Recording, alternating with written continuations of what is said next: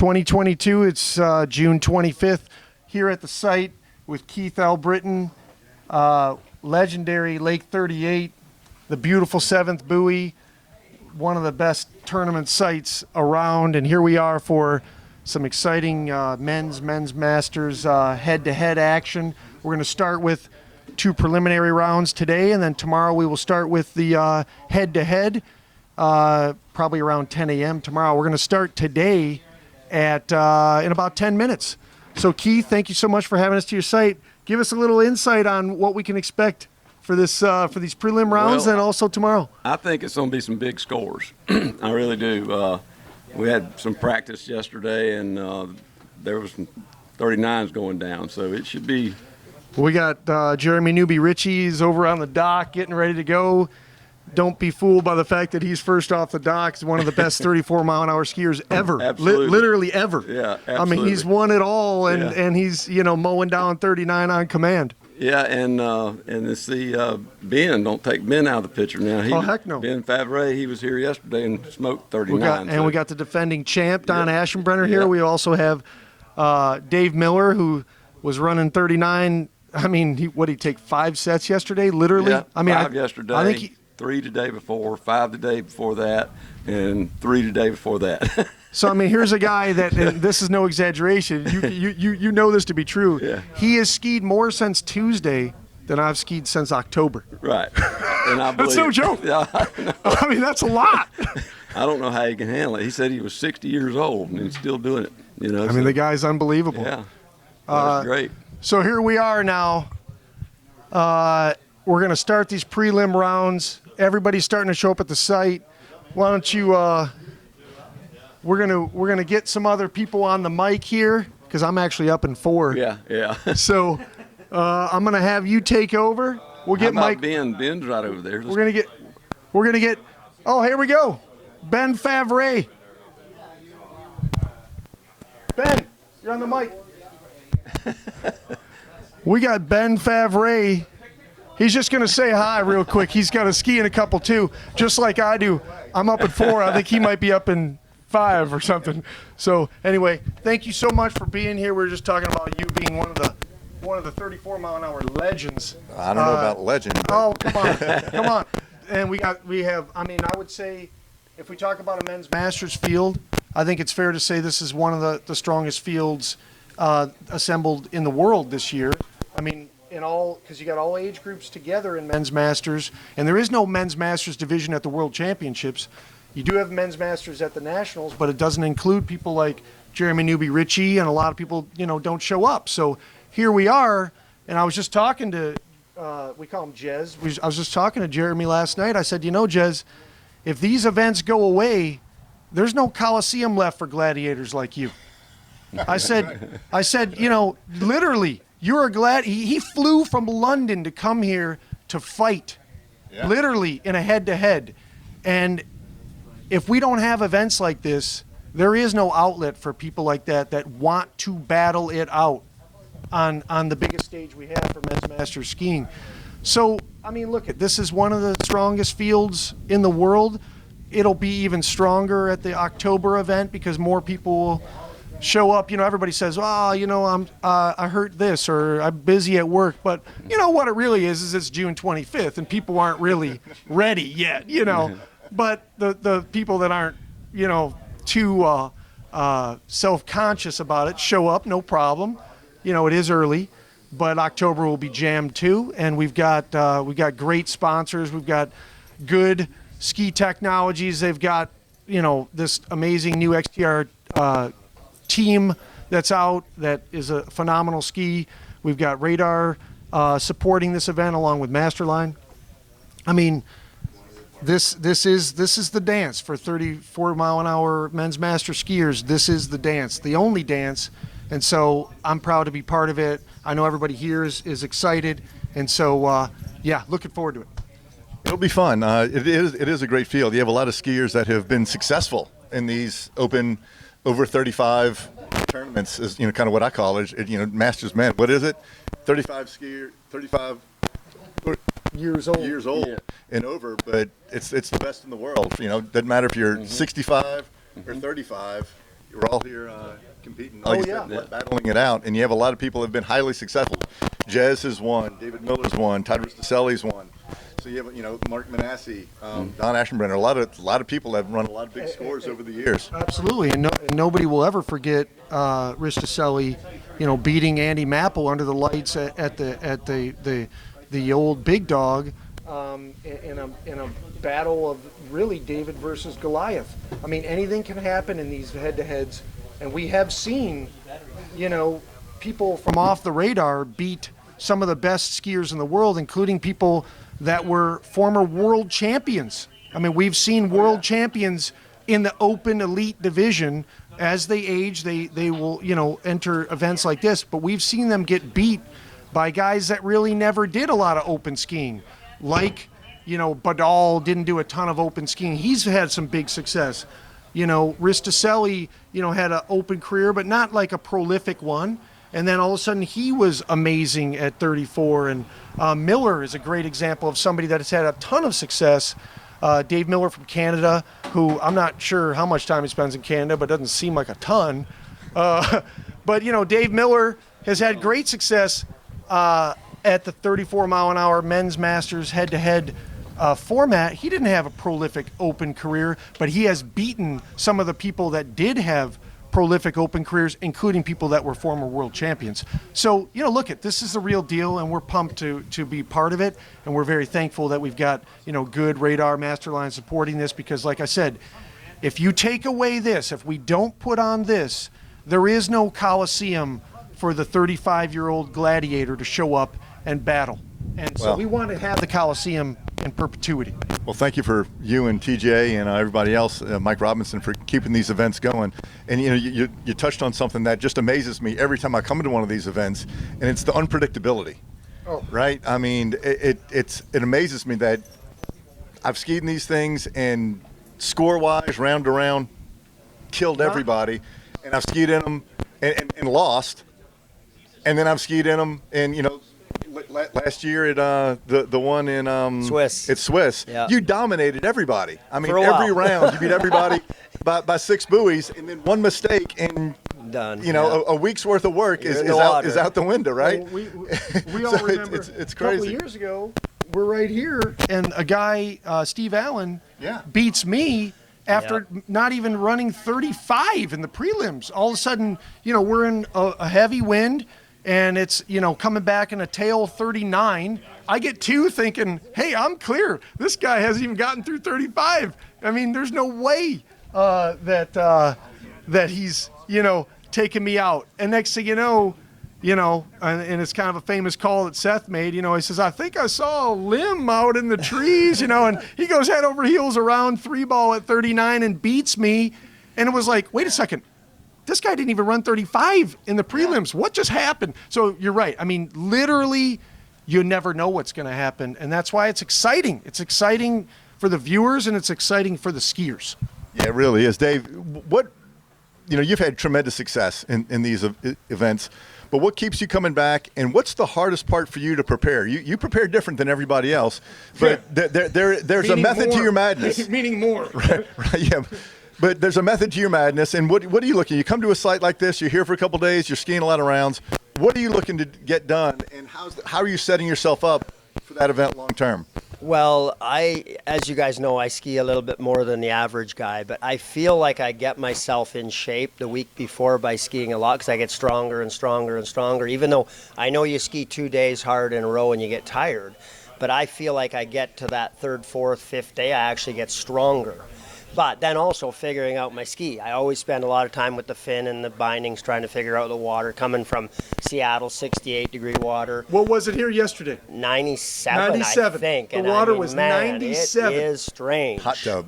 But anyway, just trying to figure out the perfect setting for the water and doing those sets that it takes to do that. Well, I mean, the bottom line is you're doing your homework. You're doing the work. When you do your homework and you do the work, normally when you show up to the test, you have a better result. I mean, that's just how it goes. Well, so and I gotta get ready to ski. Oh yeah, too, yeah. though. You guys go. So we'll you sign got off this for a few minutes. Yeah. Okay. So we're getting ready to start in 10 minutes. We'll get some more people on the mic. Looking forward to the prelims. Hope everybody enjoys. Thank you so much for watching. Yeah, putting her on right away. Oh my God, Manuel, you know the droppers?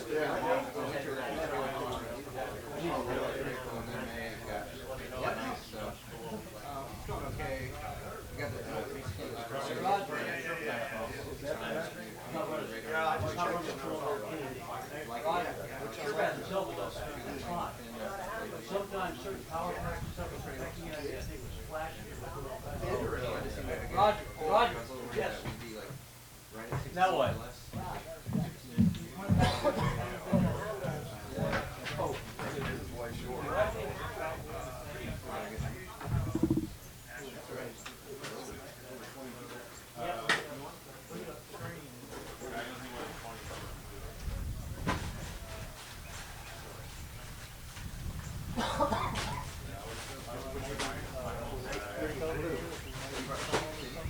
No, I don't think so.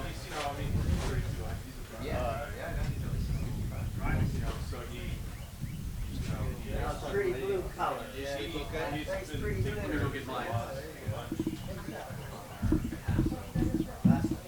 There's something going on with that phone. Yeah, it's another 34.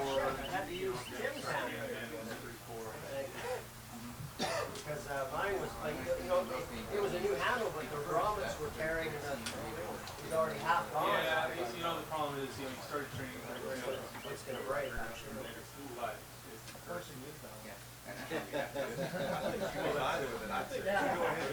A little pressure on I was like, dude, you 20 national teams. Just so 34. It's way better now.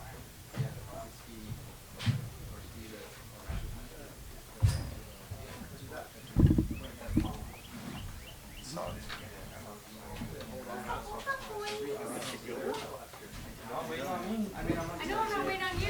You're always ready to go.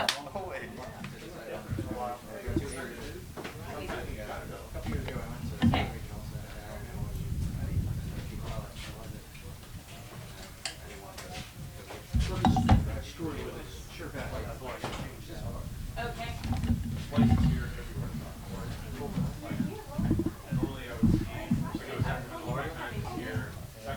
I got surprised this morning. They're like, oh, he's coming. I was like, oh, he's not mine. Or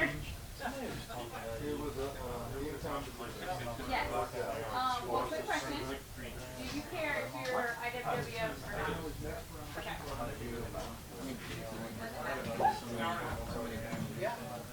So you'll be scored E.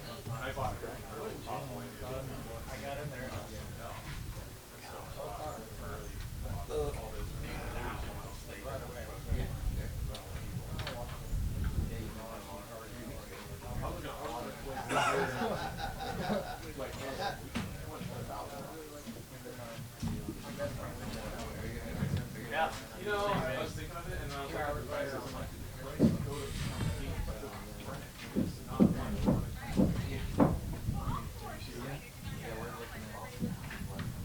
Got a new one? Yeah, mine was ready to go. It started, I just, you know, how they tear sometimes there. I just noticed it yesterday in practice. I was like, oh no. So you got that shipped out here today? Wow, good for them. That's a cool, I like those colors, that's a good one. Yet another kudo for Masterline. Yeah, there you go, right? Oh, that was the FedEx truck that just came in. I called them like 3 o'clock yesterday. I said, I gotta have it in the house like now. I kind of looked at it. Yeah, well, we were just talking about Masterline being a positive player in the water ski world for things just like that.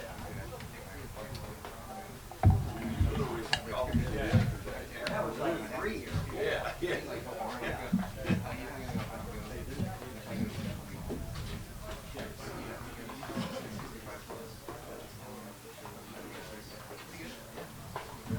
Mr. Wilkins. Hey, how's it going? How are you? Good. Haven't seen you in a while. Died, flashing. A couple months.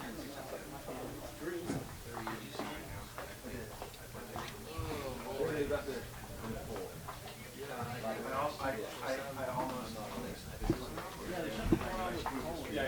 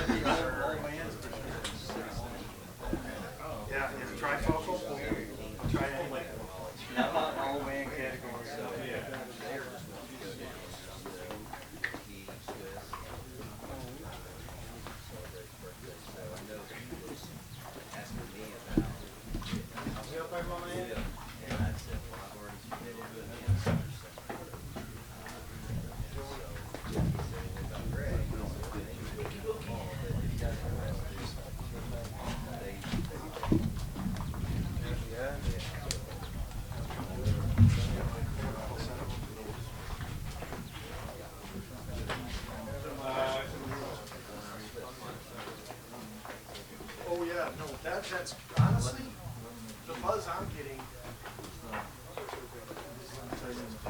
I really do feel like participation is going to be massive. Like, Todd and I were just talking about this last night. We're thinking about just cutting off this entry for the head-to-head after, so that way just everybody gets in. But that means we have to let in like 35. You know, or more. So we have to have like, well, we want just everybody to get in the head-to-head. We don't know how to do a head-to-head with more than 30. System or any part of it. We could maybe do it, but you know. Well, then they would get a third round of L. That's the rule. Yeah, I changed the rules for this event because we knew we didn't have one. That's why we're not doing the cumulative. It's just your best score for these first two rounds. But some tells me that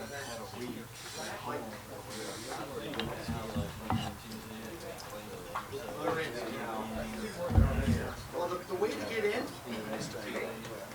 Like, that's how you know you were 100% in the run order. And by the way, if you can't make it, we have a full policy. You just say you can't go, and you can get your money back. Like, the best way to get in is PayPal, Todd, and you're in. He will. He will. I mean, it's easier for us to PayPal. It's hard just having to say, okay, look, if I ski, I know I can have We fun. got to turn it out. Easiest is PayPal is going to keep track of so Nate doesn't have to go to pay. We're trying to make it so we do all digital, nobody has to drive in. Good morning. Alright. What do you do for this? So are we almost ready to start? Waiting on Roger, right? To get the SurePath ready. You want correct SurePath data, right? I don't want to give a rewrite for people that don't need a rewrite. Does that SurePath kid Power group is can we fit the ski school weave in for me? I was gonna say, or it might work the opposite way, and we give the weave and it goes in straight, right? Okay, Jeremy wants it. I've driven SurePath a lot with Kay. It's amazing how much you can move the boat and still get I mean, it's like, you can dance the heck out of the boat and it's still, I mean, literally, you can still get. I can't remember exactly. If you can get it back quick, I still make the day. you can literally get like single digits. And if you watch the video, there's quite a bit. We've developed combustion turbine that we feel might be the best one out there. But I pay more for it. A lot of them still use it. They're all good. Cheap stuff. They have varnishing shoes and they have stuff like that. And they buy filtration to eliminate or mitigate Too big of a swing between the those. root causes. When you were skiing or driving? Have a better oil. Varnish.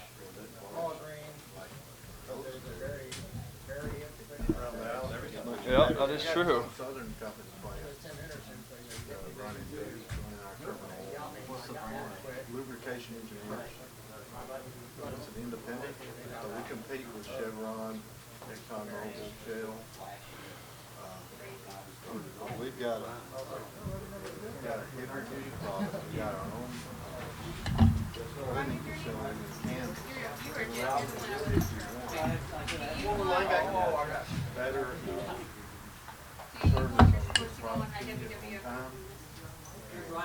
Well, if you do, you have to buy like Especially just in the plant, you here. know, to So help with score will go in some of every the week. reliability That's fine. issues and Make oil not my analysis, life. soil team, all the stuff that the maintenance don't do. Yours is good, yeah. I've got to go to my list of people that don't have the license and make sure that they don't care. You being from Columbus, you know where Southern Power Plant Franklin is. I mean, they're my largest account. They've got 9 turbines over there. And they're running us 7 out of the 9. I think I'm gonna wear that next round. Please do. 6 or 7 combined cycle? Yeah, that's combined cycle. The person who skis the farthest from their average next round has to wear that the third round. Cross paths with 80 yards Oh. Are you kidding me? That's a good deal for you guys. My average is like, I don't even know, but it's gotta be like my shot at Franklin. 6 below. I think I'm probably. I know the manager of it. Yeah. So looks like you're wearing it. I know. Well, I just actually, you're definitely gonna do it now. Jasmine, Yeah. is there any more soap over there? You think you're the soap queen or what? We got one that's cold. And those are gonna shut down. They're on the, Soap in the boat. I got it. Oh, never mind. on the back of the property, over on the Franklin Georgia side, there's 4 combined cycle units. The Southern Company has 2 of them. Unit 6 and 7. Unit 8 is in morning. Somebody. Unit 9 is, nobody else changed, so I can't do it. But as far as Well, that's good. Okay. Well, I'm glad y'all figured it out before we got going. Yeah. Franklin has How many? 3 units. What's the? So they've got 9 turbines. Keith and Dad and Blake. So, That's like 8 history of 4 units there, but they're not all that one company. Oh, that's right. I'm thinking, but we had Mike, one. Blake, You remember? Keith, Remember the, I still don't think it's a large. and Blake Yates. As far as coal, Just 4. yeah, it was like,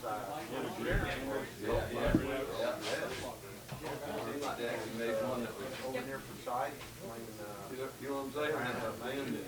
Are you splitting this like halfway through or what? Count 10 down. 10 down. Okay. Yeah, because there's 20 exactly. So 10 and 10. tentatively So shut down in about this is sweet 16, but if you're out here, my this is sweet 16. projection, and this is Right?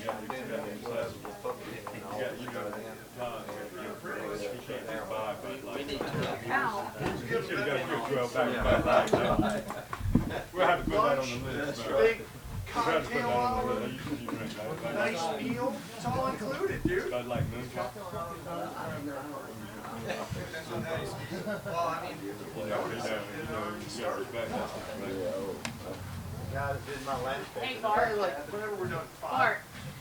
Came and mulched my whole yard, did some more You know I'm up at 4, right? Yeah. Yeah, it's This positive. is 2 seconds. These guys been saying that for. Let me leave the concrete down there. He came down one Saturday, settle up with him.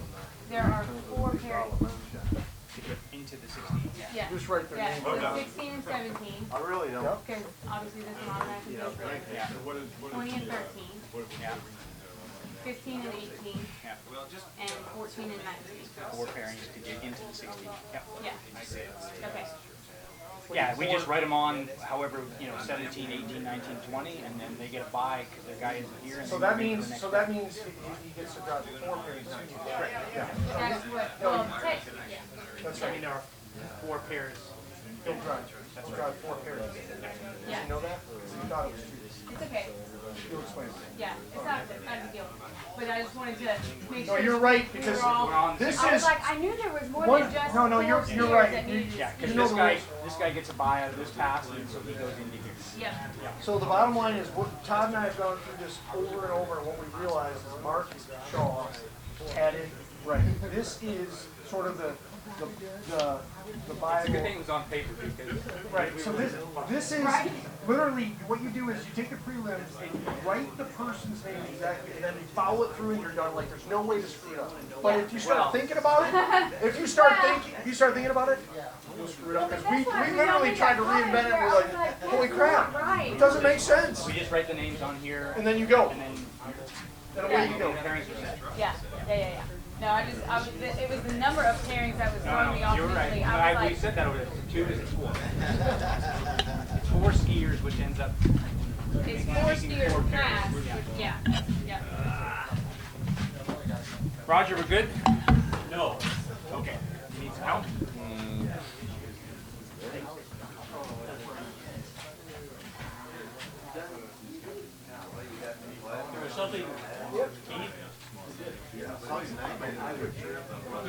Yep. I think this is called like Murphy's Law or something, where shit can go wrong.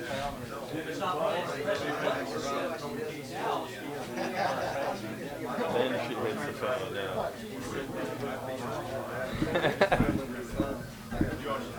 Where was this? Now we figured out what the issue is. What's that? Figured out what the issue is. Oh, good. Well, that's step number one. What is it? Yeah. Was pushing the power thing?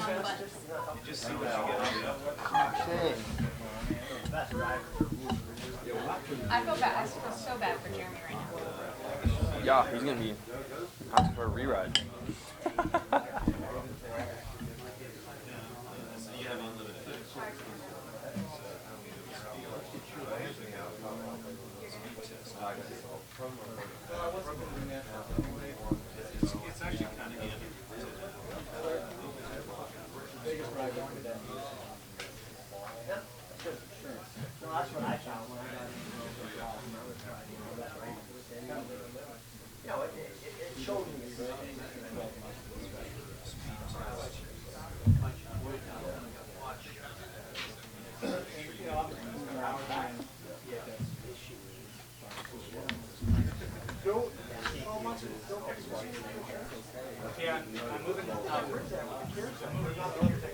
Okay, Jeff, I think what was going on is that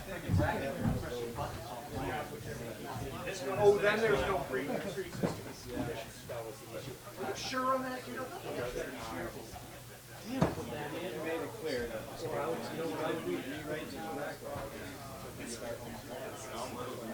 Well, one way to maybe get around that is maybe do a group policy. Well, that's what I'm saying, like, are you part of an association of any type? Because I know this, like, for me, you can use AAA, they have. Our IT guy on site. I can use my bar association. Like, if you're part of any type of securities trading operation, you feel like, you know, any membership of any type, they may have a group policy. You know, you get into a group, there's no pre-existing. Pretty sure.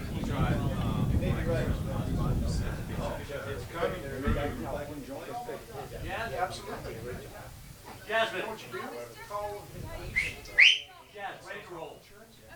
So, whatever that's the strongest. We'll go try to break it. All right, please do. Oh, okay. So good. It's just that I can't delay it. Yeah. Let's just make sure everything's okay with that. I think that was the issue. I remember that happening.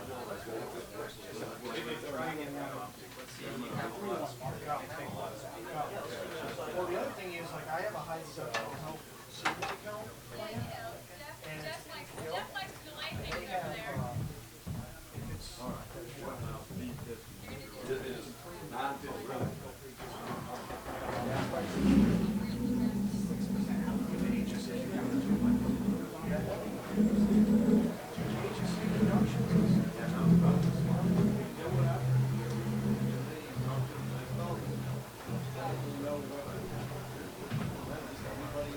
yes, I have an individual plan across, so you can get it, it's a high deductible health savings account plan. You get to put in, it's like $7,300 is a deductible, it's like basically 401k contribution. And I've been doing this since '02, okay? I haven't pulled much expenses on there, and I got it all in the market. They count as like, it's all just from the health safety account. No, and the gains are from that. But I know after 59 and a half. I gotta get my Apple ID, I don't know what about A lot of it's, the answer is yes, I have, and most, you know, it's super conservative. Guys that got clear to the cash. Oh yeah, not the last You see that little box that I use? Yeah, I like that. I got that from West Marine, but it's available online. I sent the link to Mike Erb because he wanted one just like it. Yeah. And then I put a whole fitting on it. Instead of doing the redneck thing like Jerry does, I'm carving a little slot. But you can get those, what they call bulkhead fittings, and it works like a champ. Still Canadian. Yeah. Communism. Oh, you contributed to whatever? Trucker campaign? Taking your money.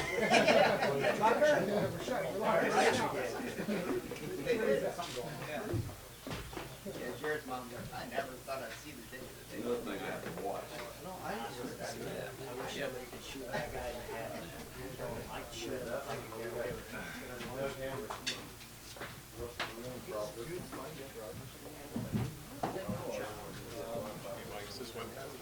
But I told him with these non-Ts, Fine, we're having trouble.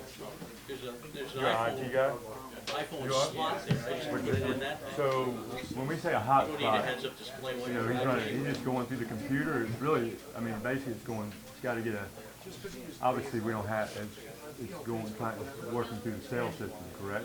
So wait a minute, so you're saying it's a computer, so you have, there's a cell, you have a cellular internet? Do you have, where's his internet? Where's his internet? His router's in the center. Oh, okay, so it is coming through. So it's nothing to do with safety. So we need to be close to 7 buoy.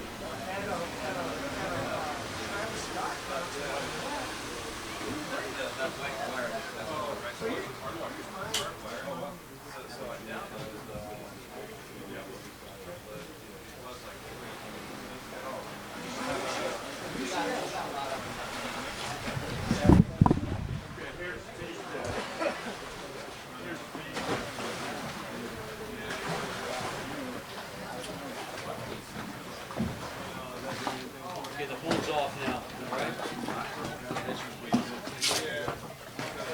I put all the drivers in that one. We're good to go.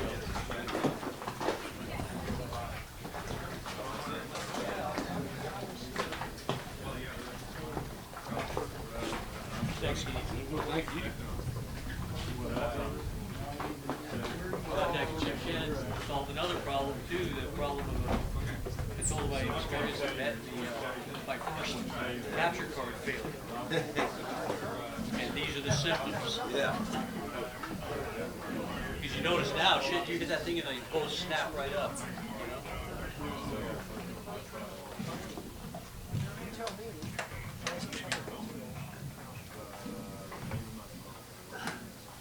Dirt dog nest. If there's a hole, they will find it.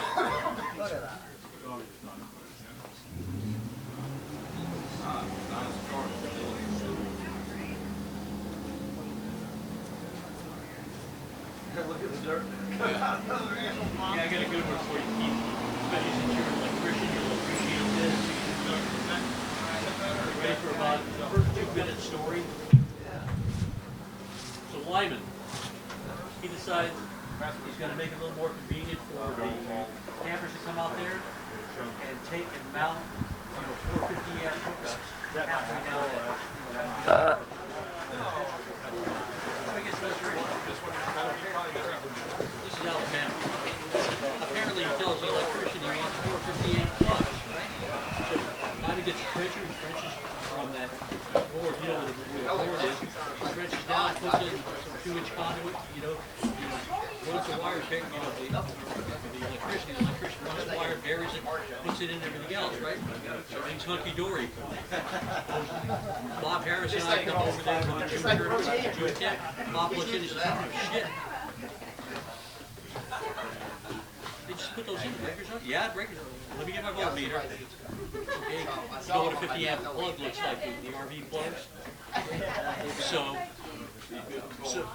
L1 to L2, indicating 240. L1 to ground, 120. L2 to ground, 120. To neutral, 0. They did not run a fucking neutral line. They thought all he needed was 200. But they said 50 amp. Oh, he wants 240 volts, so they just ran 2 hots. Never ran a neutral line. And of course, in the RVs, we don't use 240. We take that split to 2 different buses with 120. How long is so far? So they got to dig all that fucking conduit up and run a neutral line, unless they can pull it back through. If they think they can. Well, you can run it to ground. I had to do one because JR did the same thing to me with a little folks that we have for our freezer out there. And it used to be a welding hook that he had in his garage, so he ran me 2 hot lines. So that's exactly what I did, is I jumped the neutral to the ground bus, because you do that anyway. It's bust that way anyway. It just looks a little funny if somebody plugs a tester.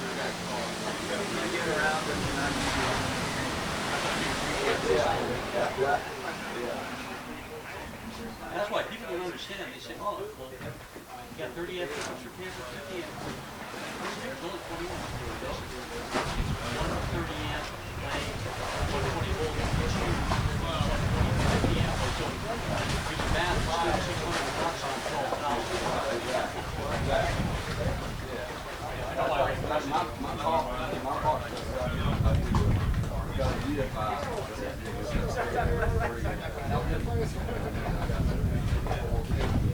That's what I've got to do.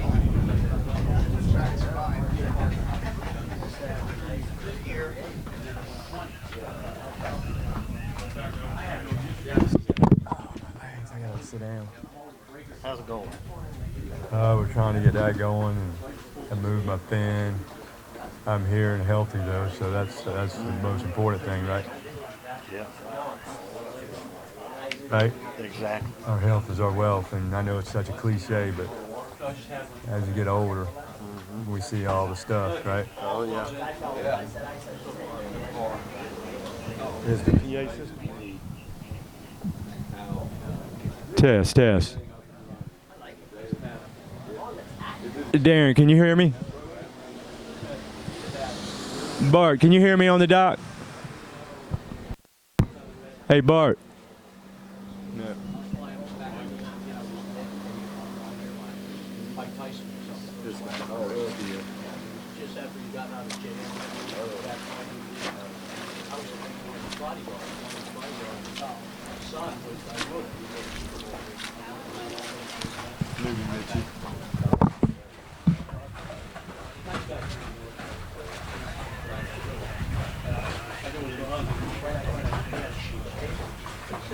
Interstate transportation, felons.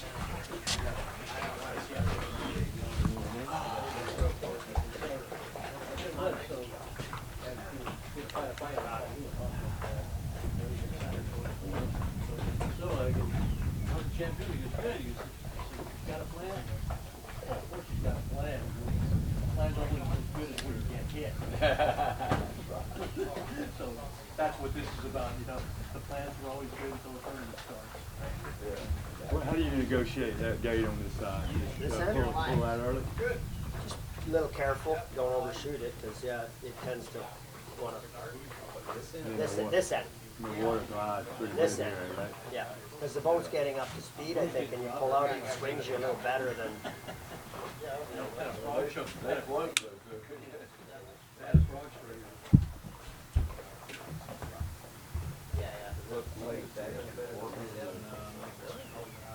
Well, I think you're getting up to speed more with this. I don't know what end is actually shorter.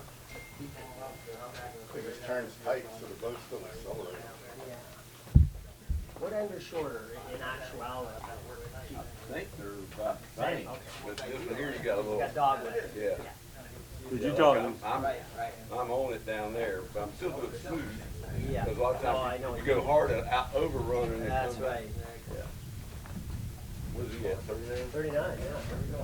Yeah, we're 39. Probably our first one.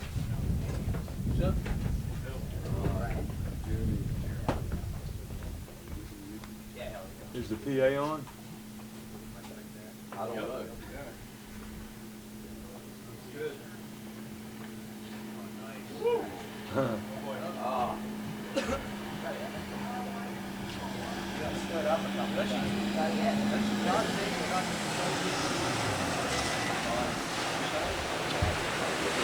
Todd?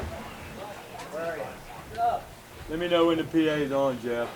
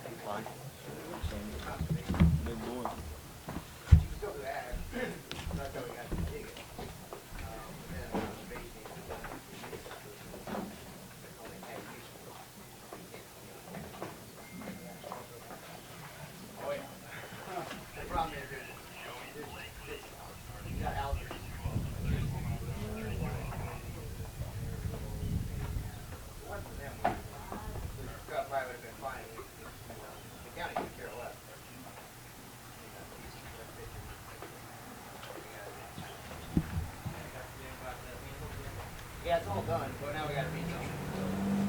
That one's down, you can't work,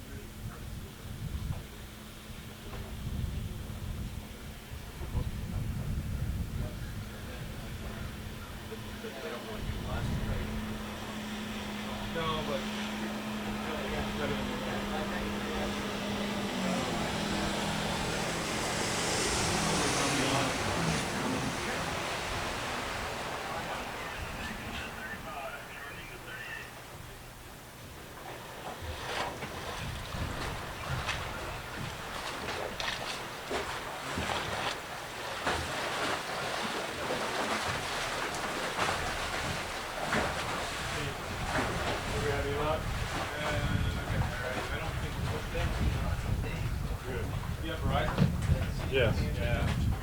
What's the best right here? Verizon sucks here. I got Verizon. I don't get any. AT&T's better here. Landline's pretty good. That seems to be the problem. You can't get a ski. You want one free, it's gonna be free. Get your credit card, I think they did. Did it really? Okay. But you got it. I got it. But the TV island, you really feel. This ski is really good, right? They got it. It's like good. They took the rate out.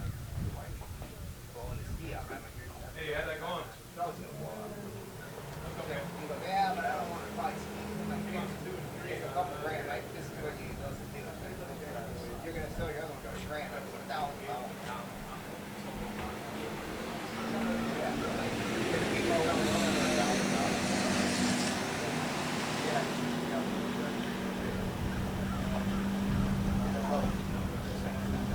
Yeah, well, that's good.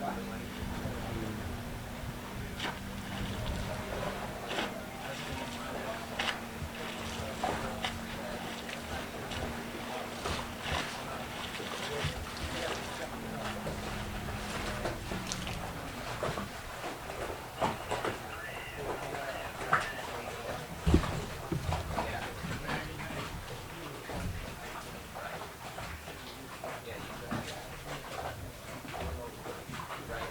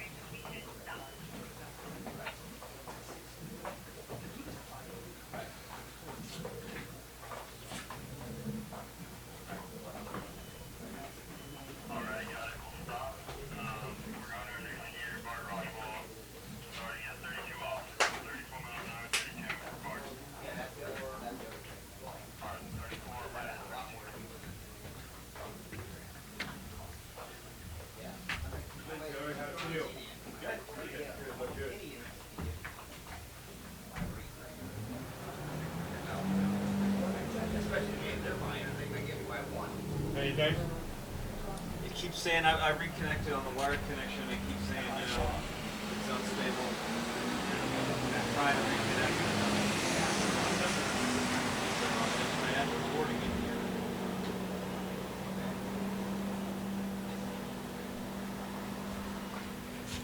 So it doesn't look like we're gonna use my phone. No, Can't do any good. it wasn't really any better. I'm sorry.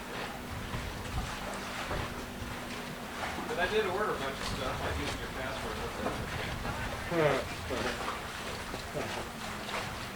A couple new skis, new boat, you know. Well, you can do that all probably online now, so I mean, it's easy to read.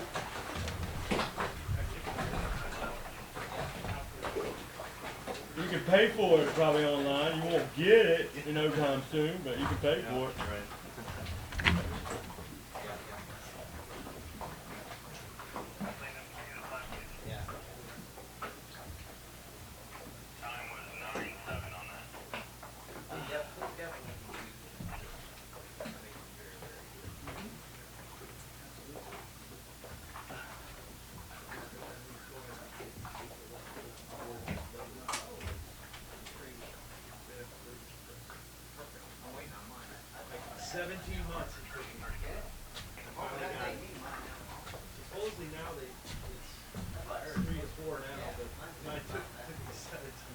Is it going to make any difference? I hate to even ask. It's a little bit louder than I thought it was going to be.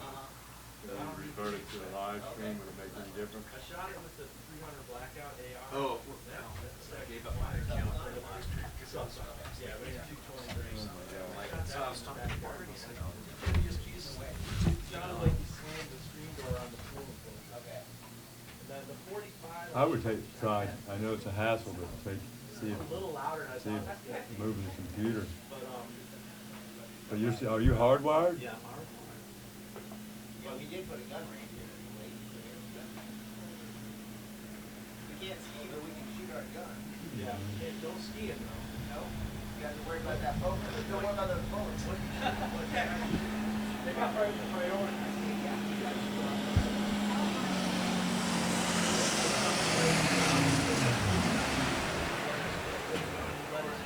I guarantee you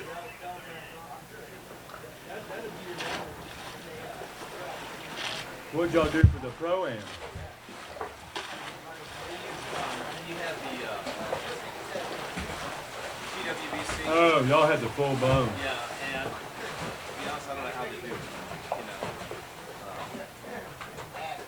They're pretty big investments.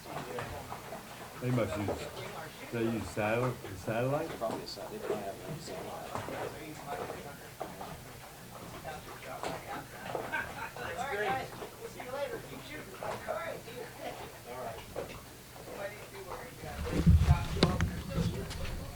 Years ago, I still had one with the bumps on it. We were all like blowing 30 round clips through it, and all taking turns. Cop showed up. Yeah, he goes, we had a report automatic question. So that was a bump stop. This cop was doing that. He goes, y'all have a great day. He said, I can't tell you to stop. Y'all have a great day. Yeah, you're cool about it, man. Yeah.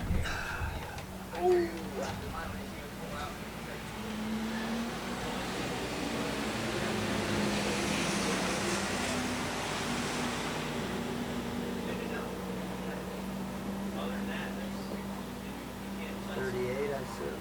right. They can shoot the foot. Right.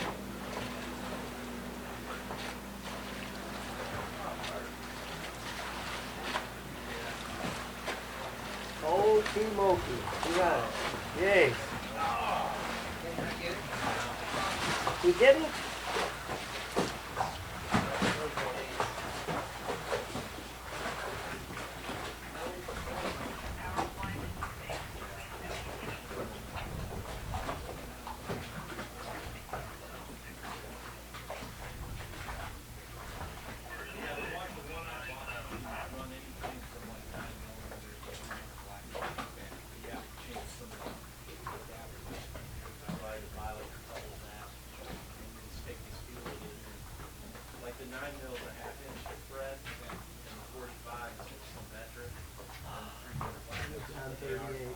Everybody fell at the gate.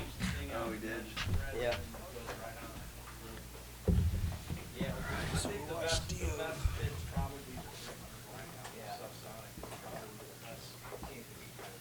Fairly probably the quietest. The 45 though, I can still shoot that all day without here. Okay. Yeah, no, he got it running. Seven or something. Oh, wait. All the rest of the parts, they're all fast. Yeah, I call them. Yeah. They got miscellaneous parts from all kinds of crap in them. They all work. Kind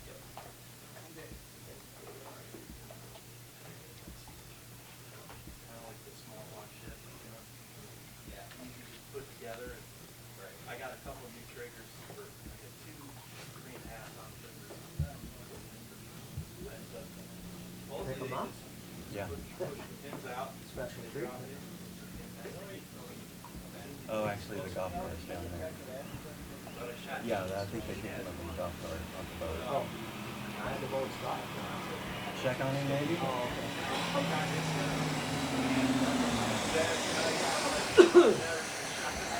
Now I'm buying triggers. Right. Because it was so much better. And really,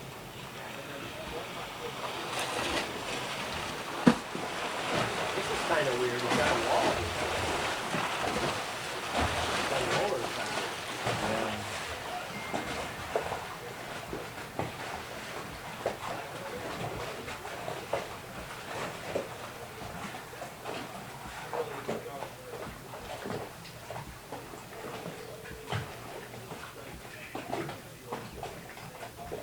Hello. Good morning. How you doing? Wow. I'm in Florida, so I didn't know you'd be up yet. It's 10:20 here. Oh, okay. You all right, Bart? Yeah, Uh-huh. coming back in on 4-ball, I hit it. Yeah. It was like Hey, dump, so and then I it took me forever to get to 5, and by the time I was coming out the gates, it was Well, I heard it's warm 20 at feet of home sweat. now, but it's been really hot here. Like I didn't 105. try to hold on to it that hard, to be honest. didn't look that bad from this I would have probably gotten hurt if I tried to hold on to Yeah. it. But anyway, I just wanted to quickly ask Or you, being on ever fire, again. Yeah, For yeah. that matter. Yeah. Sharon, Well, good job. are you going to sign up? Yeah, it was all about- Like 10%, or what's the plan? Lost the swing from 4 to 5. Oh, did you? Well, yeah, well, honestly, I'm a bit short of cash to fund the whole thing, so I was hoping you would be able to, if you could get the lawyer to put a contract in place for you to buy your shares back immediately at the same time, and then that way I don't have to dig up that extra, whatever it is, 200 or 300 grand. Yeah. So maybe if you want to instruct your lawyer, then that you'll be buying, well, whatever. If you're comfortable with 10%, or what do you want to do?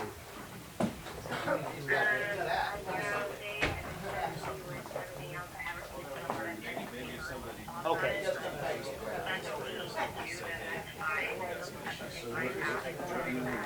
Okay, why don't you figure out what your shares are worth at 9%, and figure out what you want to invest, and then let me know, and then we'll let your lawyer know to have the contract simultaneous, so if you're injecting X whatever amount, then that's that much I don't have to come up with. I'm actually like, Okay, excellent. Yep. both going 34. Another 10-foot rope. He's going 35 miles an hour with 10 feet. Well, this is what the lawyers are saying, and I don't know why either, but they think it's going to be better for the kids. There's so much. The other thing, Sorry, what? with so many years of way worse skiing under its belt. Oh, I would think I've got to pay the full amount that's owed to everyone, and then you would have to pay into for your 10, and then obviously that money could directly go from you to me and then back to them. You know what I mean?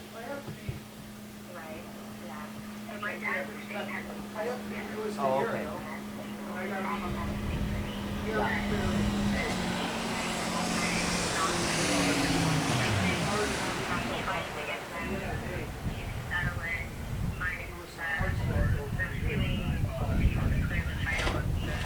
Okay. Okay, well, why don't you figure that and out and let me know. We got at least till, a couple of weeks to get it all in place on the transaction in 27. Okay. Okay, sounds good. Thanks. Okay, bye.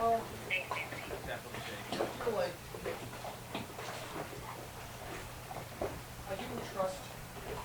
Who was that? It's the girl that well, I bought one building in Mount Vernon, Washington. It was a commercial building.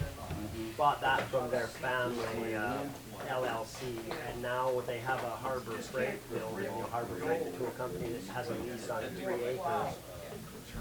And they got a 15,000 square foot building on that, and I talked them into selling me that as well, so they've agreed. And it's closing on the 27th of July. And the one girl there that I've been dealing with that leases the old building we bought from Jen, she wants to stay on as a 10% partner, which is what she is right now in the new building with her family. So I said, no, I'd like that because I'm a little bit short of cash anyway, and I think she's on board to do that. 38. So, I think this is 38, right? Yeah, it is. And so I just wanted to get that ironed out for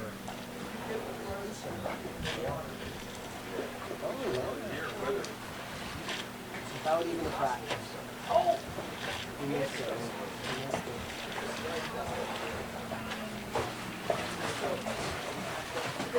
So yeah, and I'm going to be a little bit short on funds because it's 2.3 million US, and I'm a little short. I'm about 600 short. So hoping she will keep her 10%. Yeah, is what I'm saying. I'm gonna go put my trunks on and start warming up a little bit. Is it that time? Probably not, but Don't get overdone. Yeah. Do what you normally do. Fresh and ready to go. Another 5. Can we do some tractor sets after we're done? There was a lot of talk about your practice regimen in the pregame. I bet. I don't always like doing that, but if I don't feel right. I get tired now that I'm worried I'm gonna make a mistake and tweak something, just Then you're make done. an injury, and then it's like, oh, well, that was stupid. I should have just Not sweet. Yeah, rarely that happens to me. I get, hurt. Rarely. Don't know why. But I'm sure it's partly the way you're built because my daughter, she was a professional heptathlete. And she would these kids would go and do one event in track in college and they're like tired. And she's just like, she'd do 7 events in the hep and then do individual 100-meter hurdles and high jump on top of that. She would do 9 events. And it's like, and I said, well, she's I hope just you've like, been to the sperm bank and made a lot of donations because there's something in your DNA. she's just like her dad. I said, she one event she hasn't even got warmed up. Wow. But she was in 3rd spot to go to the Olympics. Holy cow. 4 or 6 years ago, and she tore her Achilles high jumping in Belgium, and that ended it. Son's in Belgium right now, dude. Yeah? As we speak. All right. Can you announce it? Who? What? Can you announce we're back online? Oh. So this is the switch. That's on there. And to hold it pretty close like this. And just talk about what's going on. So it's on. This way. Yeah, that's.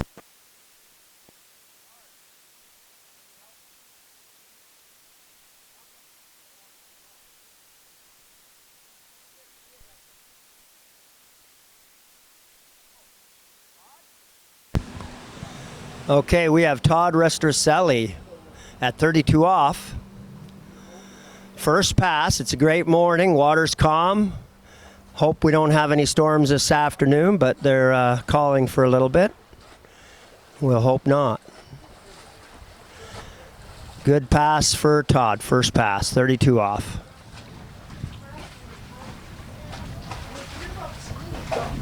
And next we have Ben Fevre after Todd. We'll have Ben Fevre coming up. He says he hasn't run a 39 this year or practice, but I don't know if I believe him. What do you think? You think Ben's tried 39? He tells me he hasn't really tried it this year. Didn't he mow it down last night He in did. practice? He did. Okay, so does that answer your question? Or I no? don't know if I believe him. I mean, look at when you talk about the best 34-mile-an-hour skiers ever, there's no question that Ben Favre needs to be in that conversation. He has won everything under the sun.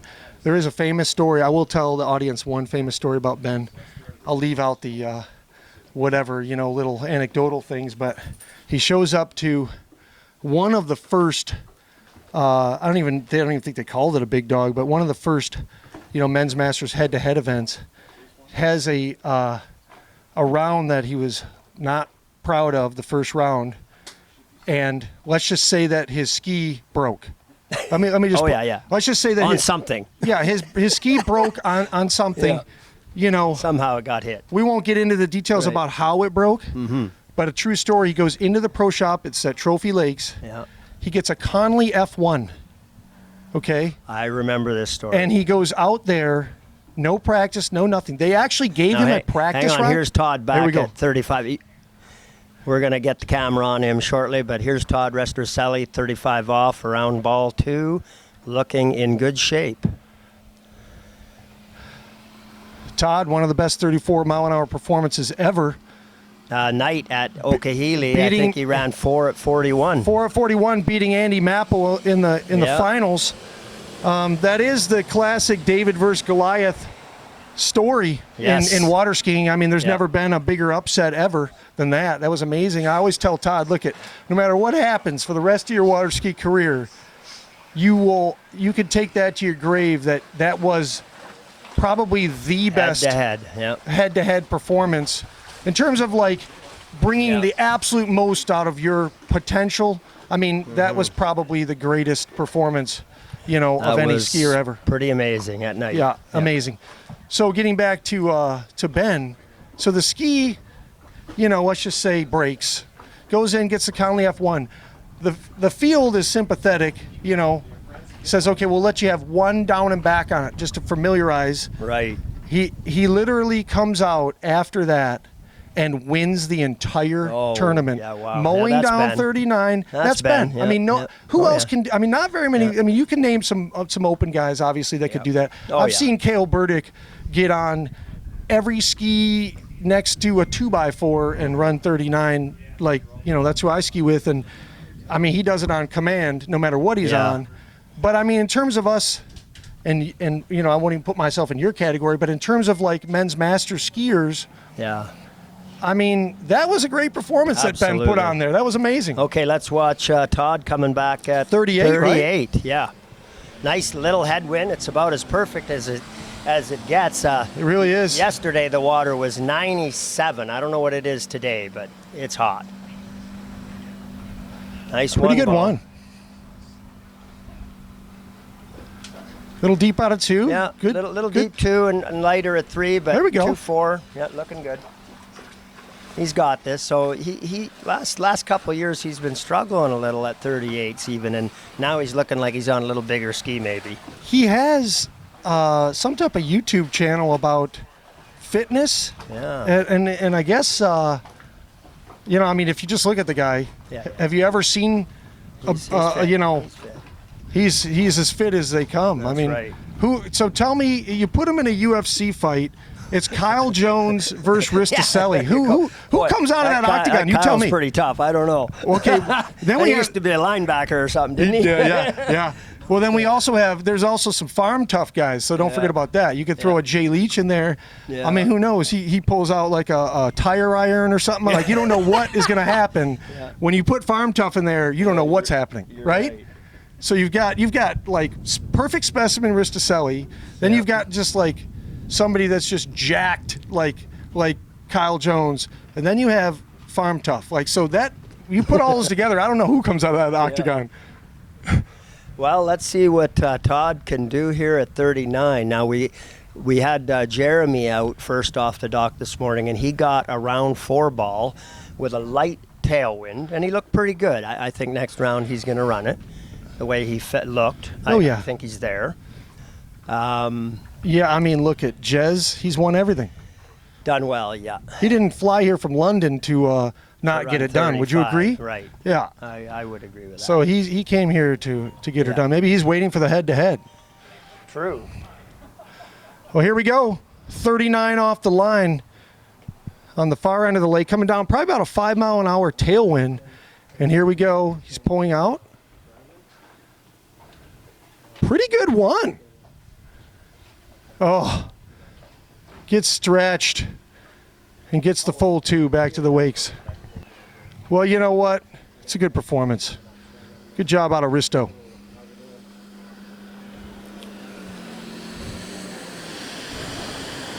We'll have to bring him up here and have him describe his YouTube channel and the fitness training that he's doing virtually with people. It's pretty cool stuff. He's also kind of a comedic. He's a comedian. So there's a lot of comedic flavor in the YouTube videos. Okay, here goes Ben Favre next. Don't be fooled by the run order. None of these guys have scores. And we got Ben. So it looks like Risticelli was on an XTR carbon core. Good. And now we've got Ben. Looks like he's on, it looks like a makeshift 9970 if I had to guess. But good. So give me a little insight on Ben's ski. He's got it painted black there. I'm going to tell you. Is it a 9970? What is it? It's a 9900. It's the old SL version. Okay. Remember the orange, and he took the sticker off and painted it black, so to disguise it. But that's an old ski. He didn't. It kind of looked like a 9970 to me. No.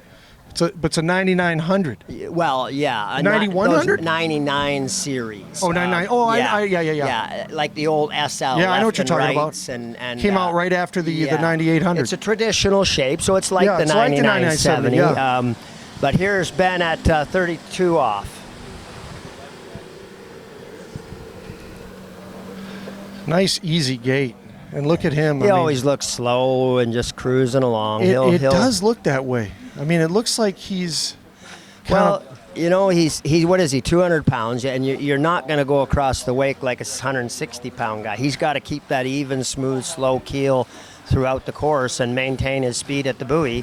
Otherwise, he's not going to run it. I mean, he has to. So a couple things I would say with Ben skiing is watch the line. It's always tight. Yeah. And watch what the Connected. ski is doing. Yeah. I mean, it's there's not a lot of stop and go happening. It's absolutely. Smooth. He's always hooking up and going easily, and the line is tight. The guy is... Well, when you're 200 pounds, you cannot stop and go. There's who no can way. handle that? Yeah, you can't do it. Yeah. I guess you could if you wanted to do like the triple Lindy onto the shore. Pretty hard. Yeah. Yeah.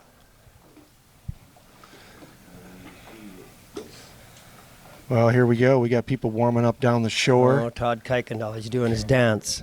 He's getting serious. Listen for the grunt. Yeah. He's in the course. That's right. You can hear it. When he's grunting, he's on. You can hear it from the Tallahassee airport. But that just shows you that he's putting everything he has into it, which is awesome. Regardless of the score, you always, no matter what he scores, you have to say Kuykendall is always trying his hardest out there. And I love that. Yeah. I love the effort. Yeah. Yeah, and this is, it's a great site. Keith's done a good job. He was here preparing all week and getting the lawn cut and the symbol at the end, 55 West in the grass. I mean, it's great. Okay, here we are. Ben. 35. 12 meters. He's in good shape. Everything looks good. Slow and steady.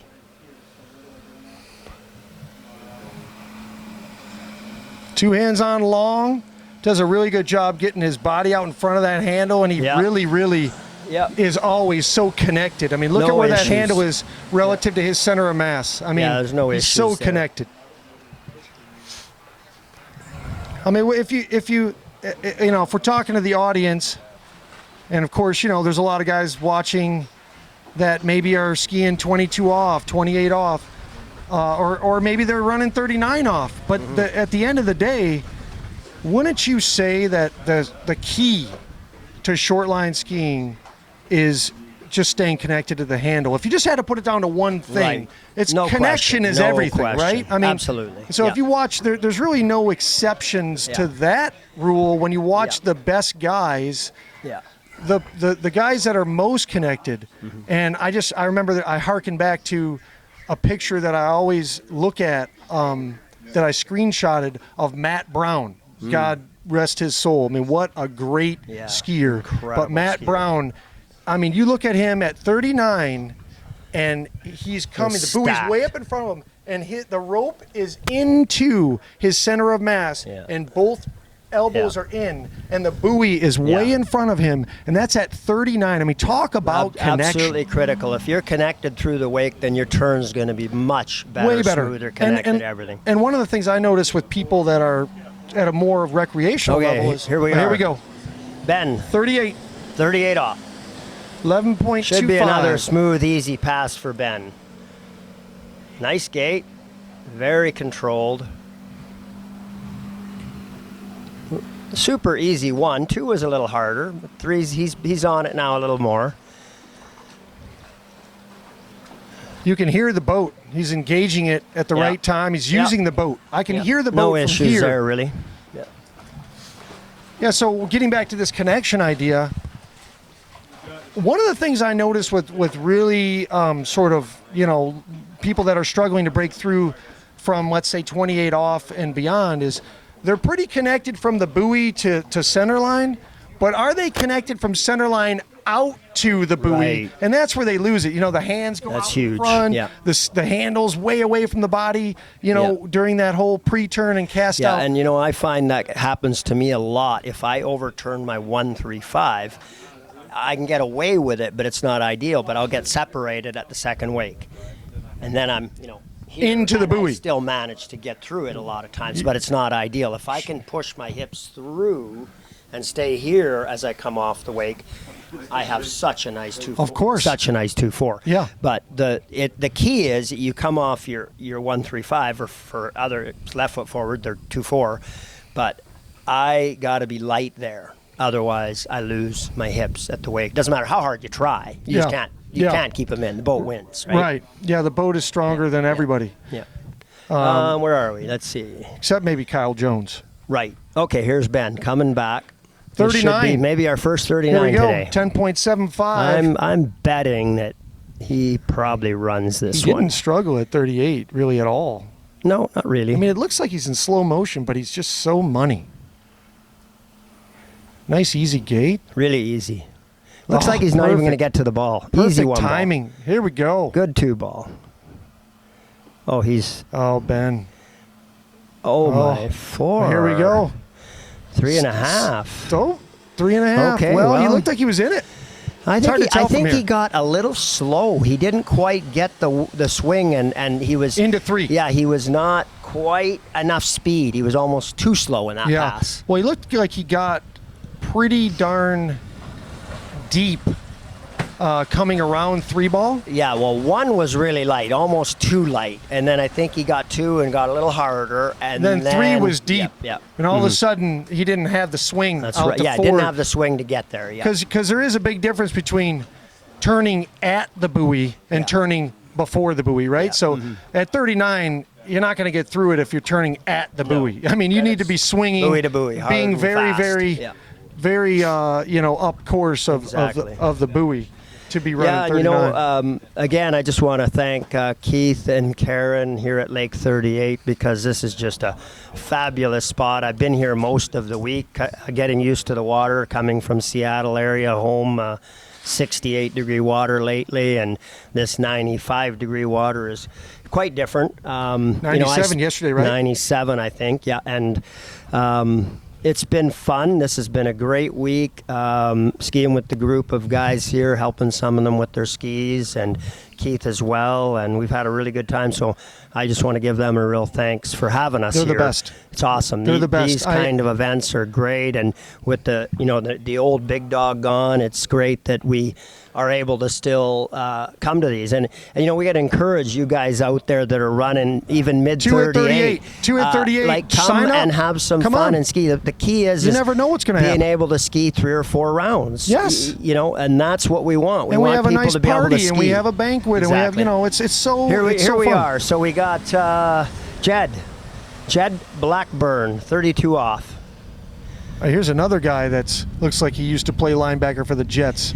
Now Jed is now he's just moved up to a 67 XTR, and I believe that was a good move from him because he's 20 pounds heavier than I am, and he was on a 66. I always told him it's too small a ski for him.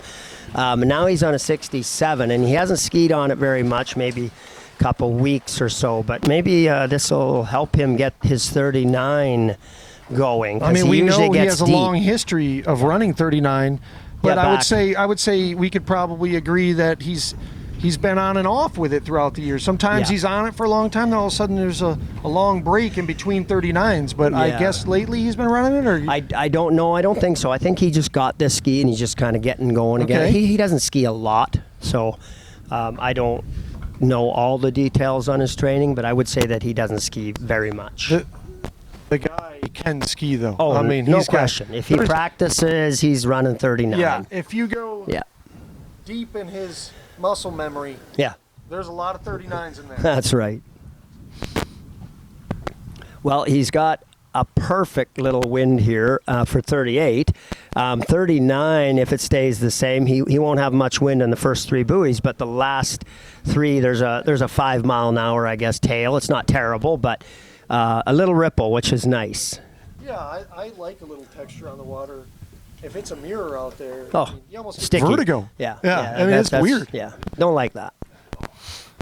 So yeah, I don't know what the speed is, but I know that sock, the wind sock, it takes. Somebody told me this. Yeah, is that right? 5 miles an hour per stripe. I heard it takes 13 knots to get to go sideways. Is that about accurate? I don't know. If that's right or not. Okay, we got Jed Blackburn, 35 off. Nice one. He's looking good. Little heavy and back out of 3. Nice 5. He has that little second move Yeah. that he makes like you. Yeah, a little bit. He comes off the wake and Yeah. does a stop Yeah. and then a turn in. Yeah, yeah. You do that in a very pronounced Yeah, way. sometimes I am do. I giving away a secret or what is No. this? I This don't is- know why I do that. It just happens. I don't try. It just happens. Yeah. Because I have no you've done idea. that I've ever done since that I've known forever. you. Yeah. Yeah, I don't know. It works.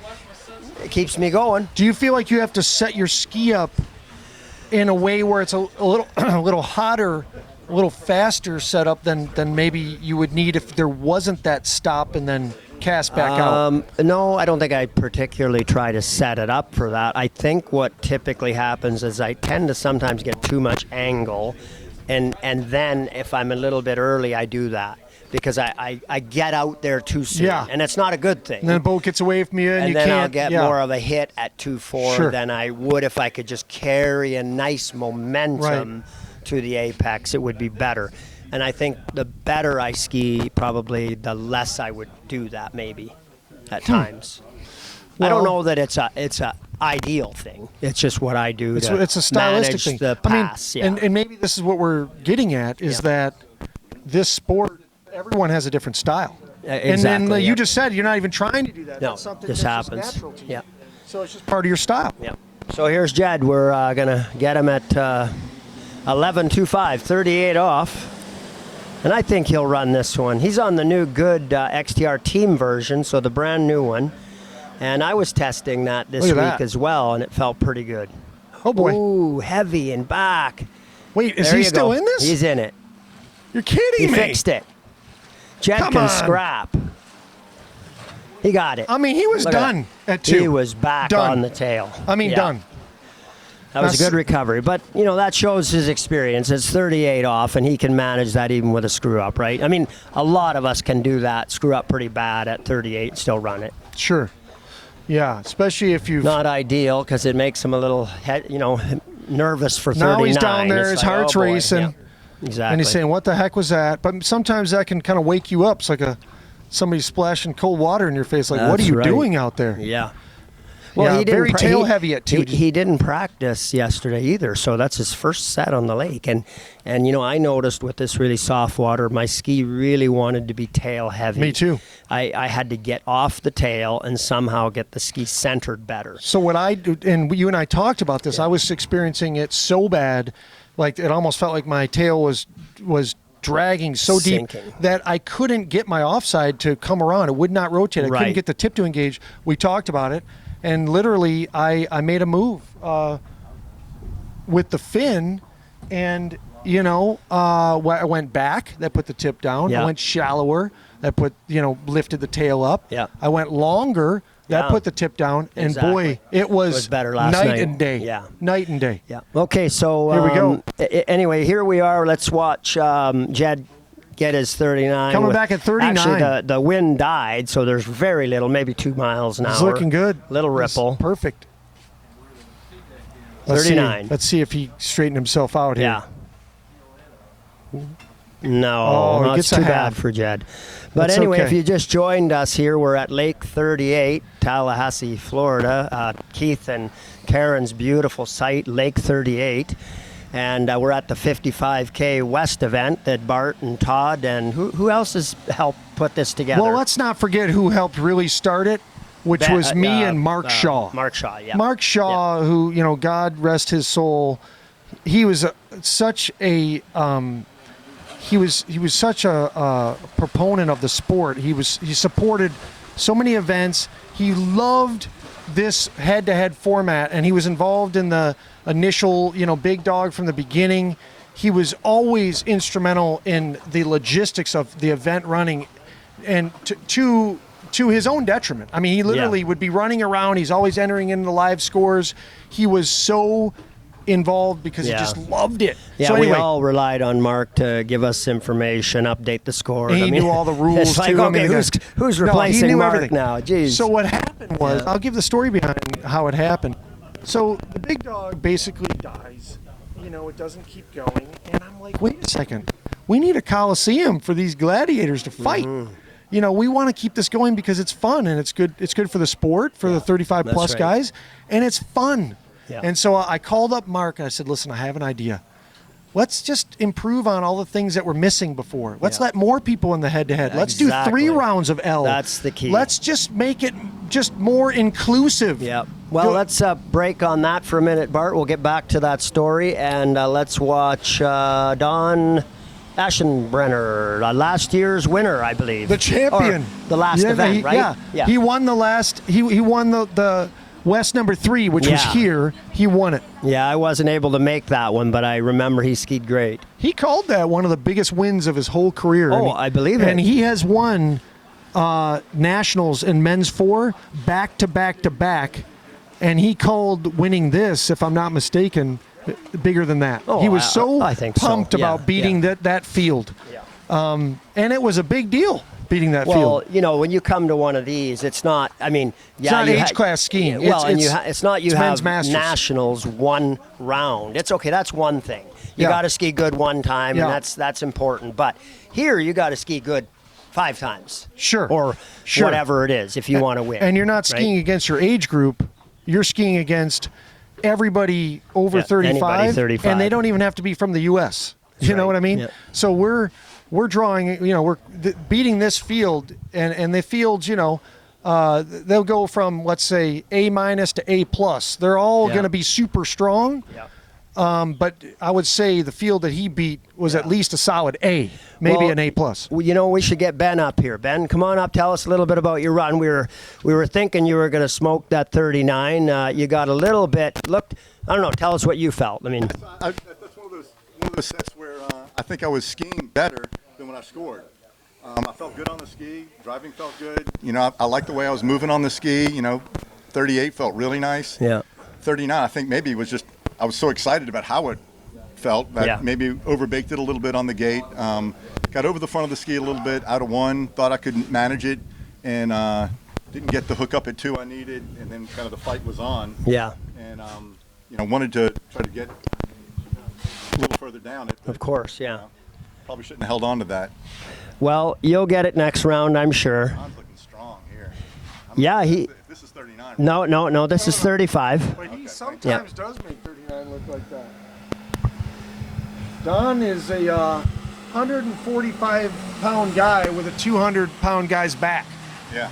I mean, literally, look at his back. Yeah. Yeah, if you had to rate strength to weight ratio of everybody number here, one. he would He's like- he wins that contest. Yeah. He's hands on down. par with a spider.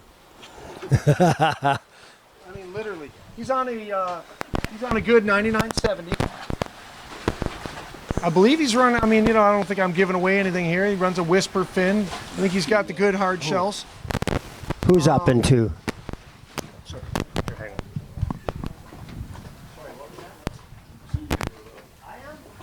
Uh-oh, Dave Miller's up in Dave 2. Miller's up in 2.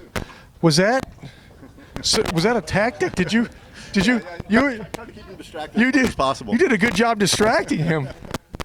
He says I'm up in 2, but I'm not up for 10. Oh, you're up at 10. 10, what's the difference? Keith, you're punking him. You punked him. Turns out he was on camera, so it was like an official punk. You got him going. Excited. You Got that heart rate going. Yeah. So this is Ashenbrenner at 38 coming in. Yeah, Ashenbrenner 38. Tell you what, this is the guy that when he first started skiing these things, he was happy to make the Sweet 16. Like if he made the Sweet 16, Yeah. 15th or 16th, he was ecstatic, and he Well, kept going. He look, kept training, working hard. You know, he's skiing right now. He's skiing with his home driver. He skis at Little Mountain with Jeff Gilbert. So this is kind of dialed in for him right here. Yeah, it really is. His setup, his driver. Ashenbrenner 38 off. 38. A little late on that gate. Little deadline at 1, but he's managing that. Yeah, no he problem did. At all. Uh-oh. Line 2. Uh-oh. Oh my gosh. He's that strength to weight ratio. Wow, what a 4-ball. Yeah. That's, I mean, the line got tighter and tighter down the yeah. course. The line went from droopy to tight. I mean, that's but you usually know, that's experience showing right there. Like, he didn't have a good 1, didn't have a good 2. A lot of skiers just kind of say, okay, I'm out of it 3. He just said, okay, I can get around 3, get to 4, my onside turn. He nailed 4, and then 5 and 6 he's early. It was incredible. That's just having confidence and not hitting the panic button, staying with it, managing the pass. That was actually that's when you're skiing your best, right? I would say, yeah, I would say you're right. That's when you're skiing your best right there. That was great skiing. It was, and I think, you know, for us and for the viewers, you know, it's amazing how, if you're not hitting the panic button, it's amazing how far down course you can run 38 and still be okay. You know, you don't have to always push the panic button.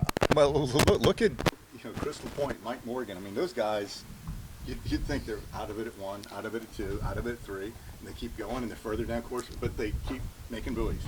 Well, Harold Hintinger, same thing, right? I mean, just like they just keep going. one thing about Don, and I actually just talked to Don about this today, I think you can count on one hand the amount of skiers ever. Okay, so this is a kind of a big, it's sort of anecdotal. I don't have any like hard data for this. It's my own observations, but I think it's accurate. So just go with me on this. I think you can count on one hand. Hold on, before I give this away, Don coming back 39. I gotta sit down. My back is jacked Let's up. sit down. Let's sit down right here. Here we go. Don, 39. Decent one. Come on. Ooh, he turned 2. He's in it. Oh, there we go. Oh, boy. What? Whoa. What? What? Oh, Don. That was incredible. I'm not sure what I just saw there. Wow. I mean, I'm not sure what I just saw that's there. where the 200-pound back comes in. So here you go. Don Ashenbrenner, age 60, with a hip replacement. He's I mean, I don't 60? think he is 60. Is that right, Mike? He's 60? No way. Yeah, He's 60 years old. He's 60, trapped in the body of a 25-year-old? He's 60. He just smoked 39. So anyway, let's get back to this point I'm going to make. It's sort of anecdotal, but I think it's accurate.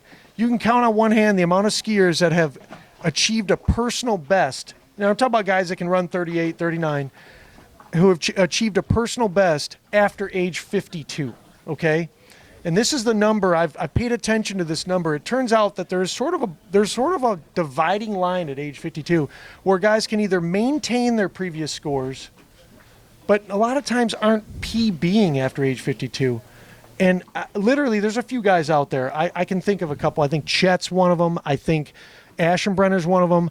If I'm not mistaken, Badal may be one of them. But literally, it's not very many guys who have achieved their very best scores lifetime after age 52. Ashenbrenner's one of them. The guy didn't even start running 39 until he was in his 50s. Right. So, I mean, never give up. I mean, that's incredible, right? And here he's coming back at 41 off the line. I still can't get over he ran that 39. I thought he was can't out of either. it like 5 different times. Oh, incredible. 10.25. Here we go. I'm not sure what I just saw there. 41 off the line. 1. Well, you know what? That's legit. Takes the lead. That is That's legit. a good score. I mean, I don't think a lot of 39s were going down yesterday in practice either. So, I mean, that's solid. That's real solid. Oh, I would say rock solid. I mean, don't forget. And look, he has confidence here, right? I mean, He does. He won here it. last year, ran 39 a few times. He's skiing with his driver that he's comfortable with. So, I mean, that you got the good mojo working for you there. So that matters. That matters. The more distractions you can eliminate, the more you can just focus on your skiing. And then having, look, that's just having confidence in your driver and your skiing to be able to run that 39. I agree. And listen, in any you've been involved in high level sports in not just water skiing but other sports, and you know I have too. I've got my all 3 of my kids are very high level alpine ski racers, and what I saw from Don right there was belief in himself. That was self-confidence that no matter how bad it's going, he could still get through his it. Equipment. I mean, he put Everything. the ski out there, and it's okay. Guess who sold him that ski? Me. Yeah. I'm not kidding. I sold him, and that was one of. I said this before, and I'll say it again. They were coming out with the 9970, and Dave, God rest his soul, said, "Listen, you got to try this thing. It's going to be sweet. I'm going to make one for you." And it's the 67. That was back when they were making them left foot and right foot forward. And it was a little too small for me because I weigh 180 pounds and Don weighs, 145 wet. So I sell it to Don, and I don't think I've ever seen the guys ski better. I drove into the site. I'm like, the first thing I said when I rolled down the window was, "I want the ski back. I need it back." Right. I mean, the guy. I think the strength to weight ratio thing these days is probably more important than ever because of the way Zeroff is working. And if there's one thing that I think skiers can do to improve their skiing is get to their ideal weight, be as light on the line, light behind the boat as possible. And man, I tell you, you watch these lighter skiers. They can get away with murder. Well, and they don't pay the penalty. They sure don't. don't. Load up the boat, and the boat doesn't. Well, the would boat's you getting an actual no matter what? Would you say it's an overstatement to say that he's riding about as high on the water as somebody maybe going 36? Like, he's literally, the whole thing is lighter for him everywhere. Even like dragging behind the boat, it's lighter. Well, I mean, the boat's having to do less work. Do less work. Well, how much gas is being burned with Ashenbrenner compared to, like, let's say, Kyle Jones? A fatty like me? Well, I was going to say, like, speaking of Kyle Jones, where is Captain America? I don't know. I've been begging the guy to show up. He needs to show up no matter what. Need Captain America back here. We already talked about the UFC fight with Kyle Jones, Jed, and I was going to throw Jay Leach in there just for some farm tough. And Jay Leach. And we weren't sure who was going to come out of that octagon, but it was going to be interesting. All right, so who do we have here? Oh, we have your ski partner. Matty Hines. He's on a new 9970. This is about his 5th or 6th set on it. 68. Yeah. There you go. Matt and I are the only 200 plus skiers in the division right now. We both need to work on that strength to weight ratio part. Well, yeah, strength to weight is critical because you're being towed by a machine. You know, there used to be an advantage to be able to, pull the boat down a little bit. Now, the boat responds and it's still getting an actual, so it you kind of pay a penalty for it. Yeah, no question. I mean, with the new zero off and the engines, because all these promo Nautique boats have the 6.2 liter. Yeah. I mean, who's going to win? The skier or the boat whatever, always wins, 450 horsepower. I don't know how many horsepower they are, but I mean the boat has got crazy torque, crazy horsepower. And you just have to ski differently. 465 foot-pounds of torque. Yeah. I mean, you're going to lose that battle. So you have to figure out a way to work in harmony with the boat. You watch guys like Nate. I mean, I think one of the things that a guy at his level, one of, if not the greatest skier to ever hit the water. I mean, it's undisputable. Undisputed. Right? I mean, he's run more 41s than everybody else in combined. the world Combined. So let's just agree. We're talking about him being the best ever. Would you say he's also the best ever at utilizing the power of the boat to his advantage? I mean, honestly, he's amazing at generating speed by using the boat. He definitely has a great ability to always get the load directly behind the boat. He never overloads the boat out at the buoy, and has tremendous patience. Oh my gosh. I mean,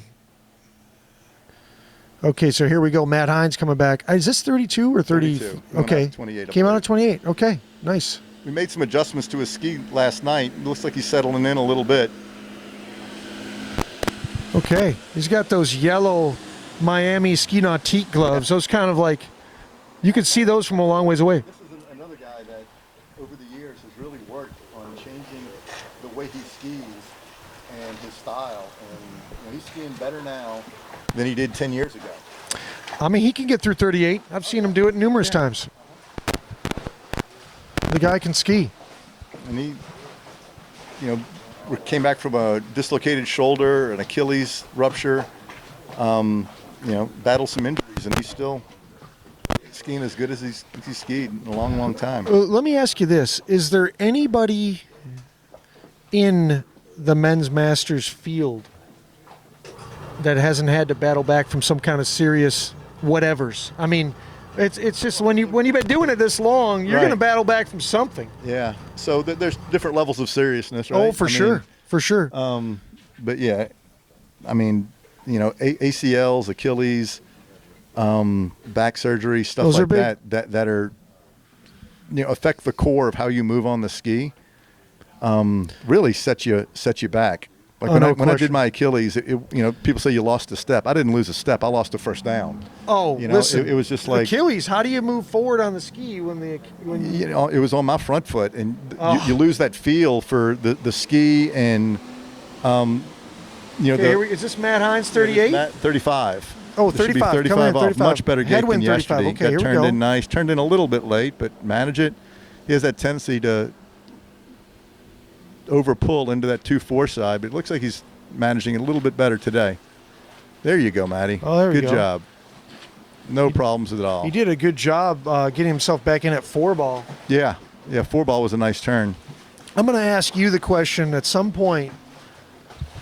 I'm going to ask you the question. Now, you've written actually a pretty widely known, I'll call it a treatise,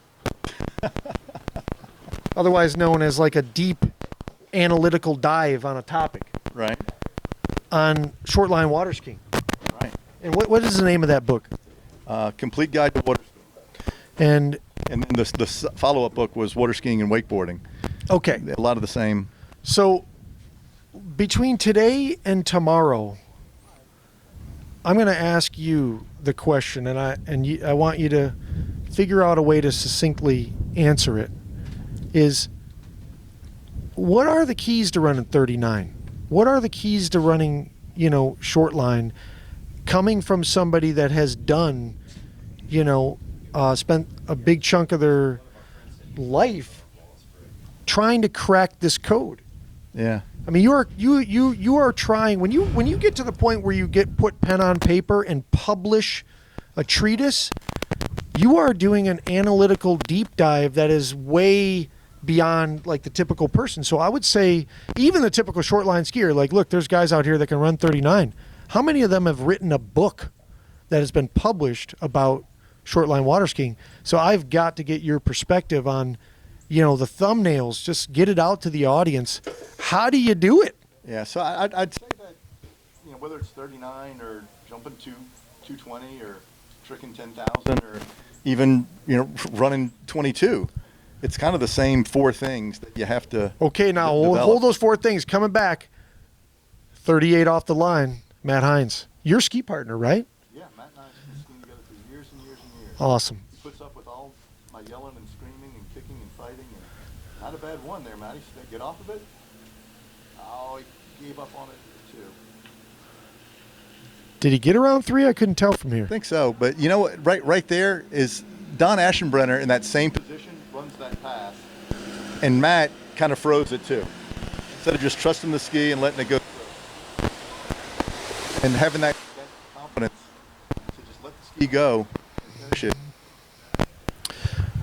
Okay, so we got another round, and then Matt is automatically in the head-to-head. So Yeah. we've seen many examples of guys having so preliminary rounds and then lighting it up yeah. in the head-to-head.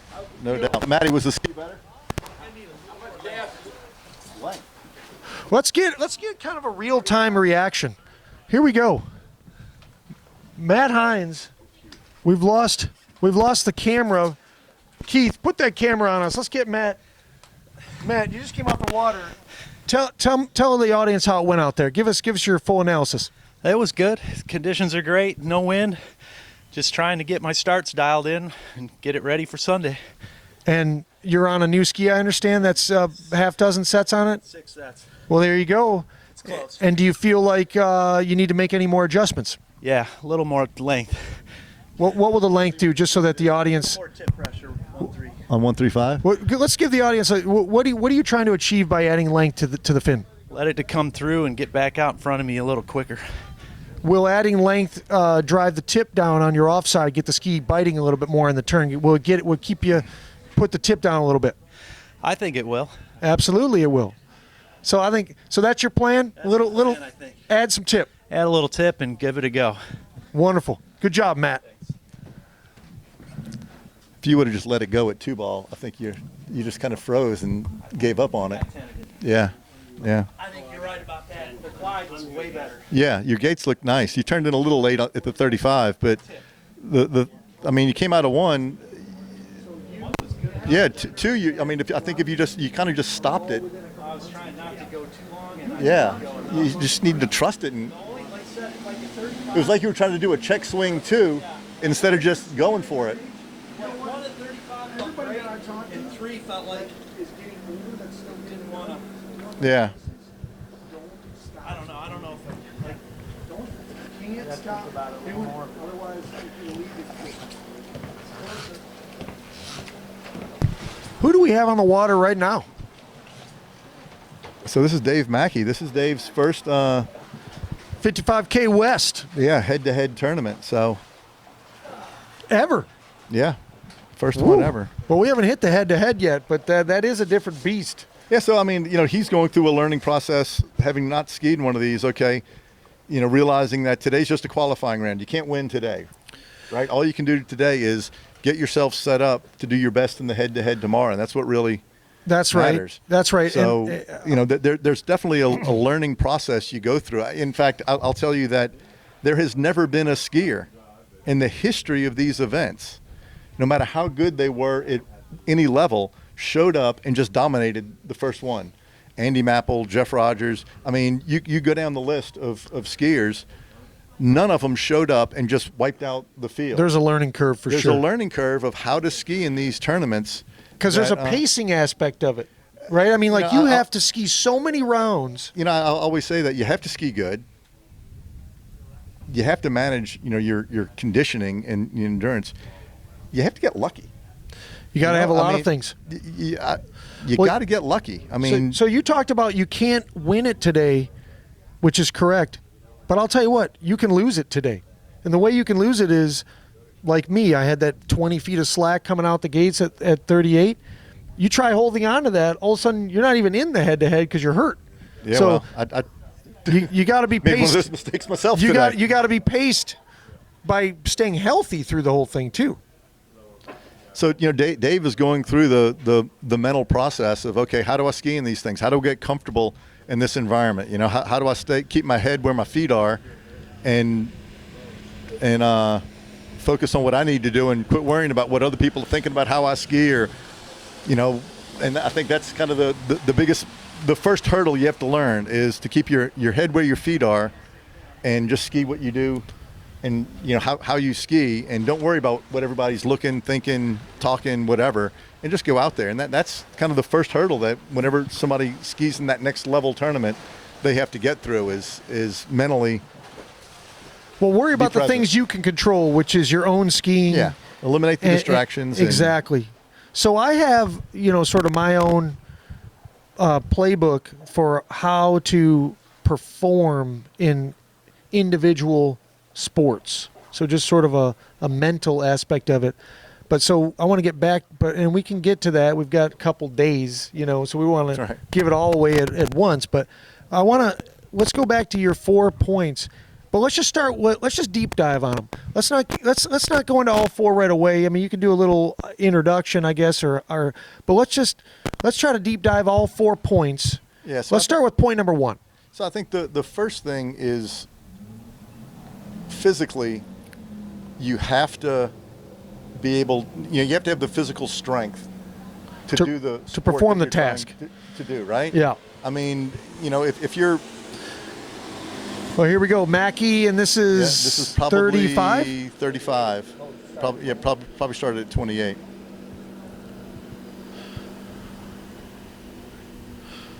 Well, a little on the tail, but he's back in it. Yeah, he's managing. He's on a new ski as well. Oh, that was a much better 4-ball than it was 2-ball. Look at that, Dave, right back in it. I've seen Dave stroke 39 and miss 35. I mean, when the guy's on, he's on. He has great leverage behind the boat.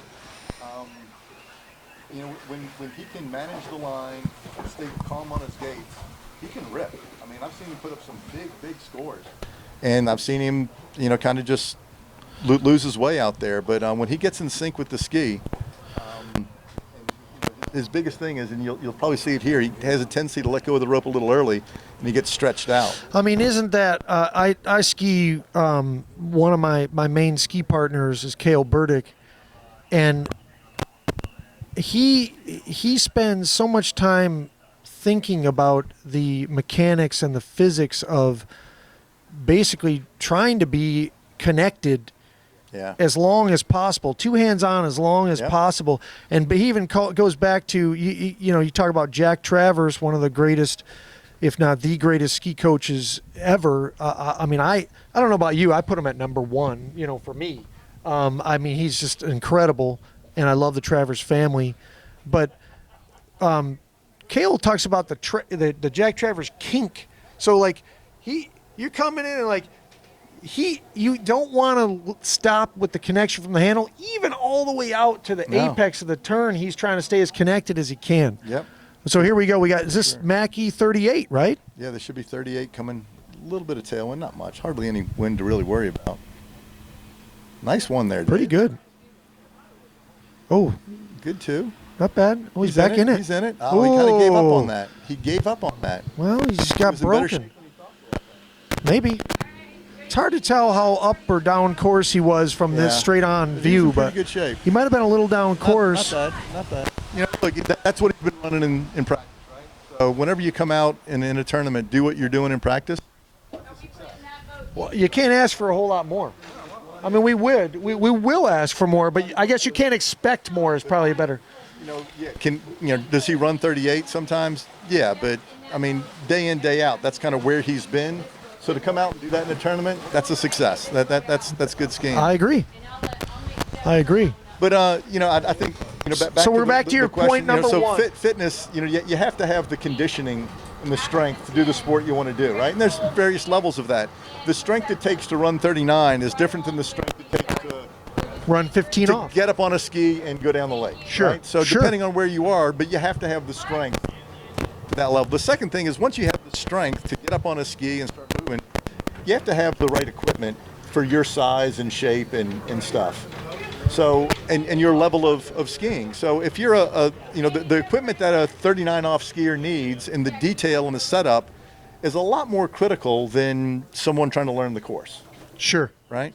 So So but if- so getting let's the just- right equipment for your level and getting the equipment set up for your level and, John, you can go ahead and to try to do the things that a 39 off skier are doing, learning to run the course, really don't correlate. There's some things that do, but the level of ski setup, the speeds you're moving and stuff like that. So we The could. next thing is the technique, right? You have to have good technique and take the time to learn the technique early on. Take the lessons, learn to do things the right way, spend your time learning how to get in the right positions behind the boat and everything, or on the trick ski. And then the last thing is developing the mental toughness to stay present, right? Stay where your feet are. Keep your mind where your feet are. Eliminate all the distractions, right? Whether it's the driver, the boat, whatever. Focus on what you can control. I call that drowning out the noise. Yeah, eliminate the distractions. Focus on what you can control.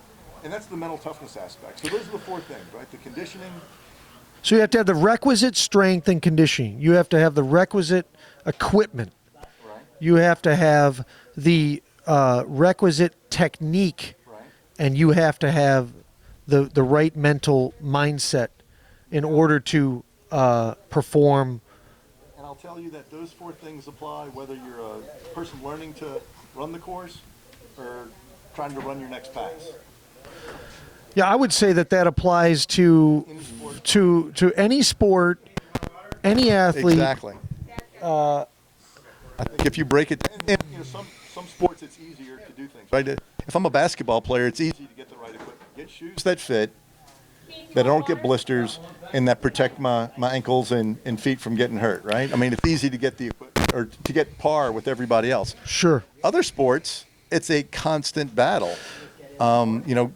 Golfers, tennis players, water skiers spend a ton of time making minute changes. 1 pound of string tension for a tennis player is night and day. I mean, you'll see tennis players in the middle of a match, signal to their team to get a racket restrung tighter or looser depending on the conditions and of the balls or the court. No, and even a guy, like a Federer type, they could have the exact same racket, and he may have to go through 30 of them, 50 of them, 100 of them for it to really flex and work properly the way he needs it to.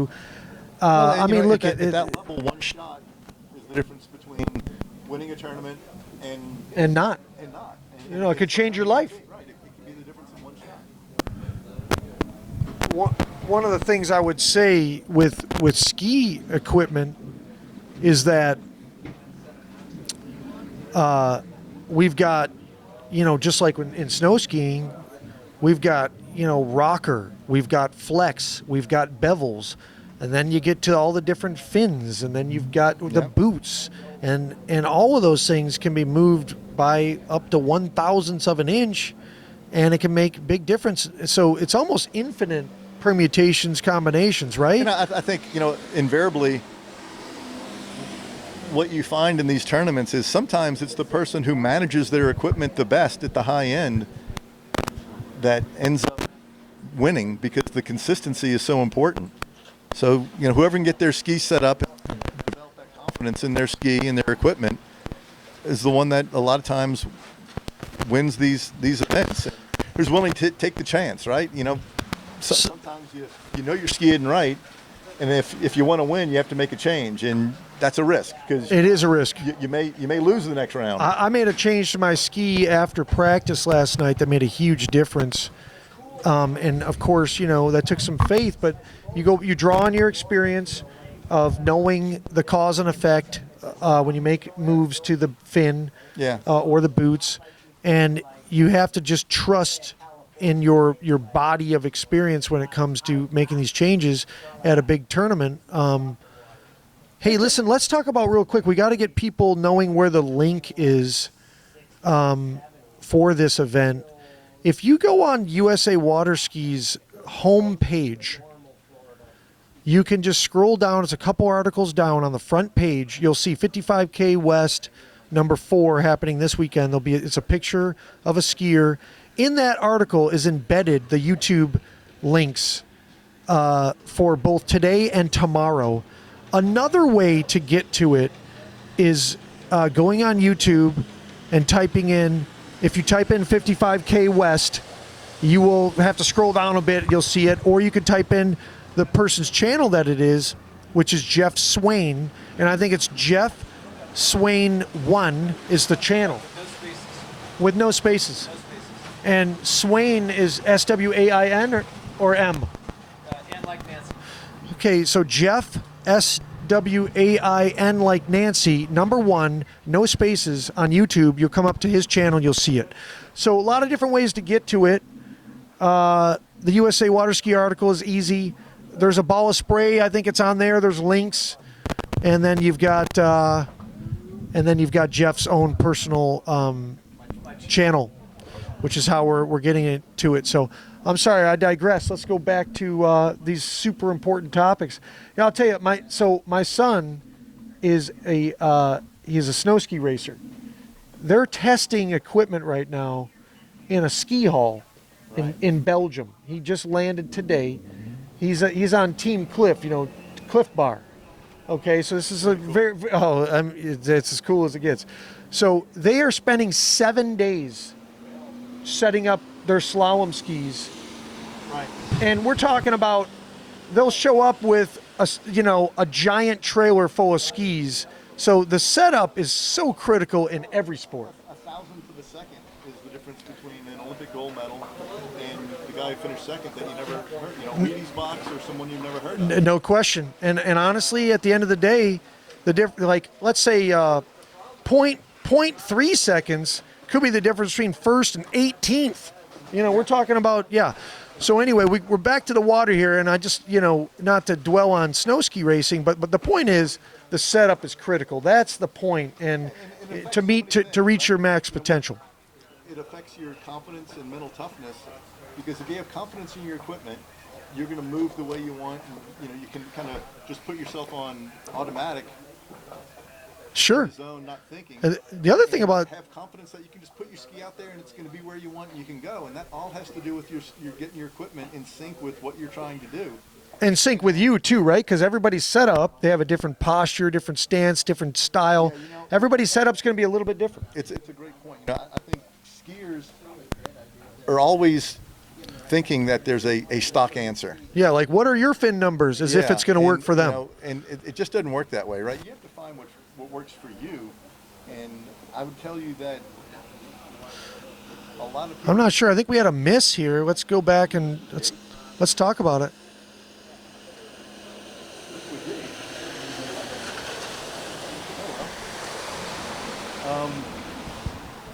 Under radio, I'm not sure what happened there, but we'll find out here shortly. But having that confidence. So Mike Dillinger comes back. Oh, is a buoy out or something? Maybe they have to go back and repair the course. We're finding out. Trying to get a radio report. Something's going on.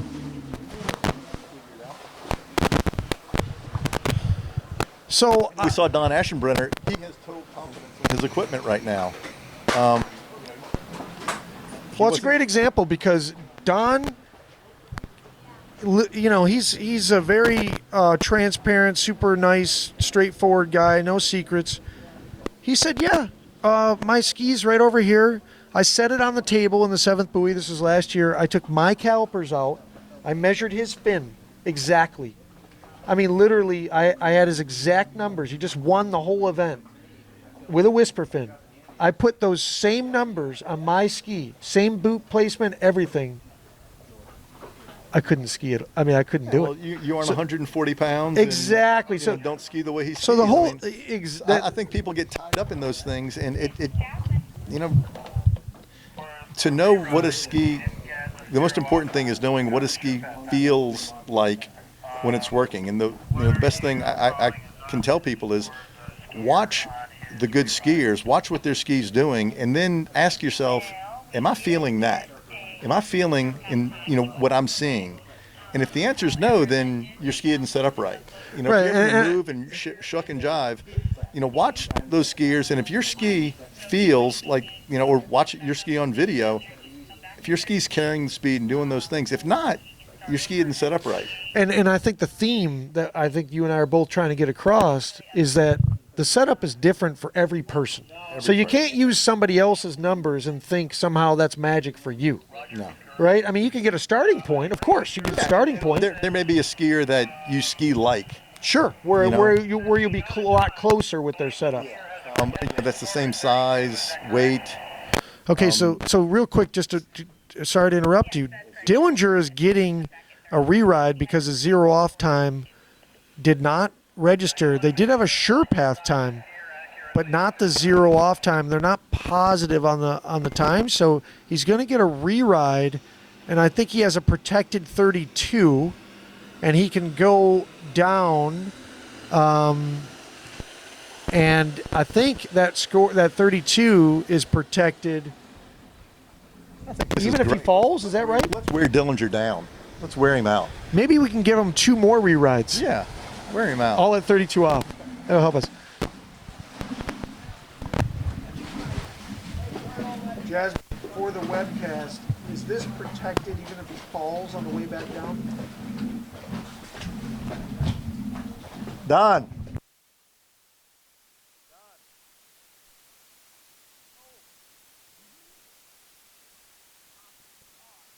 To either start over at 32 off from the dock or just be towed or taken down to the other end and come back at 35. He does not get a warm-up pass.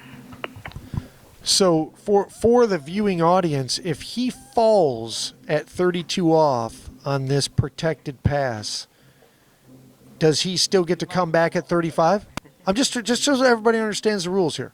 Does he get to come back at 35 even if he falls on this protected pass on the way down?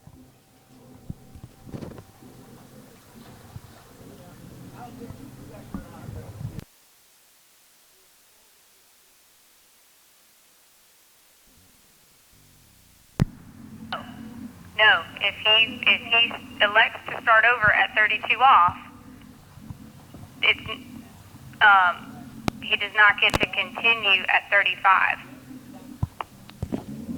If he were to miss. Score's protected, not Starting at 32 off, rerunning his first pass. That's a complete start over. What do you mean he can't run 35? Liquid D on a LaPointe. Okay, here we go. He's on a LaPointe. That's kind of a hot new ski. Wouldn't you agree that a lot of people are finding success with it? Some people are skiing well on them. Really moves through the turns, turn really well. He's a long-time good nano guy, like an XT guy, right? Yeah. If I'm not yeah. mistaken. I skied with him a couple weeks ago when he was on a good, so I'm kind of surprised. What was he on? I don't remember what good he was on, but he's been on a good ever since I've known him. Yeah. Yeah, Yeah, pretty much. Pretty much. Well, he's probably experimenting. So, okay, so the drama's over there because he got through the 32, returning at 35 off. Casey, ask Don to come over here, please.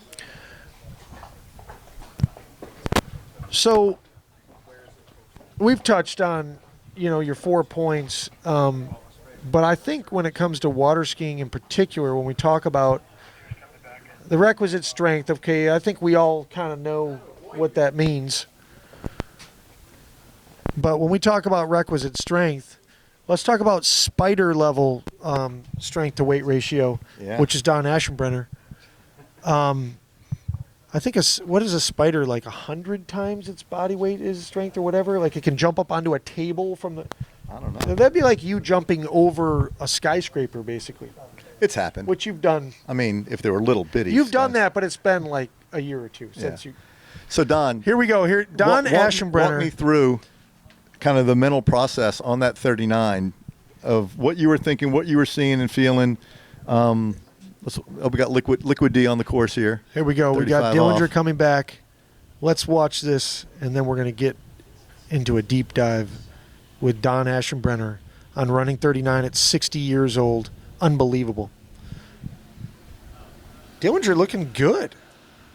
He is Look at looking that. good. Very confident. I mean, just Very nice. up on the front, skiing very big reach, getting that ski engaging. Nothing timid about that at all. No, he looked good. He's no stranger to these events, right? No. I tell you, he has the dubious honor of running 39 2 times in the qualifying and not making the Sweet 16 in an event one time. That's incredible. I mean, I think he ran like a half and one, and it took like 1.5 or 2 to get in. I And mean, he was Dillinger like, I can just ski. skied like the best tournament of my life, and I get to go home. I That mean, it's that just dude like, can ski. He can rip. I mean, I can't tell you how many times in former tournament formats where I've gotten 3 and 3 at 39 and not gotten in. Yeah. I mean, that's a hard one. Oh, so That's why Don, we changed this to be more inclusive. But just let everybody into the head-to-head, you know? Let's just battle it out. But let's get back to Don. Walk us through that 39 from your perspective, and then I'm going to tell you what we saw here, and I want to see if they sync up. So, Well, there wasn't much that went right with that pass, Okay. to be honest with you. Okay. So what I felt was that the ski was pointing in the right direction, so I just hung on and went with it. There wasn't a whole lot of input for me other than just take what the ski's given me and just hope I can throw it out there. It was not a desirable pass. It wasn't the way you So- want to run it. what gave you the? Oh, here Well, comes let's Liquid break D one at second. We got 35. Dillinger coming in. Is this 35? 35, 38, maybe right? 38. I think it's 38. Okay, come on. Oh, wow. The fight is on. So what is that? 5 or It's 4? 4. He gets 3? 4 at 4 at. I don't know if he got around or not. It looked like it was 4. It's hard to So, tell. so Don, Let's get back to Don. What gave you the confidence? Because 1 wasn't great. You got to 2. 2 wasn't great.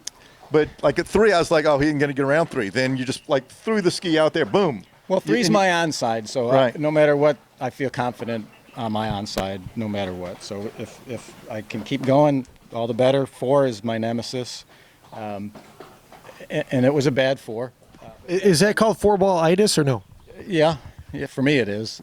But then I'm coming into 5, which again is my onside, so I'm always. So 4 balls the itis and 5 is the savior? We'll go with that. Okay. Yeah. And then if you can get out of 6, I can usually get through the gate if you can get around 6. So. And the same thing at 38. I mean, you showed tremendous awareness for where you were and mental toughness to stay with it. I think a lot of people will get in those bad positions, just kind of give up on the pass, and you had the confidence in your ski and everything to keep going. And I mean, I think that's probably one of the biggest improvements I've seen in your skiing over the last 2-3 years is whereas before you may come up to that 3 or 4 ball and just kind of give up on the pass. Now you're like, okay, if I can just get through this and get to my onside, I can get back in it. Well, and that was what happened at 38 off 2 ball was Yeah. a you know what show. But I'm coming into my onside at 3 ball, so no worries. Just be calm. Yeah. Calm and patient is really. And it really showed. What I try to that's keep in mind, no matter how bad something goes, just stay with it. Stay with it. Keep your head clear. Don't panic. Yeah. I think that's a lot of skiers can learn from that. So Don, It's so easy to hit that panic button and take yourself out of it instead of just get to the next buoy, keep fighting. I mean, you've done this tens of thousands of times, right? Literally, age 60, you've done this. It's not your first rodeo, so you kind of know what you're capable of, and you know what to expect. So just relax and let the instincts carry you through the next. So Don, you're one of the very few people out there who has won the nationals back to back to back, right? So you've won it 3 times in a row in men's 4. I saw all those performances. They were all phenomenal. And then you come here to West number 3 and you beat one of the strongest fields in the world at that time last year to win the whole event. I mean, where do you put that in your career? You know, where do you put winning an event, a cash prize head-to-head against some of the best skiers in the world, 35 plus, regardless of what country they're from, etc. Where do you put that in the list? They're tough to rank, to be honest with you. You know, winning that first national, since it was just so far out of left field, that one stuck with me for a long time. That feeling was one that it carried me through the whole year. I kept Gave you some rocket fuel. It really did. Winning the West last fall, given that the field is broader, it's not a narrow age range like nationals is. It's a much broader age range, and it includes people from other countries. You know, it's not just U.S. skiers within this narrow range. So, from that standpoint, you know, winning the West really has to kind of be a bigger deal if I have to rank them. But for the feeling that I came away with, I'd say that first nationals was probably the bigger of the. That's a phenomenal career that you've had. It's amazing, and I think one of the things that sticks with me, and I've mentioned it a couple times. So is that skier on the water. Sorry, Bart. Who have we got up? Tim Houston. This is his first time in a 55K West head-to-head, event, and certainly not his first time in a head-to-head. Though I mean, he's been at it for. I want to say he's been going to the nationals since like the 70s. Am I wrong? Oh, I'm sure. I think it is. You know, I think Tim was involved way back in some of our very first big dogs that. Oh yeah. You know, started way back at with Greg Davis and the other David Miller. And in Ohio, what was the very first one? 2004, I believe. Is that the right year? Well, I think. I'll give you an idea. I didn't even start tournament water skiing until 2009, really. And you guys had been going at it for, you know, at least, I would say 5-6 years before I even came on the scene.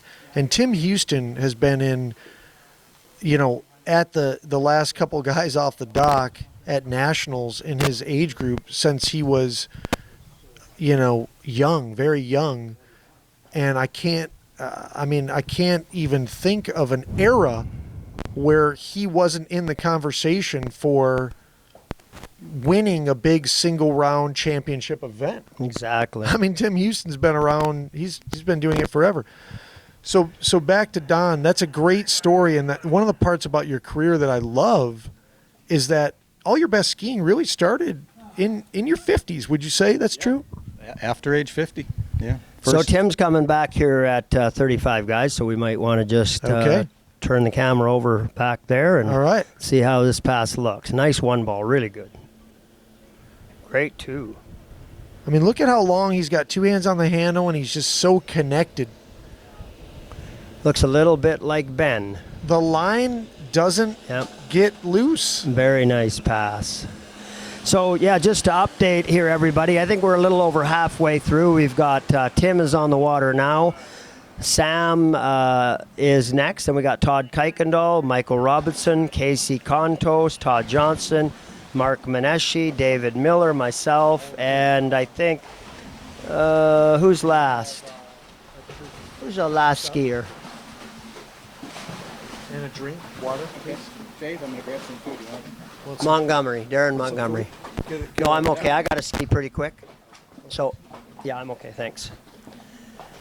Anyway, yeah, we got, that's it, the last of the first round. You know, top score right now to date is 1 at 41, 1 at 10.25 with Don Aschenbrenner, who was just here on the mic. And we'll have Tim Houston coming back here right away at 38 off. What's likely to be the scores needed to advance to tomorrow? Well, one of the things that's great about the West format is that everyone is getting in the head-to-head, and really the only question is where are they seated in the head-to-head based on these prelims, and I love that because you really don't know how much somebody's going to build throughout That's the right. event. Yeah, so here we go. Here we Tim go, coming Tim back Houston. here, 38 off. Well, nice gate 1. No problem. Oh, He's here we looking go. solid. Here we go. Oh, no. Wow, I can't believe he didn't get to 6 there. He just got stood up at 5, and it was over. Yeah, I mean, it looked like he came out of 4, a little sluggish, Yeah. and it put him in a position where 5 was going to be a challenge, and it just didn't work out. Yeah. Yeah, so again, we're at Lake 38, Tallahassee, Florida here, Keith and Karen Albritton's site, and just a great place to be. All you guys out there that aren't here, think about coming in October to the next event at Swiss. Great place to ski. We're always encouraging the 34-mile-an-hour skiers to come and join us. You know, I mean, running if you're a into couple at 38, 38, yeah, you're show going to be up. in the brackets, in the head-to-head. And, Bart, you know the sponsors. I don't know them off by heart, so why don't you mention Well, let's those just start for us? with our title sponsor, Good Waterskis. I mean, what, 80% plus of the skiers out here are on a Good. I think more people have won. He's not skiing back. He's missed his 38, missed, yep. so we'll wait for the next skier to go, which is Todd Kuykendall. But in the meantime, back to the sponsor list. So Good has been instrumental in transforming water skis. We all know that when Dave Good, who's actually was making Good water skis from my hometown in Waterford, Michigan, it's where they started. He came up with this idea to build a ski out of carbon fiber, and that revolutionized the sport. And I always say this, and I believe it to be true, that no one has had more of an impact on water ski scores than Dave Good. That's my opinion. I feel strongly about it. He's had a massive impact on scores. I think you might be right. And, you think of the bulk of skiers out there that are buying skis. It's the 34-mile-an-hour group for sure.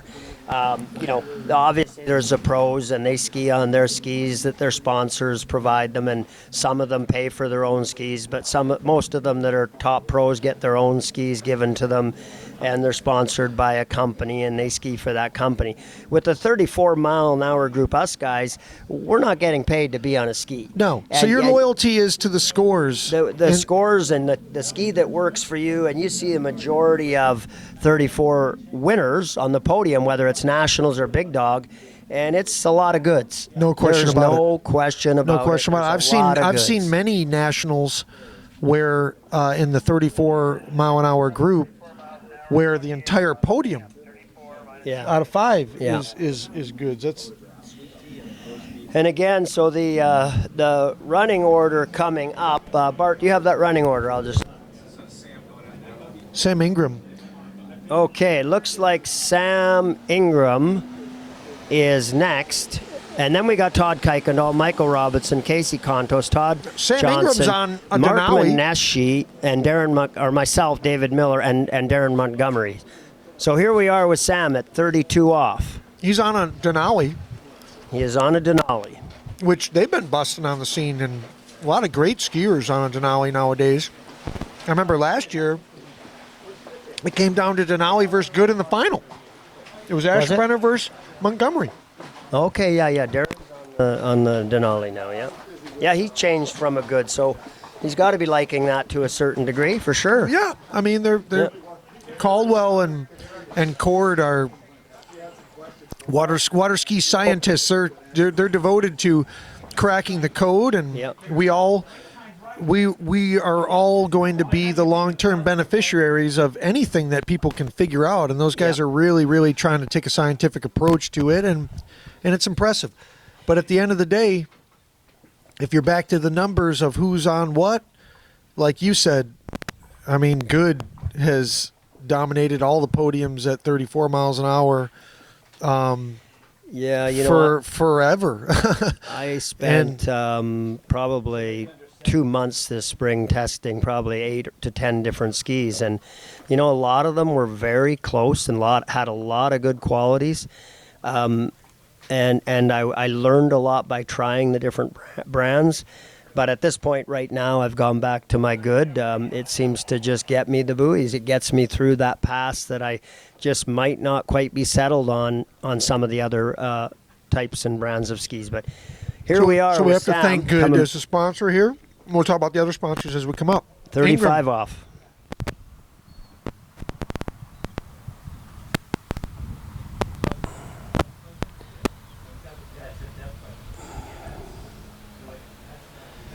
He's looking pretty solid here. There's 5 ball, and it looks like he's got that pass under his belt without any trouble at all.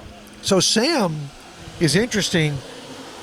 I want to say he's like a nuclear physicist or an astrophysicist. I mean, something like that. Am I He wrong? looks like it.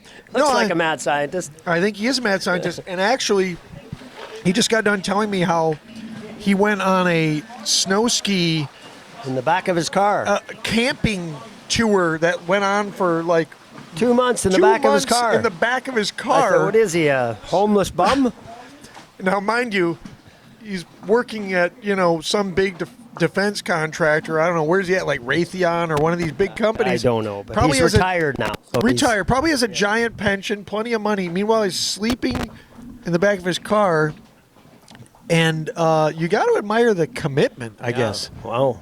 He went up to Canada, he told me, and spent, I don't know, a month there skiing up in all the interior of BC up near my area. Were we talking Whistler? Revelstoke and no, Revelstoke. interior. Oh, so he's Revelstoke doing and- like Banff maybe? Yeah, or yeah, that area. Yeah.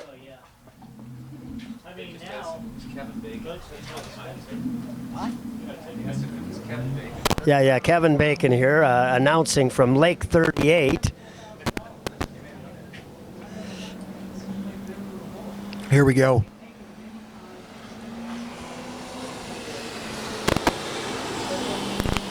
$38 off? 38 off. Very nice one. It's maybe 35 because he may have started at 28. You might be right. Yeah. No, it's 38, we're told. That's a pretty good pass. He's got her down. Yeah, I'm not sure what he started at, but so that we think was 11.25, 38. We'll confirm shortly. Yeah. So I don't know. It's probably my buddy Cam White that commented. Okay, that on was 35 off. It was 35. Yeah, okay. coming back at 38. I don't know who commented about Kevin Bacon, but I've been known to be called that in the past quite a few times. Can you dance? Hell no. So, I'm not really knowledgeable about his body of work, but I would say Footloose may be one of his biggest movies. You're right. And I don't think he can dance either. So, maybe the two of you There you go. have more in Yeah. common than we know. Well, I was on a cruise ship about 10 years ago, me and my wife, and we were cruising around this cruise ship, and no lie, there was these 4 women following us, and finally I had to say, where's this going? I had to say, what do you guys need? And they're like, well, aren't you Kevin Bacon? I said, no. And they said, well, can we get your picture anyway? And I was like, okay, but I was literally, they were following us around the ship thinking I was Kevin Bacon. That is funny.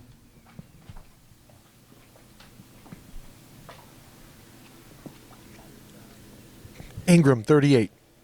38 off. So, yeah, obviously A little that slow out of one. last pass did look pretty easy for 38. Oh, 4. Looks He like you just got a come 4. up It was short. very scrappy 4, but Got stood up there at 4. yeah. So I've seen Sam scrap his way through some passes, the likes of which, very few people could scrap through.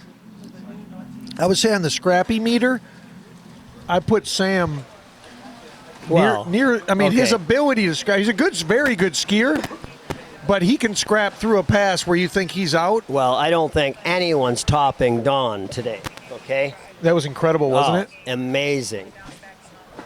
That just shows you the confidence he has in his ability to go on to the next turn with kind of a reset mentality. Yeah. Like, let's just calm down. Let's make a good body movement, and let's try to get back in this. Well, after he ran that 38 and almost missed it, it's like, man, you're sitting down there in the end of the lake thinking, what am I going to do at 39? But you got to just forget what 38 was and get on with what you know and make it happen. Or you're just going to be done, right? You're just going to be tense and nervous and blow it. But he put it together and ran that 39 and got one at 41, right now the top score. I mean, good job for Don. Yeah. Is he going to stay there? Well, I have a feeling somebody's getting two today, somewhere along the line, but we'll see. I think we got Todd Kuykendall next. My good friend Todd Kuykendall from Oklahoma. What a great guy. He actually let me come do a set at his house when he's only about 2 hours from the Mays, Kansas site. Right, where they're having the Nationals. Right? Yeah. Yeah. And I've skied at his house. Boy, that drive from Wichita to his house. Right. You want to talk about wide open plains. I mean, Oklahoma and wind, flat and wind. It's unbelievable. There is still places where it's just forever fields. They're still out there. Okay, let's see what Todd was talking about starting at 28, and he is, yeah. So 14 meters, Todd Kuykendall turning in for the gate. Nice, great, slow, easy start. Todd is typically very light on the line. Any time I ski with him a lot, and all the drivers comment they can't even feel him back there. You know, it just feels so light.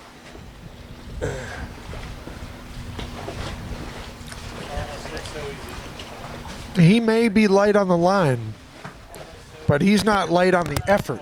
I mean, this guy, you hear him grunting. Oh, yeah, wait till we get to 38. We get to 38. You might hear it at every buoy. Oh, and like I said before earlier, I think you could hear it from the Tallahassee airport.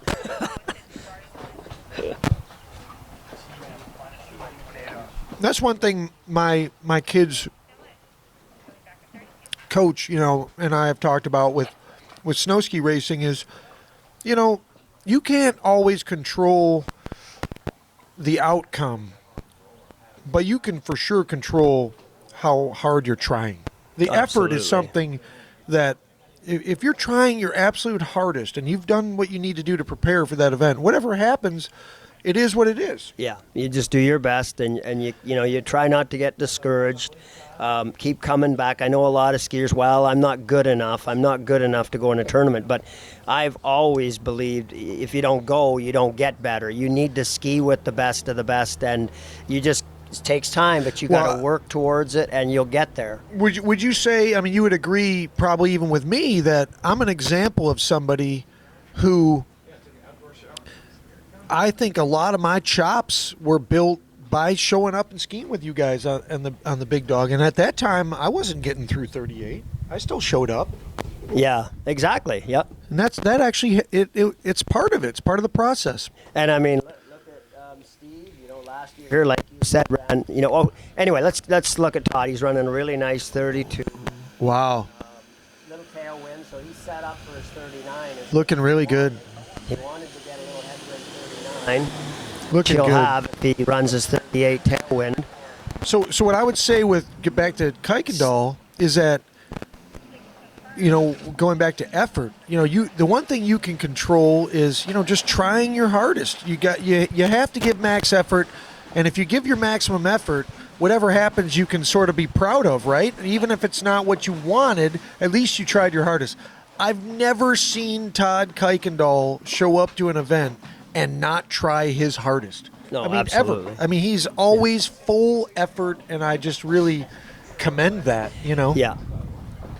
And it takes a lot of a commitment and a lot of years. A lot of these skiers, 35 and older, up and upwards. Some up at 60. Yeah, myself included. Don Aschenbreder, 60, and we're still skiing at a good level. I mean, at our age. I mean, we're competing with guys 35 years old and doing well, and even ex-pros and lots of ex-pros. As it's said, it takes a lot of commitment, time, and focus to do that. I mean, and anyway, here's Todd coming back at 38, right? 35. Oh, 35. Yeah, that's right, because he started at 28. Yeah. Let's watch him. Here we go. He has a really nice, easy gait usually. There you are, yep. Very soft, There easy. you go. Ooh, a little broken there. Just a little loss of the hip there out of one, but he'll be fine. Ooh. Nice 4-ball.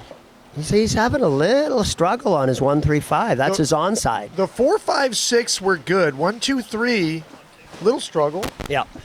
Well, this water is warmer. I mean, it's cooler today because of the rain last night, but this water is quite warm. And boy, does that ski settle. Like the tail of the ski wants to sink. Oh, big because time. the water is very soft.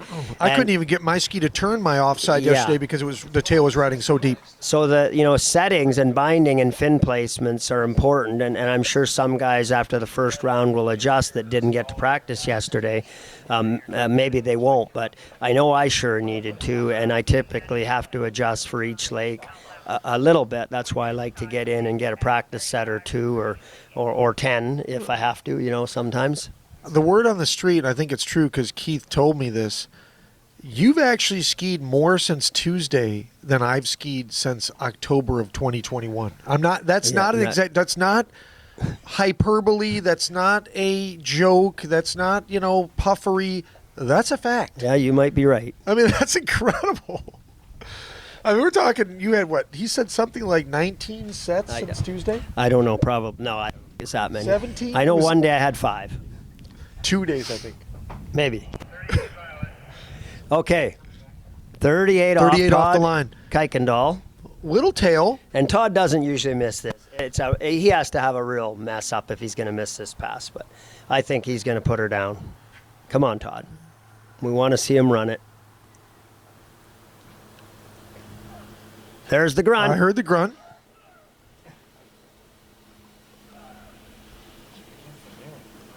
Here we go. Look at him fighting his way. Well, he got through it. He put the effort in there. He sure didn't did. Full effort. Yep. And you know what? No giving up. Didn't give up. Some of those turns were phenomenal. Some of them he was a little separated, a little out of it, but he never gave up because the effort was 100%. Keep going, yep. Never stop unless you don't have the handle. Yeah, I mean, look at back to what you were talking about, showing up. So if you don't show up, what are your chances of doing well? 0. 0, right? Yeah. So if you do show up, at least you're in the game. And even if you're not at a level where, you want to be, just being around the people, the energy, the talk of, the ski setup, and there's so many knowledgeable some people of on my the site. friends that I was talking to earlier this couple weeks ago, I said, I'm going to go down and ski in Florida for a week before the event. Come with me. We'll ski all week. We'll have a great time. You got a tournament at the end of the week you can ski in and do 3-4 rounds. How does it get any better? And these guys got to realize and learn that this is what you got to do if you want to get better. Yeah. Do you want to go? Do you want to be part? There's a process. Yeah. Okay, here we are. Let's not miss this, Todd. Here we go. 39. At 10.75. 39. Come on, Todd. 39 off the line. He's got a nice little We headwind. want to see him get deep into this. Nice aggressive pull out. Here we go. Okay, right on that right hand gipui. Oh, he got separated. Oh, he got broken coming out of one. Why do you think that happened? Well, I think the ski literally stopped at the buoy. He more or less buried it, and then it just literally pulled him right, broke his on the waist. He just broke. So just for the people watching, what would he have needed to do on the pull out and the pull through the gates in order to not have that ski breaking him around one ball? What should he have done? Well, I think maybe he was probably a little bit fast into one. If you don't manage your speed at short line, you're done. It's all about speed. So you've got to maintain speed but not gain too much speed. If you're going fast into the ball, what's going to happen? You have to turn hard to get going again because you're going too fast. So you jump on the ski to turn it because you know you got to shut it down, and then the ski will typically stop. If all things being normal, if you can turn it and then lock your hips in and strong enough to hold that load, you can get going and get the pass back.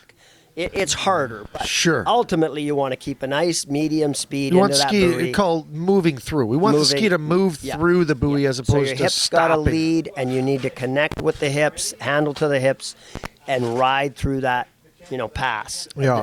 into the next buoy. Yeah, so maybe if you were going to give him some advice, would you tell him to maybe try to control the speed a little bit more coming into one? Definitely. Maybe he needed to turn in a little earlier. I thought maybe from here he looked a little late on the gate, but I don't know for sure because we're not at the best angle.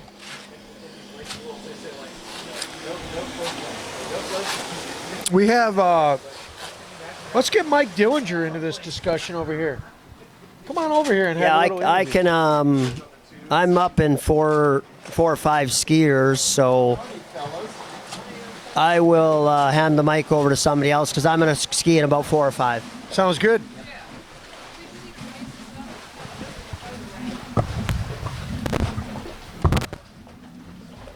Come talk. How are you, man? Ski well. Sit down here, Mike. Tell the viewers what happened. I see you're on a different ski. Tell us all about it. You had a re-ride. You had a lot going on there. Well, I got a re-ride. They didn't have the course mapped yet, so that was just kind of a little warm-up, which was nice because the rope's a little bit different than the one I have at home, and it's felt a little springier. So Okay. that was nice to Okay. second one. You're using like a metal cable at home, probably. Well, yes, I'm using a rope that has been stretched out for a year, so Maybe you should. Maybe it's time to buy a new master line. One of our sponsors. you know what? I think I will. I think I'll be right in there. Russell I think will appreciate we're that. actually using Masterline makes a lot of different ropes, but we're using the Poly Pro Max. It's sort of the old-fashioned one, but it's a great rope, a tournament rope. You could set world records on it. But that's what we're using, and they're great ropes. Okay, we have Michael Robinson out here, starting at 32 off the line. One of the smoothest skiers that I've ever seen, actually. I mean, the guy is smooth as silk. He's on a Denali, and we all know Mike has been on a good forever. He's on the Denali now. He skis with Adam Caldwell at Trophy Lakes in Charleston, South Carolina. And, boy, it doesn't matter what ski he's on. He's smooth as silk, eh? Yeah. It was a matter of time before Adam was going to get him on a Denali, at least to try it for a while and go. Yeah, sure. I mean, Why not? He's around that that test site, where they're testing and tweaking those skis every day. Those Denali guys are really committed to the science of it. And yeah, I figured it was a matter of time before they would get him set up where he thought he could get her done. So I know he started at 32, coming back at 35. Anyway, let's get back to what happened to you. So the zero off wasn't working. They get it working, and then you run your 32, look pretty nice. You run your 35, look pretty nice. What happened at 38? 38, I had a good start to the gate, and this is the first tournament, and I just went inside the arc just a hair into one ball. So I hit one ball very hard, and I am nursing a back, and couldn't take the load. That didn't help at all. And then it was like, okay, get it back. I was okay off of 2, and then I hit 3 ball hard again. So I was Here we gone. go, Robinson at 35 off. Ooh, little hesitation on that. Coming in at 35. Smooth as silk as usual. Looks like a 28 out Ooh, there. We had a little tip rise there out of 3 ball. Well, same thing at Same thing. 5. Well, we'll see if he can work that out as the line gets shorter. I think sometimes because it is so easy, a skier sometimes tries to take it a little too easy, and then instead of being aggressive through the finish of the turns, even on a pass. I mean, 35 off is not a long line, so you have No, to be 35 off is legit. I will say this, at tournaments, this is my first tournament since being here in, whatever it was, September, I guess it was. I have basically no scores. And when you get to a tournament, it's the part of the confidence is how wet are you allowing the ski to be? Like how much ski are you willing to put into the water? And the more confident you are, the more you're willing to be up on the front of that ski and get it engaging, rather than be on the safety sort of mode, which is on the tail. Which is where he looks like that was. Yeah, it looked like to me it was a little bit of a safety skiing there, not wanting to miss, as opposed to skiing the way he knows how to be, which is moving, engaging the shovel of the ski up in front of your front binding. So here we go. We'll probably see that on this one, 38. Jeff. Robinson coming back at 38 off. Nice aggressive pull out. Pretty smooth through the gates there. Oh, good one ball. Nice two. There you go. Wow, look at that four ball. Nice. Very nice. And you see the only safety turn there was 5 ball where the tip came up. He's on the tail a little bit, around 5. And he had such a good 4 ball. But he knew he wasn't going to miss it. There's no way to miss it. But see, that's really it. His confident skiing, 1, 2, 3, 4. There's lots of ski in the water. The ski's engaging. It's grabbing angle and going. That was amazing, actually. As a very, very well-run 38. Maybe the nicest. I mean, Asherbranner ran 39, and Mike's 38. That's maybe the best 38 of the day right there. That was beautiful. Yeah. Being a righty, if he gets off of 1 ball here, he's going to be 3 or beyond. I'd sure like to see him come into 1 ball and turn 1 ball with a lot of confidence. In other words, get off the tail and let's move up on the front of that ski and let's commit. Ski with commitment there. And I think he's going to get deep down the line because that 38 showed a lot more commitment. And so here we go, coming back at 39 off the line. Mike Robinson, Charleston, South Carolina. Let's see, on the far end of the lake, he's got a little bit of a tailwind. Pretty good. Shouldn't be enough to mess with him. Pretty good one. Little delay. He gets 2. It's okay. He kind of had a stop and go at 1. Didn't have that move through the buoy that you need to come in on 2 to turn it in order to keep going.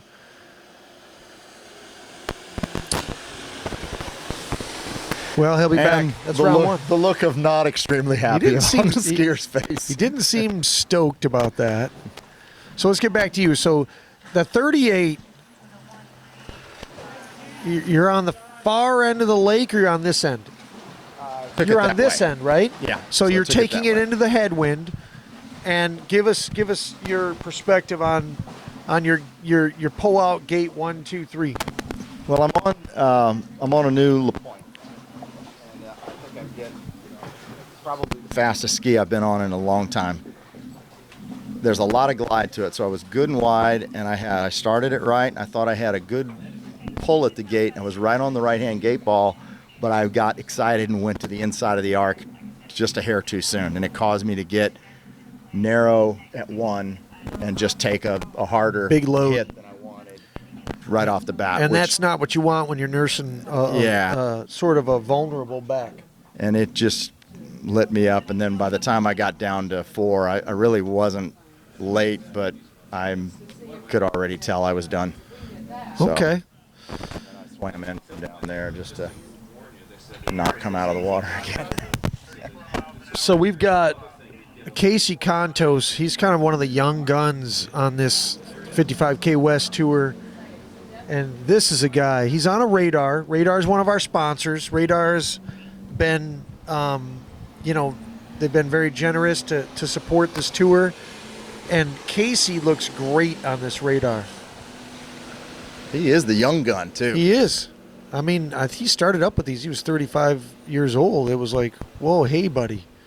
That's pretty young. But he rips. But he showed an ID. He was 36 and let him in. Well, so last year, he almost didn't get into the final on Sunday. And so at the banquet, he decided to try some of the moonshine that Keith makes. This is not a joke. I am planning on that for my back this evening.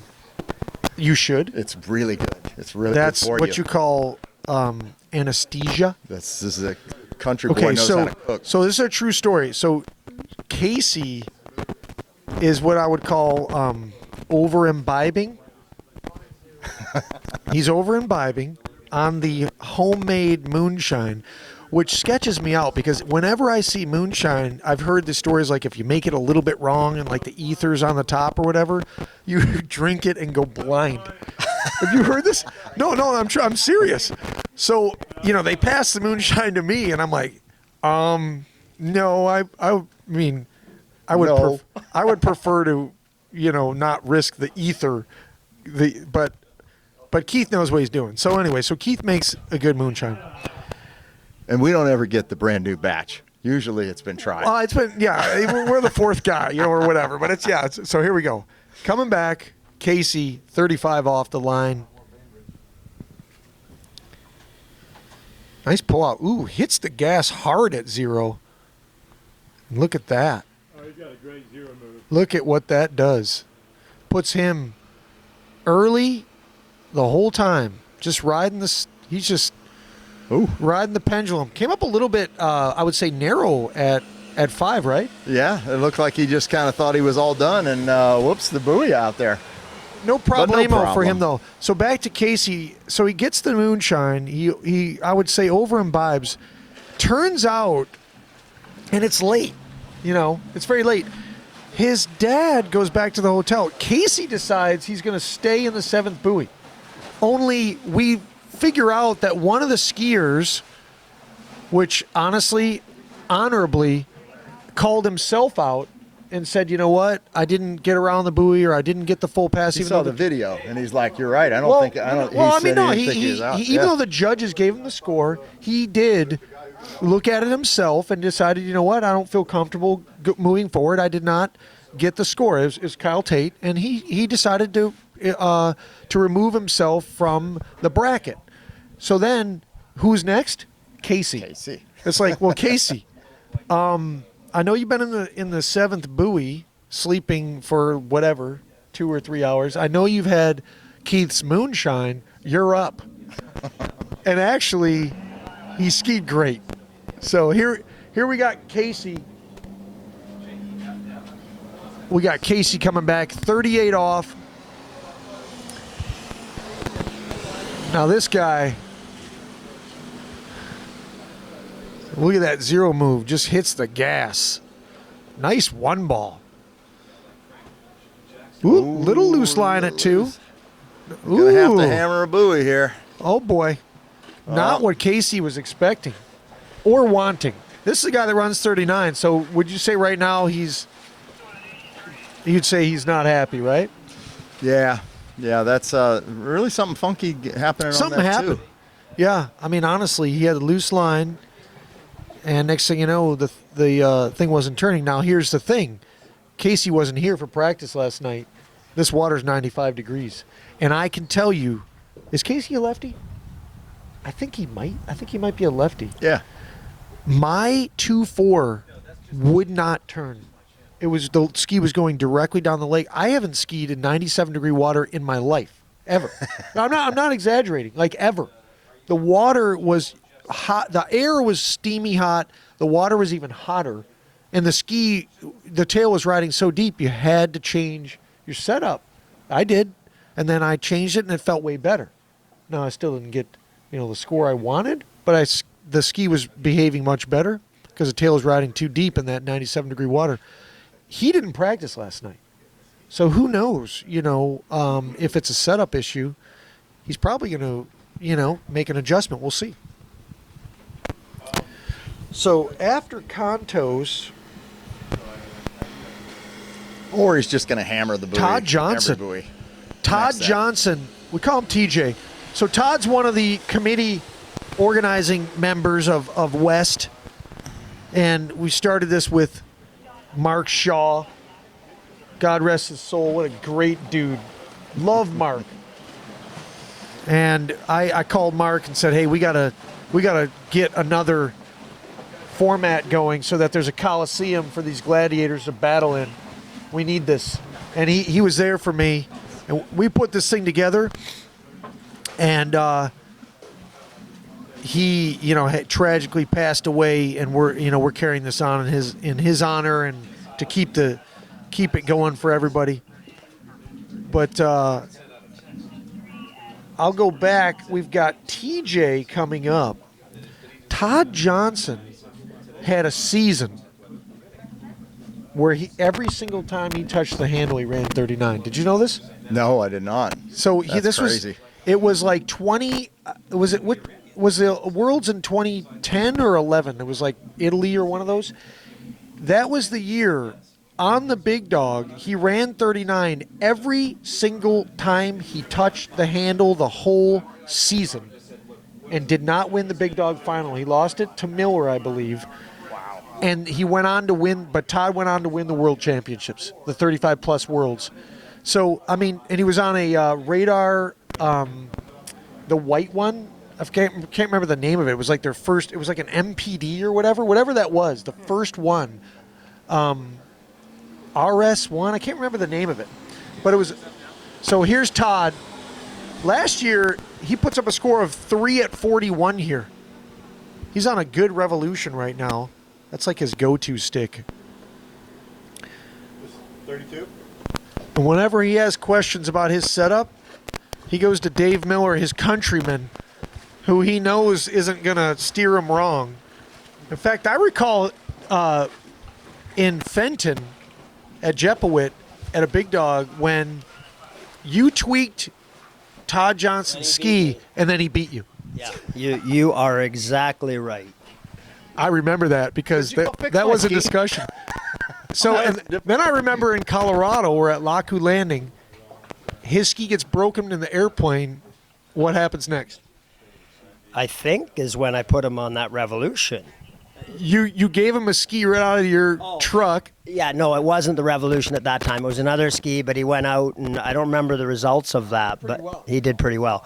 But I know at the Worlds in where were we? In Chile. I think he got second. I won my division. I think he got second. I think Trent Finlayson won in his division.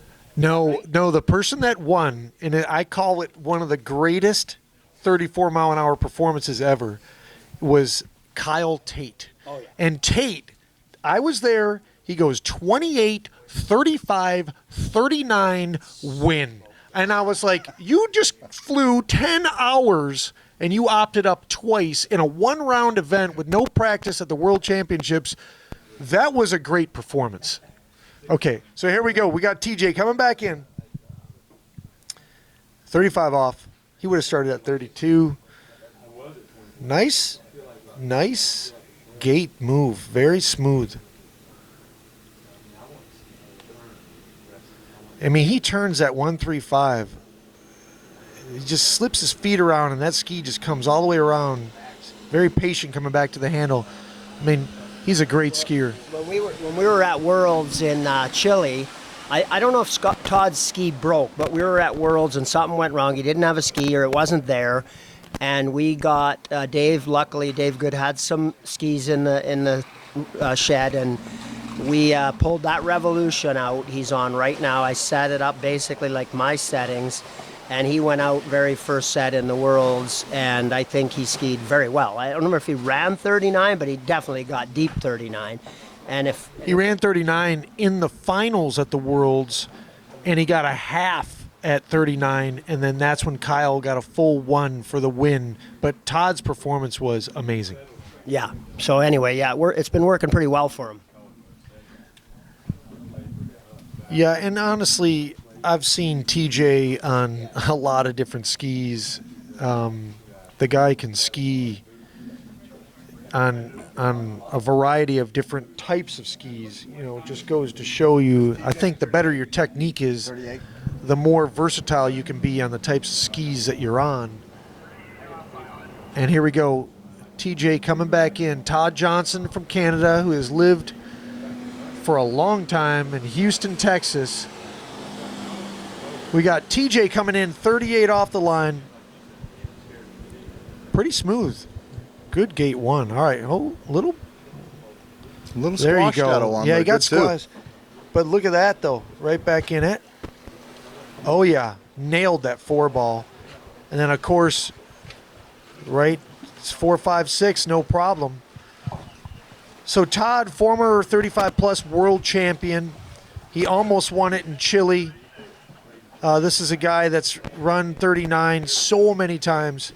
He's got a great family. I love his wife, Kathy. He's got 2 amazing kids. We're talking about athletes. You want to talk about athletes? His kids are great athletes, Ryan and Matt. They both play hockey at a very high level. In fact, Matt was in the Junior A finals for the whole United States just a couple weeks ago in Minneapolis. It was so funny because I was at a Golf Galaxy, and my son was setting up his clubs, and this guy next to me is hitting the ball. I couldn't believe it. I mean, he hit it like 307 right up the middle 20 times in a row. And I literally said to the guy, I don't know what your day job is, but quit it and just do this.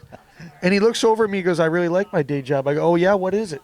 He goes, I own a company that teaches kids hockey strategy and technique via video, the mental side of hockey. I'm like, wow. And I go, well, my friend Todd Johnson's son, Matt, plays hockey. You know, he's in the Junior A finals. He goes, oh, yeah, Matt, I scouted him for the other team. This happened at Here Golf comes Galaxy. Todd, 39. Todd, 39. Come on. Little tail, but nothing hardly to speak of. Good. Oh, little slow. Oh, great 2-ball. Oh, look at him. 4-ball, nails it. Oh, yeah, look at that. Todd Johnson. Wow. Oh, he takes the hit around 5 and gets around 6. He takes the hit around 6, gets 5.5 at 39. What a great performance. TJ, man. 4 is so good. Oh. He was slow out of 1, 3, and 5, but he was so His quick out of 2, 2-4 is so good, but you know what? His 1-3-5 is so good too. Yeah. I mean, this guy can ski. A little bit of hesitation on the 1-3. And 5.5 right at 39. That's the second best score. So he's in second right now, going in the prelims so far. Great skiing from Todd. And back to his so his son was in the Junior A finals and now is playing for Alaska Anchorage in Division I NCAA hockey. So, I mean, and then his other son, Ryan, plays in the Alberta Junior Hockey League. I mean, these kids are amazing. And so Todd's, very athletic family. Here he is out there. And he's had some back problems. You want to talk about back problems? He's had a couple surgeries, and here he is out there, running 39. He got 3 at 41 last year in this event. In the head-to-head, he scored 3 at 41. I mean, which tied his PB. And he's not exactly getting younger. Right? I mean, that was incredible. So, Manasseh, he won the first one ever. The first West event ever. He won it. And here he is on the water. 32 off the line. 32 off. Very stylish. Look at him. I mean, this guy, he actually, he skis with those pockets out on purpose. He told me that. Because we're always like, your pockets are flying around in the air. Yeah, but you have to add another half a degree of wing angle if you put those in. No, I mean, I'm serious. Changes. He skis them out on purpose because he thinks if they get full of water or whatever, that's something, it's going to happen with drag. But so he pulls all his pockets, and I'm thinking, okay, I mean, he's a pretty successful IT guy. Why not get a pair of shorts that doesn't have a bunch of big pockets?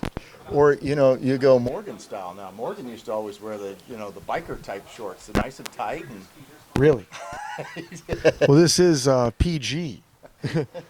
I mean, nobody wants to see those bulges, I don't think. All right, so here we go. We're going to have a conversation with Todd Johnson from Canada. Rope to come flying towards the boat on you hanging on to that. I mean, what an He told me I wasn't allowed to do that. So what an incredible performance. Scores 5.5 at 39, and actually some of those turns in there were amazing. Bring us through it. Well, not the best start. I am having a hard time trusting swing out to one ball, but I got out of one okay, a little forward going into two, but I got a great two ball, and after that it was not so bad, buoy to buoy, till five ball, and then I kind of safetied it, and I was like, oh, I'm in trouble going to six. Yeah, a little too safe on it, but your 2-4, the Here two we and go. the four ball too was just phenomenal. It was like you never lost speed. Manassi coming back 35 and off had the line. perfect angle coming out. We'll get back to Todd in a second here. So Manassi 35. I mean, this is a guy. So I'll tell you another true story about him. He's very particular. So he's down to one driver left. Take a guess who it is. It's his mom. Your mom never gives up on you, dude. It's a true story. His mom, he's got one driver left. It's his mom. All right, so back to Todd. I talked about you winning the world championships at 35 plus worlds. It was in Italy, right? Yes, it was. Yeah. Yes, Italy. I talked about you running 39 pretty much every time. I think every single time you touched the handle that season in the big dog. Let's go with it. Maybe close. Yeah. Close. Let's go with it. And then here we are now. Last year, I pointed out you tie your PB after you've had some serious back problems. You tie your PB, you get a score of 3 at 41 off in the head-to-head. And, I mean, you're honestly doing some of your best skiing you've done ever. I mean, what do you attribute that to? Listen, now you're pretty fortunate to still be able to ski as well as I've been skiing in the past. I mean, it's a combination of lots of things, right? The health's been good, the back's good, knock on wood. I love my ski. You know, you get in sync with a ski that works for you. The camaraderie, the fun is part of it too? Well, listen, you get to come to these fantastic sites, and so everybody comes to these events, and it's fun to come to. Makes it worthwhile. 38 off. Okay, here we go. For Mark? We got Manassi, 38 off the line. Nice aggressive 0. He bangs 1. Ooh. Oh boy. Very deep at 2. You know what? Here we are back to the very warm water, surprising some of these guys. And Manassi, I mean, that guy mows down 39. So, you know, he's going to have to rebuild. He's going to have to make an adjustment. And we'll see what happens. So who do we got next? Let's take a look. Dave Miller. Dave Miller. His 30th set of the week. Well, he did 5 practice sets yesterday. I'm not kidding. He did 5. I mean, I'm just going to ask you this. Have you ever skied 5 sets in a day in your life? 5 full sets? When I was 18 or 19, but usually some of those sets would be barefooting, and then we'd It's like playing on the water. Okay. So 5 slalom sets in the course, though, because he's doing 6 passes, and he's running down the line to 39 off. He's not just going out there and doing 32. I mean, he literally did 5 full sets in practice. I mean, who can do that? I don't know. I've never heard of it. I've never seen it or heard of it. He's kind of an albatross in that. I can assure you, it won't be me. No, I mean, if I do 2 sets like 3 days in a row, I'm messed up for 2 days after that. I mean, it's tough. So Manassi coming back, he's just riding back because he missed. So we are almost through the first round. We got 2 skiers left. Dave Miller of Canada. We all know Dave with his gajillion sets and tweaking. This is a guy that when it all is said and done, how many guys at 34 miles an hour have run 39 more than Dave Miller?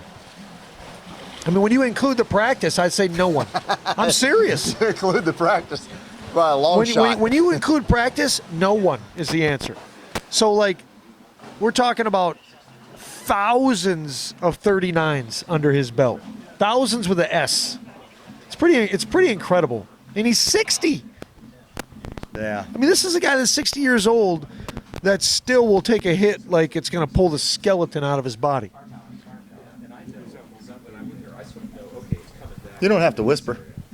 Well, listen, we're going to sit down with Michael Robinson right now, and he's going to give us the full rundown. Bring us through. First of all, I started out by saying this guy is smooth as silk. One of the smoothest skiers. I know of course you wanted more. We all want more.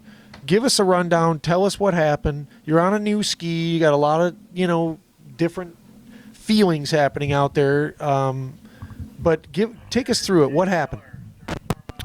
Oh, I was just trying to, like everybody else, go out there and do your best. And perfect conditions here, great boats, great drivers. What an awesome venue.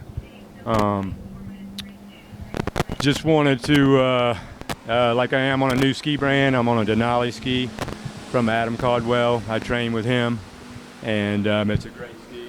Miller, 32 off. Nice and aggressive right from the beginning. I mean, this guy, he's just banging buoys right off the get-go. There's no messing around. He just went right into it. So back to Mike here now. So you were talking about the new Denali. Go ahead. It's a great ski. Obviously, I'm running I wouldn't say a stock setup. I'm running a 5-hole standard fin, and working with Adam, trying to get that synced up, and just trying to get the setup right. I mean, that's the secret. Everybody knows part of the secret is getting your ski set up for your style. We want to run the fastest ski that our technique will support, and the speed is there. It's just and the turns there. It's just getting it synced up.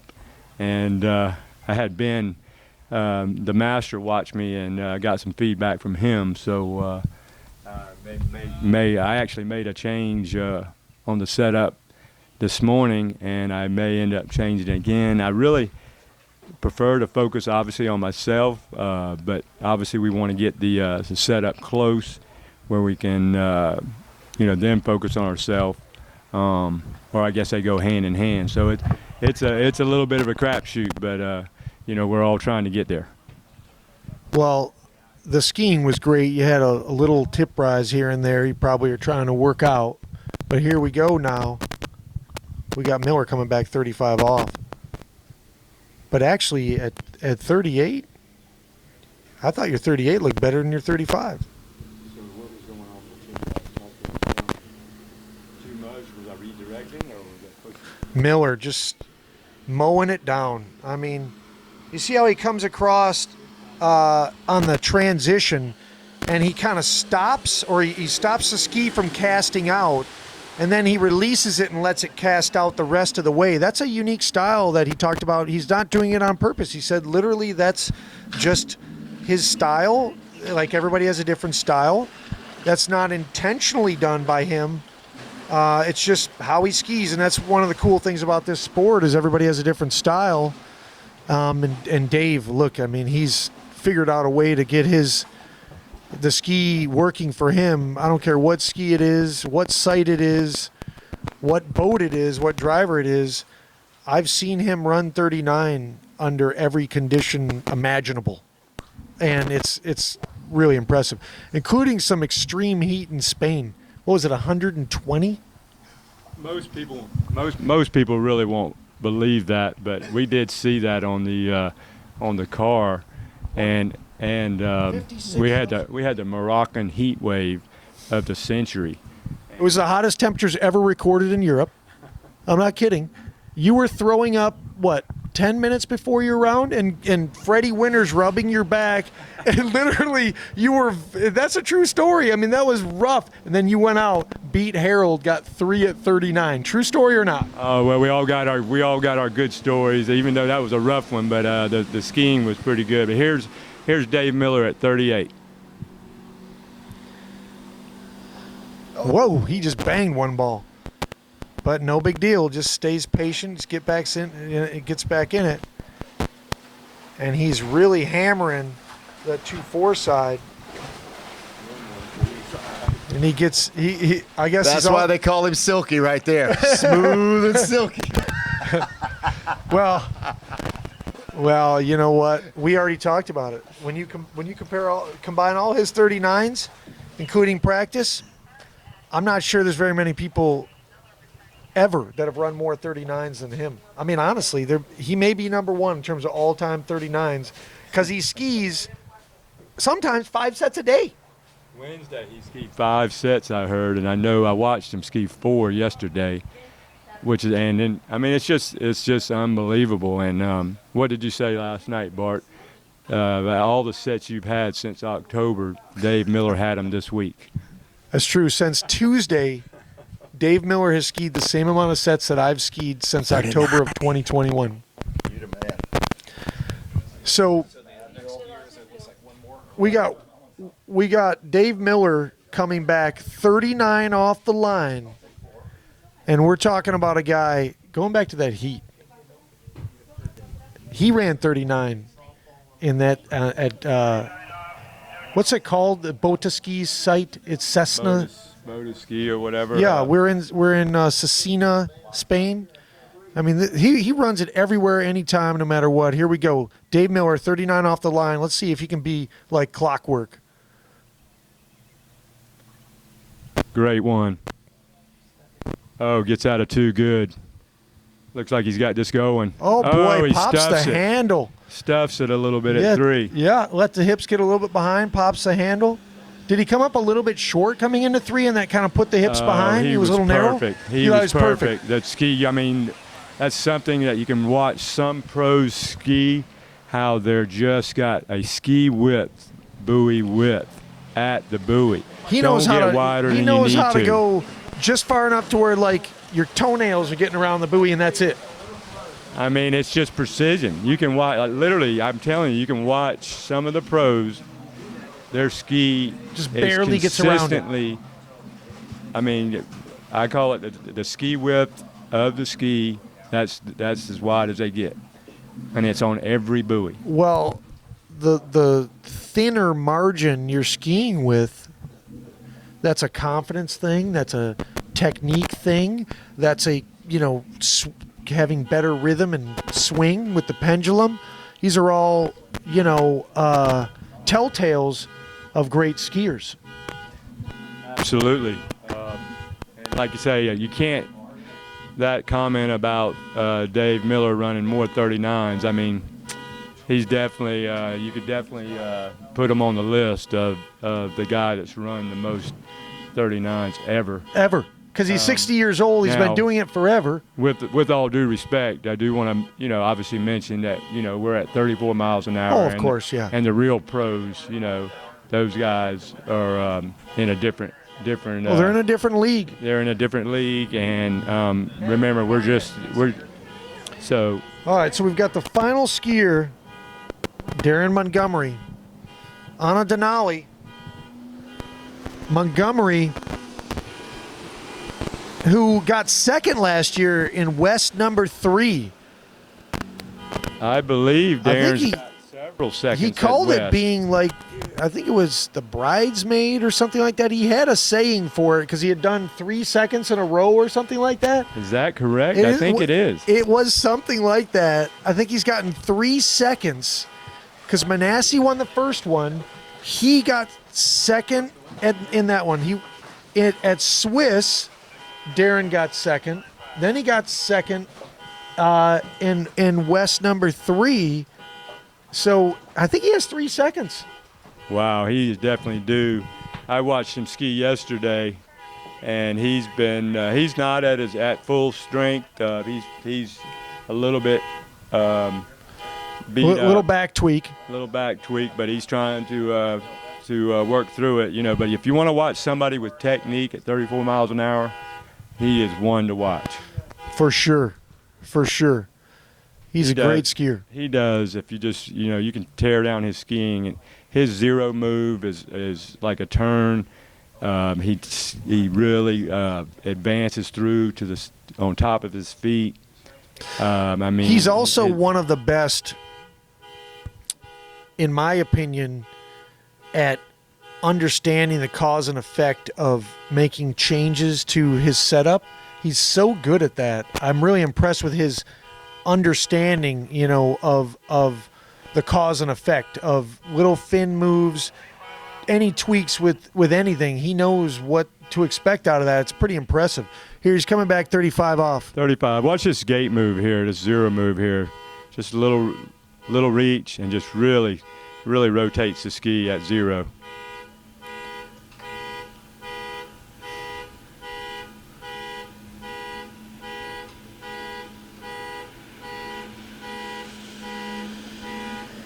Pretty solid 35. Yeah, a little shaky two ball, but other than that, solid. Saw the ski do a little skip at two balls, skip, and then went. Not a lot, but then it was money after that. Yep. But out of all the guys here, with all due respect, I guess, we all got our certain skiers that we like to watch. Darren's one of the ones I personally like to watch because he does so many things right. He does so many things right with his skiing. Honestly, even with his lifestyle, he tries to take care of his body. He's got a son that's a country star. I believe his Literally. Ryan Montgomery. If you go on Apple Music, you type in Ryan Montgomery, he's got actual hits. Actually, I was listening to some of that this morning.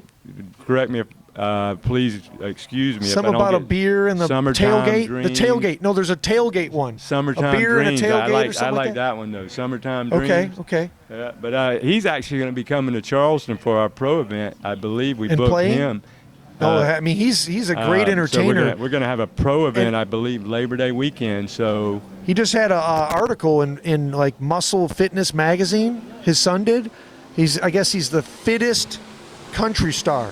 Okay, watch this There we go. 38 zero move right here. Nice and smooth. Tight line out of one. I mean, that's a textbook one. Look at that. Nice two ball. Oh, he's in this. What a good rotation. Plenty of ski in the water at four ball. A lot of confidence there. Boy, that ski Boy, is he mowed really that down. rotating great the way he skied that. Well, I mean, that ski looked really good for him. Yesterday, he came here with his whatever setup he had. The water's 97, and he needed to make some adjustments to account for that. He did make those adjustments, and he looked on that 38. He looked way better than he did in practice yesterday. So that just is a testament to, don't be afraid to, when you see things are happening, trust in what you're observing, and at least give it a shot to make the change. Of course, and I learned this from Kale every day, that the more technically adept you are, the better technically you are, the more you can get away with when it comes to setups and fin settings and boots and everything. I mean, literally, he can be on anything, set up any way, and I have stories about that where his kid's distracting him and he forgets to even tighten his fin. Everything's all loose, and he goes out and runs 39 on a ski that he's never been on. He did it with the A2. I saw that happen. So it just, the better you are, the less important the setup becomes, but setup's always important. Absolutely. I 100% agree with that, but most of us don't ski like Kale and Darren. You got that right. Here's Darren at 39. 39. Pretty good A little one. slow out of one. A hard two. He's going to have to work. Whoa, a little bit tail at Did he 3. get I around think 4? that might. I don't know if he got around 4 or not. He got 3. Yeah, he got 3. I don't know if he got 4. Score is 3. So right now, we've been through the first preliminary round. We've got Aschenbrenner. Imagine that. At age 60, the champion from last year in first place with 1 at 41 off. And by the way, is he the only one that ran 39? It could have been. Aschenbrenner could have had 2 at 38. I mean, that's literally. I did watch that. He was an inch away from having a score of mid 38. Next thing you know, it's 1 at 41. I mean, incredible persistence on his part. I think he trains at the same place with Dane. No, we got another Meckler. half. We have a half. With Dane, Don trains that little mountain with Dane Meckler, and Dane is. It's another famous site. He always tells me. He says, Mike, if you get tip rise, you still got a chance. If you stuff it, you're out. So Don took that little mountain tip and used it to the fullest. So we've got another guy with a half. Todd second. Right? Let me see. Did I thought Todd got 5.5 at 39. Yeah, that's second. I think. No, you're right. But there are, I mean, some of these guys, I mean, you got to go down the list. Dave Miller, Ben Favre. I mean, Ben's won a pro event. Most people don't realize that, but he has won a pro event I at told the 36. story about him winning after his ski unfortunately breaking for reasons we won't get into, winning a head-to-head event on a ski that he just went and got out of the pro shop at Conley F1 at Trophy. Is that a true story or not? Absolutely true story. I skied that event, and I personally witnessed that, and it was stunning. And Ben is the type skier. I watched him do that last year at Swiss. Get a brand new ski out of the bag. He ended up grabbing Matt Hines' ski. He did, and ended up had his best rounds on that ski and he in the was middle right of the at tournament. the end of the middle of the tournament, and he was right at the end of the final, right in the thick of it, right at the end. He almost won it. And Ben is Who did win at that Swiss event? The winner at the Swiss event was. Well, I know Don was in there at like 5th, and Jeremy Newby Ritchie and Todd Kuykendall, and was it? Was it Ben? No, I don't think it was. Well, we'll have to. We're gonna consult the record books. But we had a great first round. Some of these guys, I know we can get a little bit, deep on some of this conversation. But what we wanted to bring was some of the tech talk, from our perspective, the skiers' perspective, just to share that. Different people. Ben Favre. We need to get Darren over here. Dave Miller, I'm sure, gave you some insight. I mean, I'll tell you the insight that I thought was interesting. It's coming from Ben, who actually wrote a book on short line water skiing and published it. And he talked about so his 4 keys, basically, to performing, and not just in water skiing, but in any sport. And it was interesting to hear that perspective. He gave the 4 sort of bullet points, and now we could spend, some time getting into it.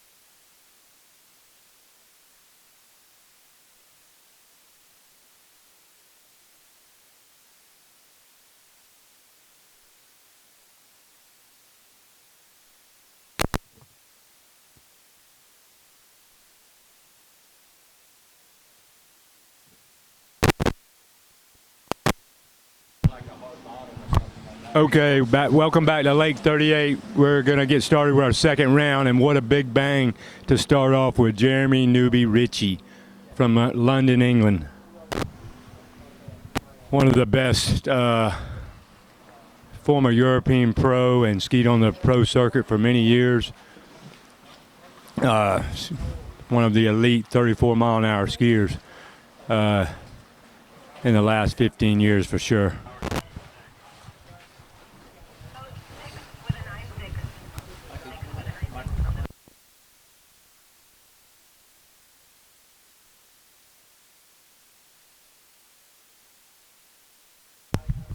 Okay, we're into our second round. We did have some technical difficulties this morning. I hope that you can get connected.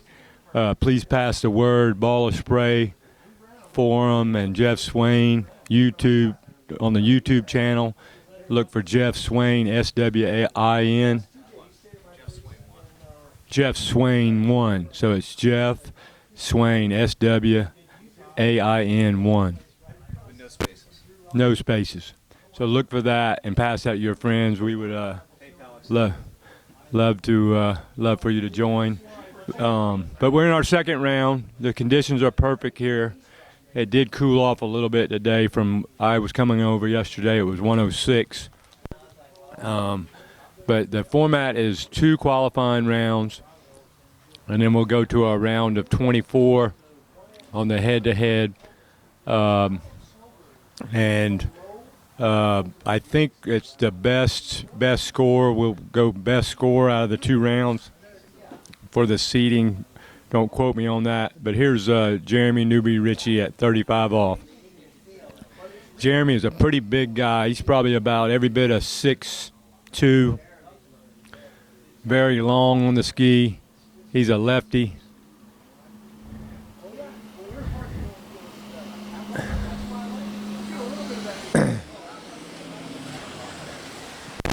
But like I said, most people don't realize that Jeremy was one of the top European pros back in, I would guess, the 90s, and has continued on skiing into the 34-mile-an-hour between the Big Dog and now the West events. Came all the way from London, England to compete.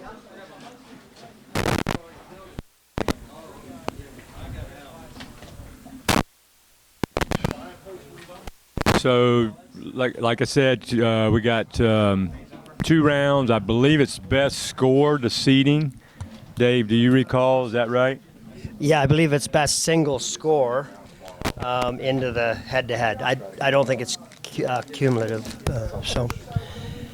So, and then we'll do our typical head-to-head on we got about 20, 21 skiers, and we'll cut that to the 16 today. And then I think at 10 a.m. tomorrow we start off with the final 16 or so. We do have a cash purse for this, I believe. Don't quote me, but I believe we're going to pay out about $1,250 for first. Yeah, there's something. So here's Jeremy. I believe this is 38 off. He had a very nice 35 coming towards us here last pass. Let's see how 38 goes. Jeremy's he's a pretty big guy on the ski, very consistent. He's working a little, but I mean, he got through it. Yeah, there was just never no doubt he was going to get through that. Yeah. Too much experience, time on the water. So Jeremy's the first skier back of our second round. We got to go through all 20 skiers yet. After Jeremy, we have Joey Barton, Steve Allen, Todd Rister-Sally, Ben Fevray, Jed Blackburn, Don Aschenbrenner, Matt Hines, and Dave Mackey. That's the first half of the second round group.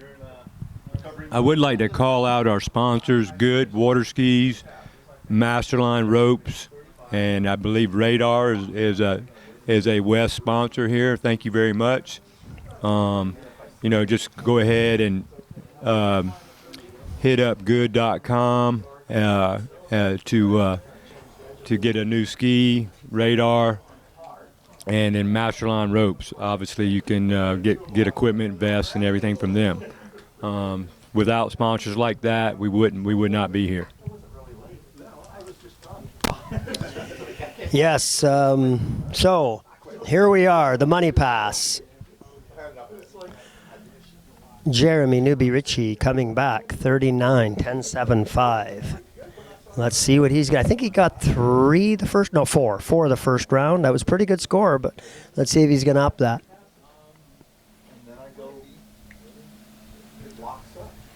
He's got a pretty good 2. He's in it. Oh, yeah. Hard 3. It's going to be close. 4. He bangs it. Oh, man. Oh, it's going to. Oh, I thought he stuffed it at 5, but he hung through it. That was a lot of load there from 5 to 6, wouldn't you say, Dave? Oh, yeah, it was. But, he managed it. It didn't really pull him out of position much at all. He managed that very well. What do you think the load on that rope was from 5 to 6, being his size? At least 700-800 pounds. Had to Crazy. be. Yeah. Why don't you tell the story about how you picked the perfect bracket? You picked out of 16 people. 32 people picked every single one all the way to the finish, which is statistically like 1 in 300,000 or whatever, and you won the $5,000 first prize. And who did you pick to go all the way? Jeremy Newby Ritchie. Why don't you tell that story? So Dave Good, we all know, bless his soul, rest in peace. Everything's blowing away. Dave used to do some innovative things for participation and just people involved with the sport. And remember, he did the bracket challenge. Dave Miller's been in the Final Four of that many times. And just a quick story about Jeremy. I ended up picking the perfect bracket of the 32 skiers, and Dave had to come off the hip for $5,000. So I said, well, Okay, let's watch Jeremy at 10.25.41. Pulling out for the gate, looking good. Little lean away. Oh boy, he's gonna go for 2.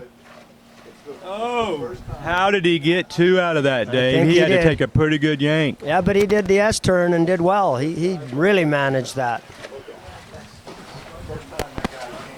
Great pass. He's got the top score today.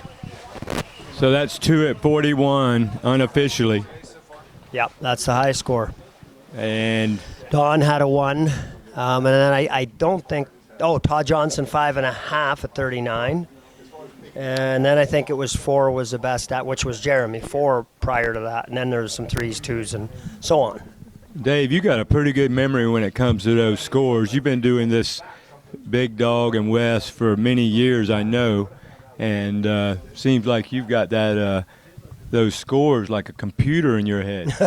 I don't know. I just remember them. I was watching. I know mine wasn't great, so I was like, what the heck? I got to step it up next round. I've watched that through the years, and it is interesting, whether it's a pro skier or I call us, we're just, some 34-mile-an-hour skiers. But it's amazing at the experience level, these guys, they just remember the scores. They can tell you the cut line. I mean, there might be 40 guys, and they can tell you the cut line within a quarter buoy. It's just crazy to watch it. Well, let's see. Who is next? Joey. Joey is next. We'll get Jeremy back to the dock here, and Joey will go out.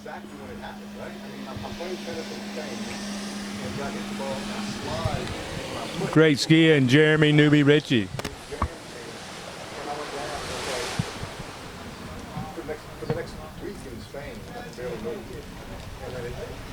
So, Dave, you skied a lot this past week, and I know you probably previously got asked by Bart, what your keys are.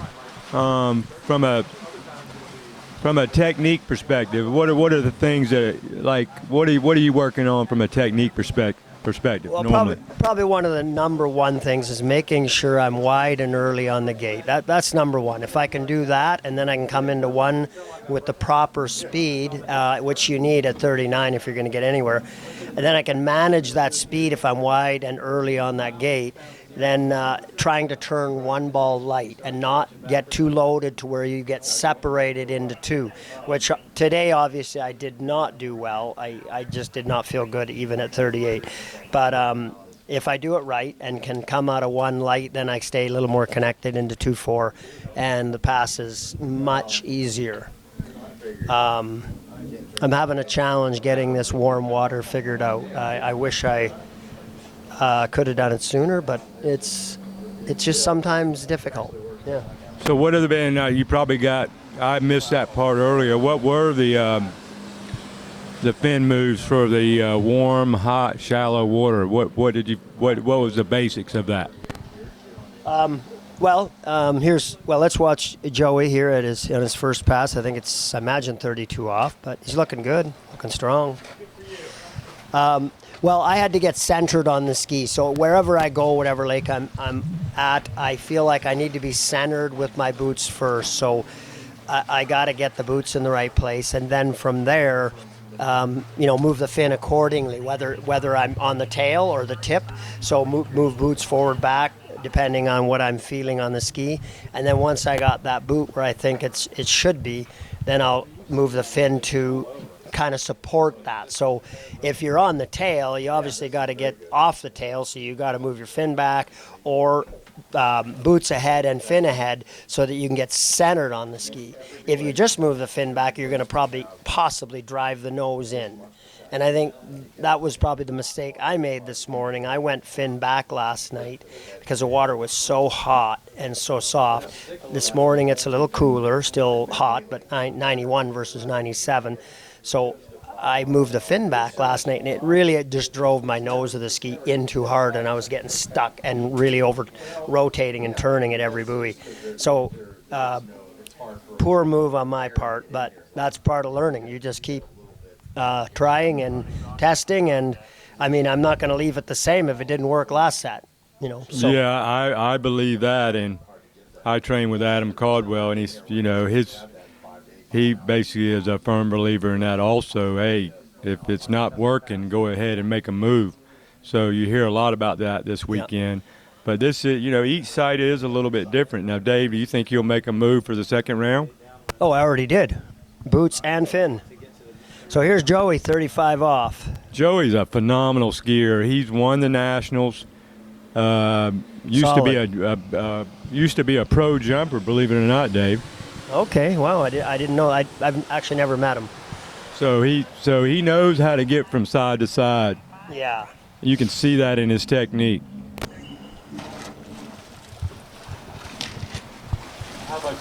How I got Michael Dillinger. I think he skis with Joey some. How much is he skiing?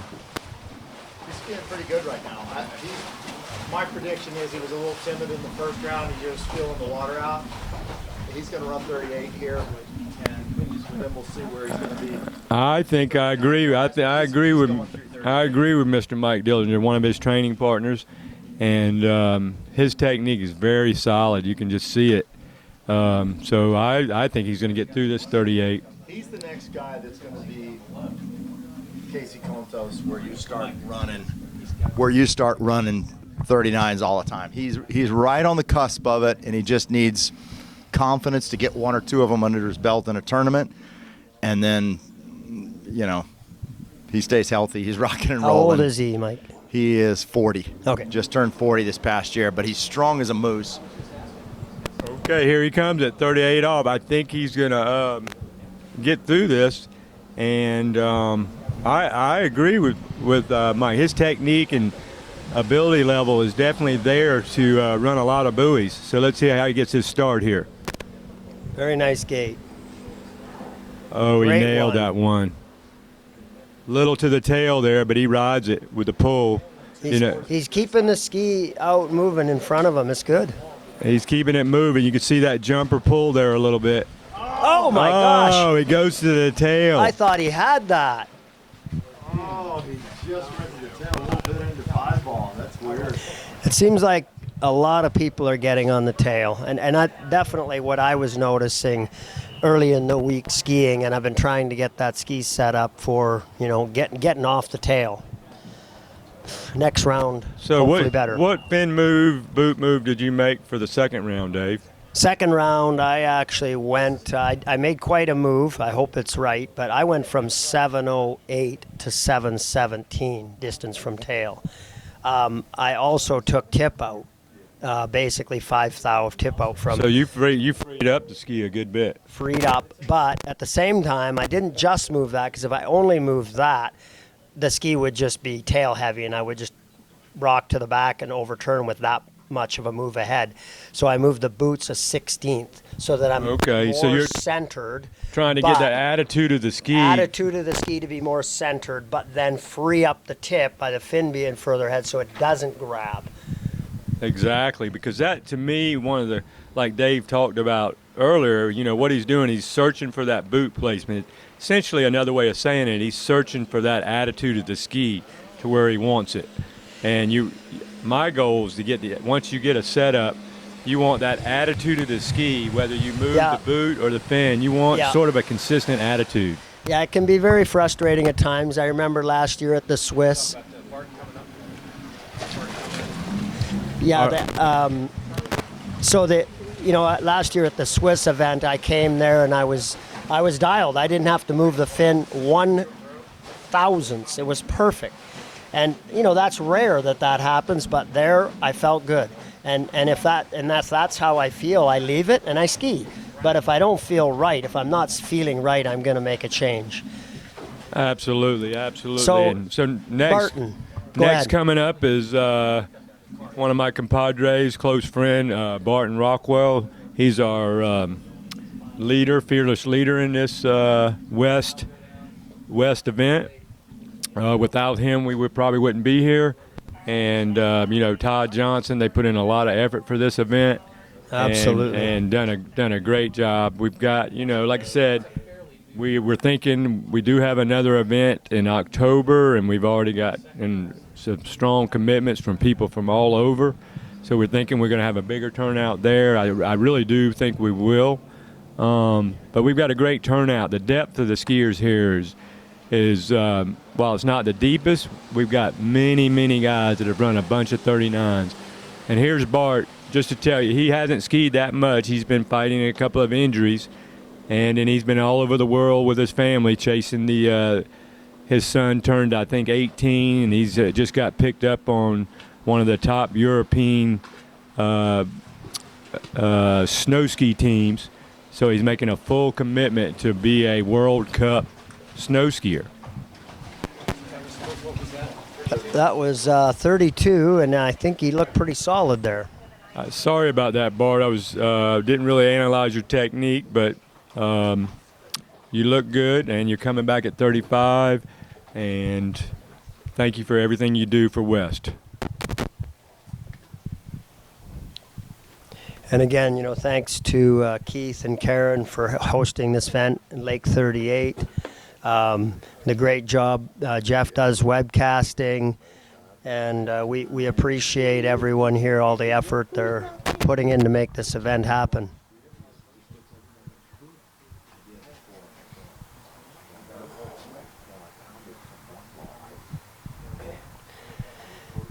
Barton will be coming back at 35 off.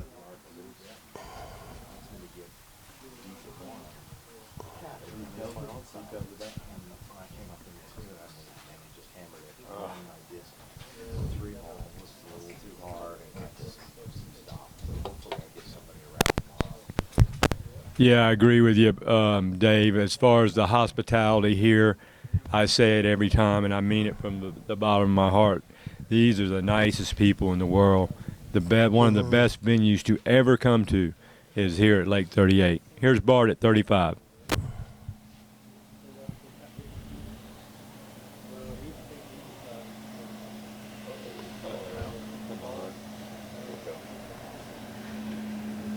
Yeah, he's going to get through that one.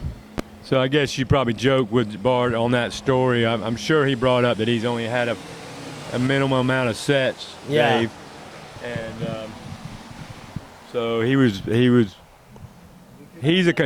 a competitor. I mean, he comes from the pro mogul snow skiing world, was at the pinnacle. You know, he was a top U.S. Ski team candidate and competed in a lot of events from the Pro Mogul events. And one thing that's interesting about Bart is he does know how to compete. So he's gonna bring it. He's gonna bring it. He's gonna have to run 38 here. I know last round he missed, I think the exit gates or 6 ball, but I think he'll put it together here. He needs it. Yeah. So he's literally that was actually his first 38 of the year yesterday in practices that he's run. He's doing all right then. So he was excited about that. He got to 6 no continuation today. If he can get into 39, that would be really good.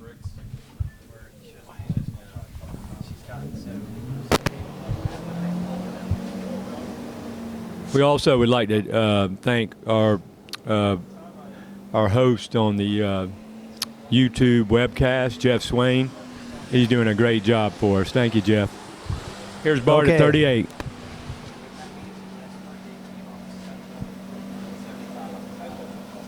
Good one. Come on. Tail separation. He's done. Oh, it's too bad. Oh, well, I mean, it was a good enough 1 and 2 to get through that. I think he just went to the tail at 3. Yeah, 3. He just didn't get any tip. He was on the back again. Tail sinking. I mean, why do we go through this and we know the tail is death? You know, sorry to use that terminology, but we know the tail is not going to work for us. So was the tip if you go too far, though. But that's right. But you know, okay, but. What did Cale tell me one time? He said, Mike, just try to stuff it on every buoy and you'll probably ski well. And if you stuff it, you look good. If you stuff it, you look good. You can't ski timid. That's the thing. Oh, well, Dave, I will say I've watched you through the years, and there's definitely nothing timid about how you ski. So we have some sayings, and you know, we all got our rituals, and one of the things that Bart and I came up with, you know, what do we say? Trust that you're prepared, take out the demons, and don't ski scared. Yeah, that's right. Well, who do we have next? Steve Allen, okay. So we've got our drivers, Keith Albritton, the owner of the lake with his wife Karen, and Jeff Gilbert, 2 of the best drivers in the world. I mean, it's just that simple. It is a little bit of an art to be really good at it, and they're 2 of the best.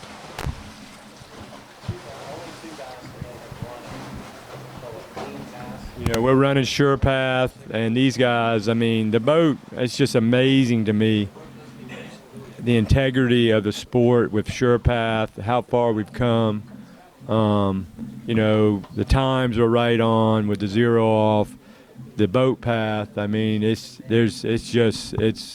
really come a long way, and you know, it's making it so fair for everybody. Yeah, well, and I think it's helped a lot of drivers. I mean, in sites where you've got multiple drivers in practice just pulling you randomly, and I know it's a huge difference for me, but these drivers that don't realize, well, if you're away from the skier or into the skier, and with the SurePath now, we can say, hey, we want to shoot for +3s. I mean, you're not going to be perfect, but +3s, +5s every buoy. Then you know you're moving with the skier. You're not going +5, -5, which is hurting the skier, right? So here Here's we are, Steve Allen, a very strong early pull out. Steve, I believe, had 38 run the first round and just had a bobble at 6. That's right. He just missed it. He was looking strong.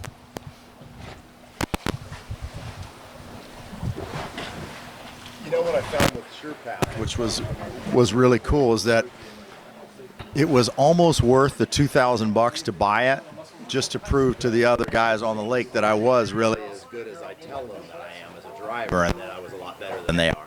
And now I'm able to prove it. Yeah, exactly. Damn near every day, and it's crazy. Yeah, it is a nice tool. You know, in the big scheme of things, I mean, I know, you know, water skiing is an investment. You know, sometimes we'll like, you know, what am I trying to say? Sometimes we cannot do all the things that we need to do, but in the big scheme of things, we travel all over the place. You know, we're out there training pretty hard as you know, in the older adult trying to participate. So, you know, get the equipment that you need, you know, get the tools that you need, get the coaching that you need. I mean, all those things, you know, they all count. They do make a big difference. You know, kidding aside, it makes a mediocre driver that you might feel is a little not quite countering the way you want them to. You can explain to them, and you can go, no, right here, get away. Yeah. It makes them. You go from a medium driver, mediocre, to a pretty good driver in a matter of a week. Yeah. So here's Steve coming back at 35 off. Where's Steve? Steve is in Arkansas, is that right? Yes. So he's Arkansas. Oh, a little bit of a slow one. He'll dunk the handle and get her back. A little bit of a tool, Oh, yeah, you know. He does that every time on that side. 135. That's normal.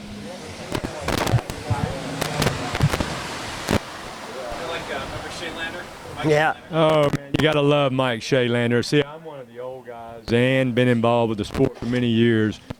And I remember Mike Shaylander. I mean, it was textbook.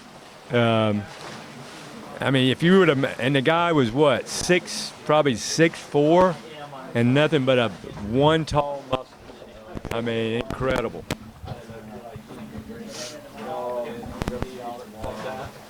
So, like I said, we're gonna continue to drag down some tech talk. I know some of the skiers want to hear about that. You know, we have focused a lot on the high end slalom, which I don't like. Ben, I think addressed. You know, he addressed 4 factors, and that applies to all levels. Bart's just coming off the water. So what's going on, Bart? What happened there? I mean, your one looked pretty good. So, yeah, I think the one was good. I was, you know, second round. It's been, you know, a long day. And I feel like I was a tiny bit long to 1, but that was really long to 2, and then I was sort of done. By the time I got to 4, I was too far down course. But it was just about not skiing with enough trust, pulling long. Steve Allen, here's Steve Allen. I believe this might be 38 off. Oh, he's down in the water. He's still going. Oh, it's going to be close. I don't know. Oh. 4.5 unofficially for Steve Allen. How many, was it one handle dunk per buoy? How many was it? I didn't know he dunked on his onside. It looked like he was dunking. It looked like he was dunking both directions. Is it possible? Well, I would say that's sort of an anomaly, right? Most people don't dunk both directions, or do they? Typically not. You know, it's just a style thing. If you're a handle dunker, what are the chances that you were born before 1970? 100%, right? Can we just agree? Well, I will say that I do personally know someone that was a handle dunker that I consider. Is he a reformed handle dunker? Now he's reformed and has great techniques. So you can. No, I'm not saying it doesn't work. Wait, don't. Let's not confuse handle dunking with not having good technique. I'm saying it's a style associated with a different era, and it does work, but it's a different era. I mean, I could name out a couple of people in our group that actually do that. What about Dodd? He dunks the handle, runs 39. I didn't want to say anybody's name. But I will by name. Dodd runs 39, and he's a dunker. I will tell you, I grew up doing. It wasn't the handle dunk. What our cool thing was when I was a teenager was put your elbow in. Now, is that a Shelander? Put that elbow in. Let's talk about it. Is that a Mike Shelander? It was like the inspiration for that. Of course that's a Mike Shelander. It was you drop that elbow you pivot around it, right? 135, you pivot. That was your It's pivot like literally putting a pin in the water and then you spin around it. It was awesome. And chicks digged it. I'm telling you what. Well, let's not get carried away. Okay. I mean, we There- went. there you heard it. We went You from heard we it went from nonfiction to fiction there, real quick, buddy. You heard it from Dillinger right there, Mike Dillinger. You got it. We went. We're cutting up here. We y'all, went. y'all just we bear went with to. it. We went to. I think they call that Fantasyland. We got a new skier. We're gonna get back on track here. All right, now hold on. Steve Allen with a score of 4.5. Give me a guess where that puts him in the rank right now. Probably, I would say that's going to put him about 14th would be my guess. 13th, 14th. Right now, with 4.5. That's a guess. That's total guess. So, how many people have not run 38? Do we know that? No, and I wish I guess we need some real-time data. It would be nice if Maybe we we can had get the scorer to call into us. just to write down something on write a piece of paper and we could take a picture of it. I have a radio, so that gives me a little bit of. Okay, here's Big ability. Todd Ristostelli. If you want to see a guy with some fitness, Unbelievable. I mean, I think he's a personal trainer. If he's not, He is. His YouTube channel is called Swerve Master T. Go to it. It's comedy combined with fitness. It's actually funny. And he teaches people virtually. He trains them. That's his. But he has a YouTube channel, Swerve Master T. Go to it.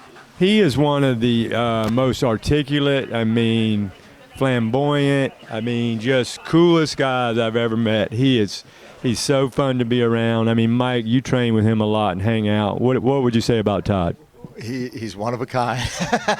But he does training with people all over the world where he put it on FaceTime and set up the phones. They'll set up the phones and they're back and forth. They're not even in the same. He's had people in Europe where he'll work once a week with them or twice a week. It's incredible. With them on FaceTime, and they're working out on stuff. We'll ski a set and he'll go, okay, I got to go. And he'll be on my dock working out with somebody else for the next hour. That's awesome. We live in such a virtual, online environment now.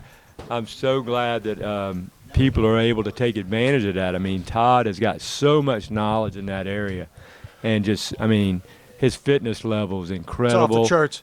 Let's talk about one other thing about Todd. A lot of viewers maybe know, or maybe some don't know.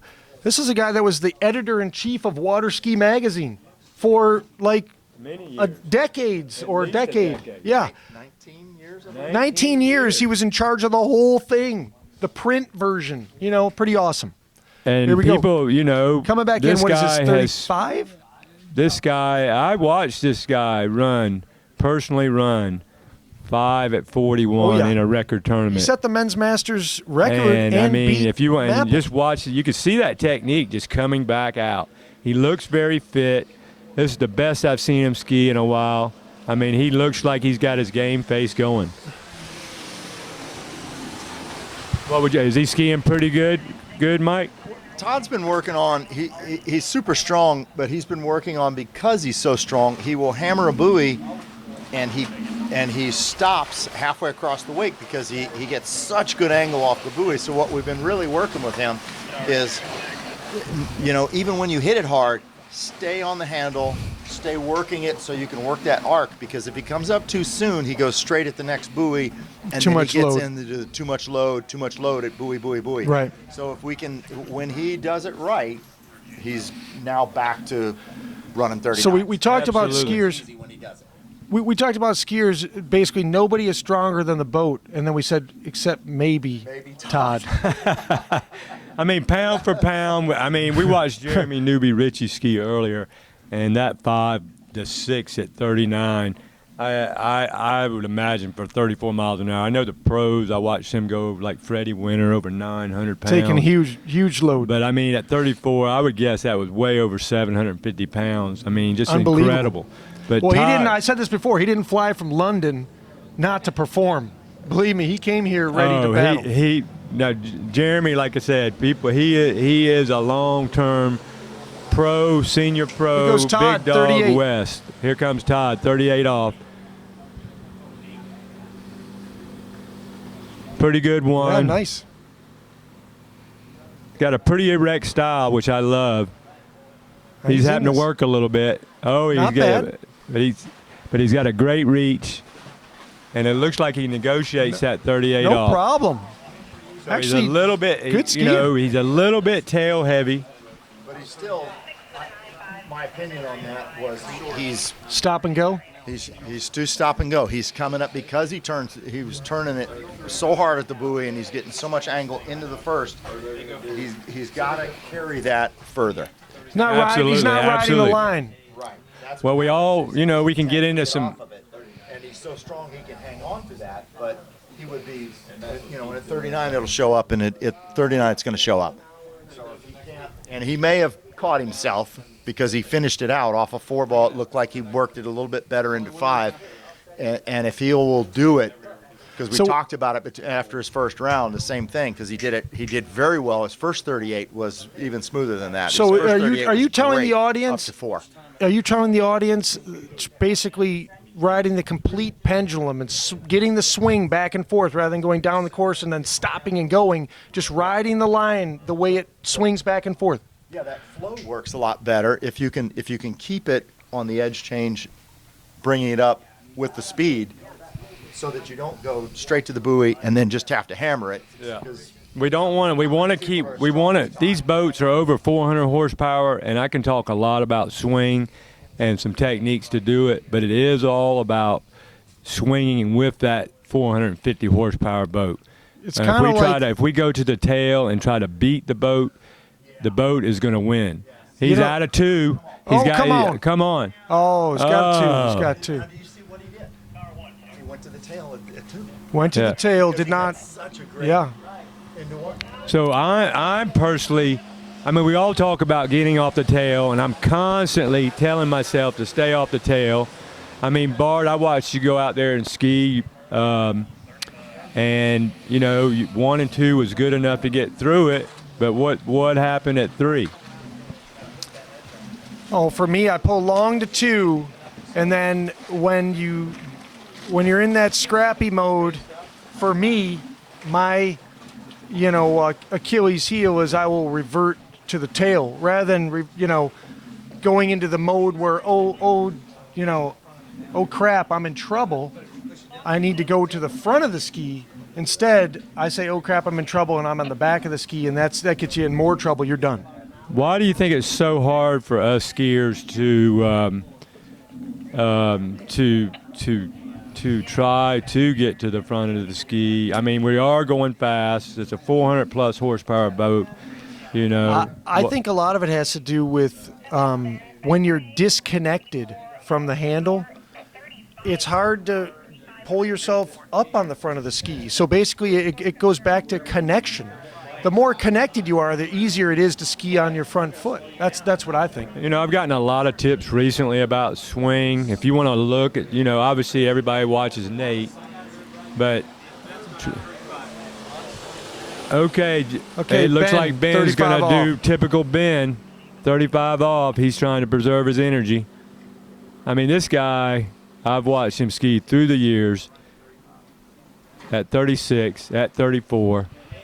I mean, there's no question that Ben is one of the best 34-mile-an-hour skiers of all time. No Wouldn't question. When you wouldn't talk say about absolutely, when you talk about the best 34-mile-an-hour skiers ever, you can't have that conversation without putting Ben Favre's name in that conversation because he's won so many big events and he has delivered. I mean, can we call him the postman? He almost always delivers. I mean, this is post-COVID. Before COVID, the postman always delivered. Now the postman almost always delivers. So I would call him the post-COVID postman. He almost always delivers. Absolutely, absolutely. I mean, and, you know, let's see. I mean, Ben is so experienced. He didn't get through 39 this round. I mean, excuse me, the first round. You know, But he was in it. Obviously, I assume he is going to get through 39. By the way, that 35, I have to be honest. I don't know if he did preserve any energy with that because he had to take a couple big hits. On his onside, it looks like he went Well, to the tail. did you hear what Jasmine, the chief judge, just said? He's opting up to 39. So maybe he did not have the gas in the tank after that, and now he knows it's time to go. I mean, that's incredible. It's go I mean, time. okay, Well, let's see if he does it. Let's One see if- pass, does and he you're out- going to be at 39. 39, because he goes Okay. 35 off the dock, 39 coming back. If he runs this, He wanted He wanted that straight setup for 39, I think. come on. Here we go. 39, Ben Favre, second pass. Slow one. Oh, he gets out of 2 pretty solid. Looks like he's cruising. Oh, no, my. 3. Darn it. Oh, But you know he what? is not happy with that. I saw a head That nod. was made for TV, though. 35, 39. He needed to run that. He did. Now that'll be an unofficial 3 at 38 off, It I will. believe. It is. Because he I opted believe out. that. It's 3 at 38 off. So that could potentially affect the rankings. Because it's not 3 at 39. It's 3 at 38 because you have to run the whole Well, pass. I mean, what is for the viewer, wrapped up. for our viewers' perspective here? We got best score out of the 2 rounds for seeding. Is that correct? Yes, it's single best score out of the 2 preliminary rounds. And then you simply, put your name on the bracket next to your seed, and we follow the bracket to conclusion. That's Okay, that's so what we we're know doing. no cumulative here. You know, Bart and I, we have skied in a lot of big dog events, and they did the 9 through 16 was cum, and we've got We did cum here at West for the first 3 events for seeds 17 through 32. But this year, just to make things simpler, we just thought, let's make it more simple. It's just single best score. So we changed the rule for this event. Maybe we'll go back to cumulative in the future at some point for the 17 and beyond. But for this event, it's the single best score out of the 2 preliminary rounds. So I would like to talk to the viewers and just encourage your participation. I mean, you've watched at this tournament here, you've watched people, run 35 off to run 39 off. Everybody here is having a great time. You learn so much from some of these Wealth best. of knowledge here is off the charts. I mean, it's just unbelievable. You've got the best boats, an awesome venue.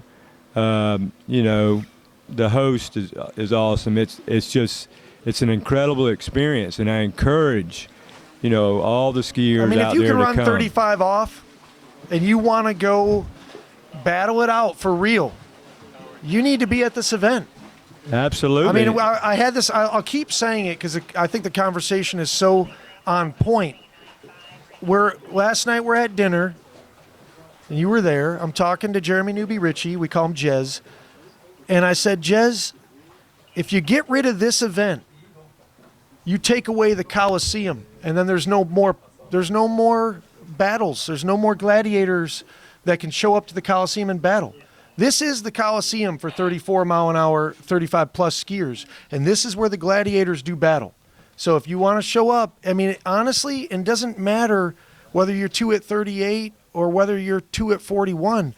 Anything can happen. I'm not going to go through names, but you and I have been at the World Championships, Big Dog Finals, West Finals, where guys that get into 41 all the time miss 35. I mean that happens. It happens. It happens. I mean, I've personally Anything can happen in a head-to-head. had guys, that have not missed 39 all weekend, and you get into head-to-head with them, and anything can they happen. miss it, and you advance. That's the way. right. That's the way it can go. It's so exciting because whatever you think is going to happen isn't going to be it. And, the biggest reason, let's just cut to the chase. One of the biggest reasons that skiers do not come to events like this is they just don't think they're skiing well enough. And I just would encourage you to please come and participate, and you'll never regret it. I agree. Here we go. Who do we have, Bart? We have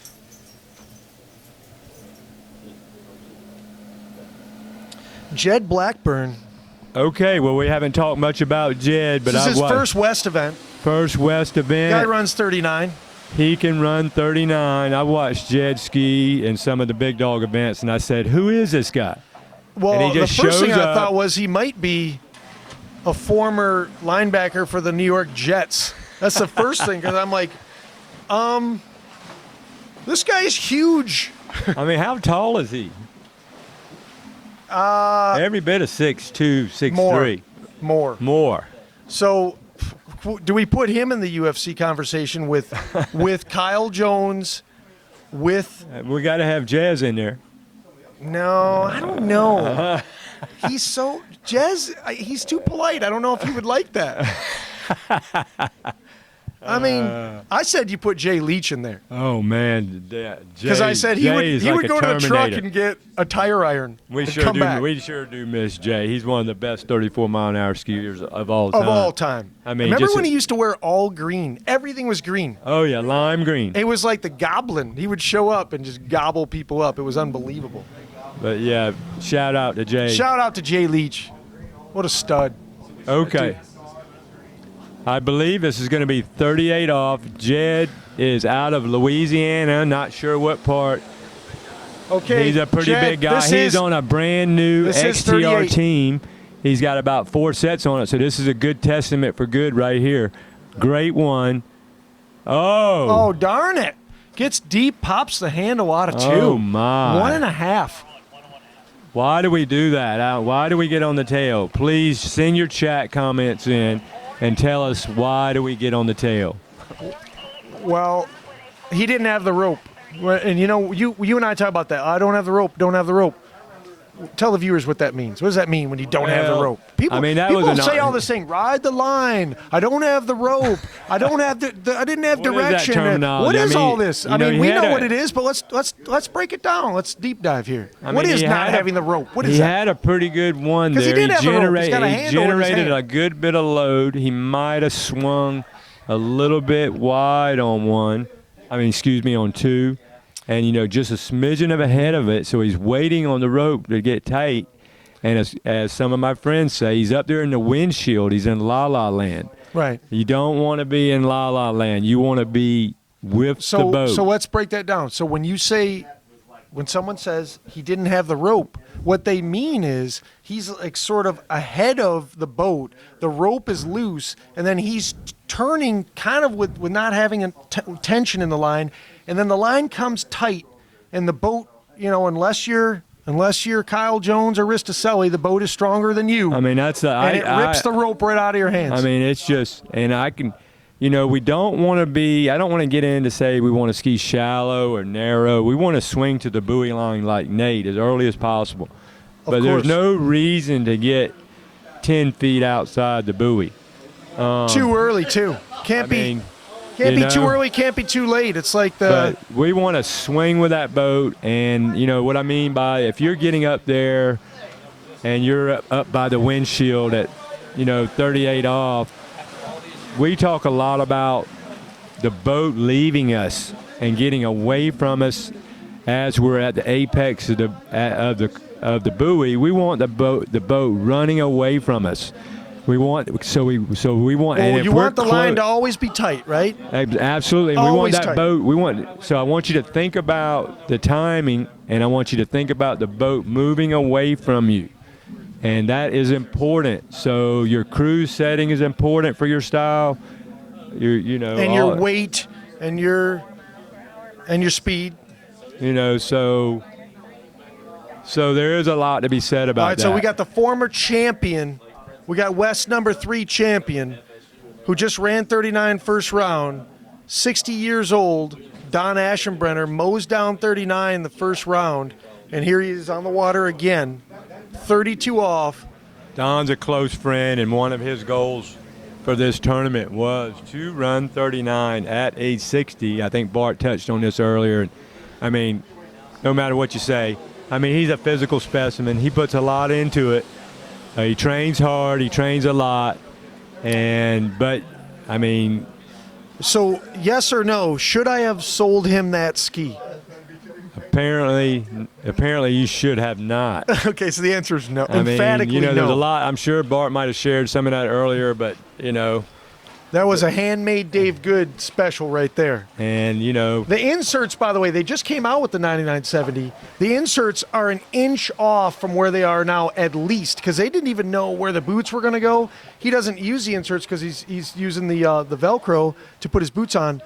That ski was one of the first probably 10 on the 9970. And it's a great ski. It's back when they made them left, right foot forward. They didn't even know they changed it up. Now it's neutral. But the ski was a little too small for me. I sold it to Don.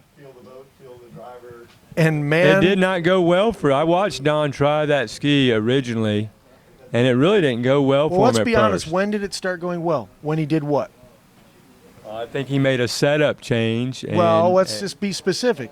He threw the whisper fin on there, and then it started working. Right? Let's just be honest. That's what that happened. did. I mean, that. Then he and- starts mowing down 39. And you know, it's But it's I tried interesting the about. whisper, and I was like, no magic. So it's all about what works for that person. And the setup, you know, you can get all these different tools, and if you really, you know, You can find what works for your style and your posture and your tech, you know, whatever you naturally are inclined to do. If you can uncrack that code for you, you can bring out your maximum potential. And Don has but done don't that. forget. I do want to revert to, you know, the other factors. The His training. 200-pound back for you the know, 145-pound guy. Well, that's a big one. That's a big one. But you know, coaching. You know, Look at how stacked he is, diet. though. He's always so connected. He's nice and tall. He never gets crouched or hunched at the buoy. I mean, look at how the line is tight as a guitar string, and he literally, the handle's always into his center of mass. But I would be willing to bet. I would take this bet right now with anybody out here that if you measured if we had the ability, like some of the pro events, to measure the load on the line, I would You think guess at Don would rival? 38. I think Don's would actually be the lightest. Oh, I no question. He would be, because for some reason I've watched him ski a lot, and at 38 off, he's just cruising out there. That's a compliment. I He- mean, I that's the highest compliment, right? Absolutely. I mean, we Bart all and I- admire. Bart Like we and I, watch you watch know, Freddie Winter ski, and we admire his skiing. He's phenomenal, right? phenomenal. One of the best top 3, 4, 5 in the world, 100%. We would all love to ski like him, but how many of us can handle that load that he takes objectively? They measure the load, and it's heavy. You got to be a young, very strong man to handle that kind of load, right? We That's don't it. want it. John's 60, and us, I'm what if- turning 50. one if- You're 60. We don't want it. We can't take a load like that. But if we watch Don, there's a couple of things. One, he's obviously his strength to weight ratio is off the chart. Spider. It's like a but spider. I'll give you a couple of just key points. He's very erect. And very connected. Very connected, very erect. Here you go. So This is 38. He's a little bit like a stick out there. So, and you know, I can go ahead and tell you right now, we all have our different philosophies. Wow, he but banged that too. We want to be erect, and we do not want. Oh, boy. He has trouble there. What happened? Wow. Well, you know what?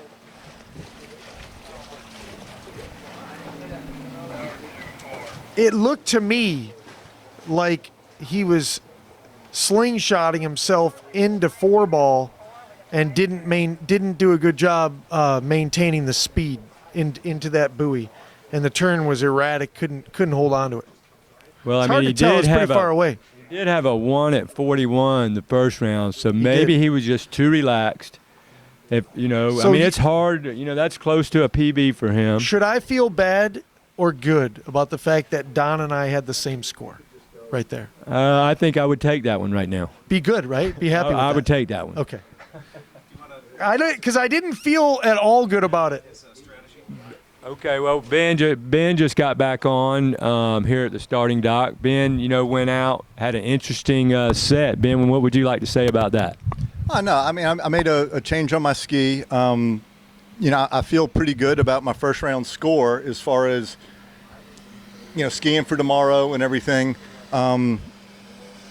So I really, you know, was thinking about two things right now. One is conserving my body, but I made a ski change. I wanted to see what that felt like and feel what the other boat and the other driver felt like. So I didn't want to burn up a lot of energy, a lot of passes. So I said 35, 39, don't really care what the score is. And, you know, that set was about getting ready for the head-to-head tomorrow. Not worried about seeding. I really don't think that matters that much, or what the matchups are. You have to ski against those people eventually. So, you know, that was to learn and not beat up my body for the next round for tomorrow. What kind of fin change? Do you mind us asking what kind of fin move you made? Yeah, I didn't make a fin move. I actually moved my back binding forward a little bit. I was feeling that I really like the way that ski works when I can get my weight on my onside forward, but for some reason I'm coming out of my my offside a little bit on my heels. I'm really having to make a pronounced move to get forward on the ski. So I was trying to just move my center of mass up on the ski, and it did, but it took away my 135, which was really good. So I moved it back, and we'll just go with it the way it was, and try to manage that 135, which I really like the way the ski's turning, and then create the space so I have time to get on my front foot the way I need to manage 2.4 without turning into a dead rope. Okay, it makes sense to me. There you heard it from Ben Favre. Here's, I believe, one of his training partners. Yeah, Matty Hines. Matty has made a lot of technique changes and has really improved his skiing over the last 2 years. And one of the bigger guys, tipping the scales at about 225, 230. And, mass in motion wants to stay in motion. And to get that mass going takes a little more effort too. So, you have kind of the best strength to weight ratio and then probably the heaviest skier back to back here. So for a driver, that's a hell of a change. So y'all ski together on the same lake? Yeah. Matty comes over most mornings if the weather's good. And Dave Mackey, Gene Levins. What is the deal with the Florida guys? I mean, all these guys in Florida, I guess it's just so hot. Everybody trains in the morning. There's a couple things. One is the weather, right? In the afternoons, we have open water lakes. We don't have those sweet private lakes like you do in Charleston. So you have to, play the wind and the weather. Two, over the years, what I learned is if I ski in the morning, I can focus on what I want to do better, and my mind is clear, and kind of got used to skiing in the morning. Whereas in the afternoon, I would still be getting phone calls from work, or be running late and getting out to the lake, and things got rushed, and I could never really focus on what I want to do skiing. So I think it's just a better time to ski, better conditions. It sounds like a pretty good plan, I tell you. I mean, that is nice being able to, live on a lake that has, a course, and being able to do that. That's for sure. Yeah. Matty looking good here. Did you do anything? Did you advise anything to Matt We did between last round night. 1 and 2? We changed his ski last night after the practice round and made a few adjustments. Our lake is really deep. We're about 20, 25 feet deep, and this is maybe 5-6 feet deep. So that's a big change. The whole attitude of your ski changes on the water. So trying to dial his ski a little better into the shallower water where your ski's riding a little high, get him connected on his pull out a little bit better. But when Matt gets things moving, and he has confidence in his ski, you talk about Don Aschenbrenner, he's really trusting his ski right now. And when you can get out of thinking mode and get into trusting mode, you can ski a lot better. And sort of like what Dane Meckler's told me before. He said, "Don't think, Mike, just ski." Yeah. I mean, but like you say, you got to have those ingredients. You got to have the mental perspective dialed in. You got to have your ski set up. You got to have confidence in your ski setup. I mean, it's just so hard sometimes to get that setup, where you're confident in it. But that is a good feeling. And we've talked a lot at this event about tweaking our setup, and and sometimes we can make I do want to clearly state that sometimes we'll tweak our setup, and it's not the right thing to do. I mean, what would you say about that, Ben? Yeah, I mean, but look, it all depends on what you're trying to accomplish. If your goal is to come out and win, then you got to put yourself in a position to run the buoys, the scores that it's going to take to win. Okay, Matty overpulled a 2. 35 off, I think. He's managing it. He's pulling along into that 2-4 side, but he's getting through it. Not a bad 35. Good job, Matty. Yeah, so if you want to win, and you're going to have to run 39 off to win, you have to make those adjustments to put yourself in position to do it. But if like not, you said, you're beating yourself. Right, understand, but I mean, not all of us are going to win. So even we go to an event, we all want to ski. It's all about skiing to our personal best ability. I mean, that's Well, but you see, in these events, I would disagree, in that these 2 rounds you want to ski as good as you can, but once you get to the head-to-head, it isn't about skiing a PB. It's about beating the guy that you're up against. And so that reminds me of going, and I've had the pleasure of not going against you often because you're, obviously one of the best 34-mile-an-hour skiers of all time.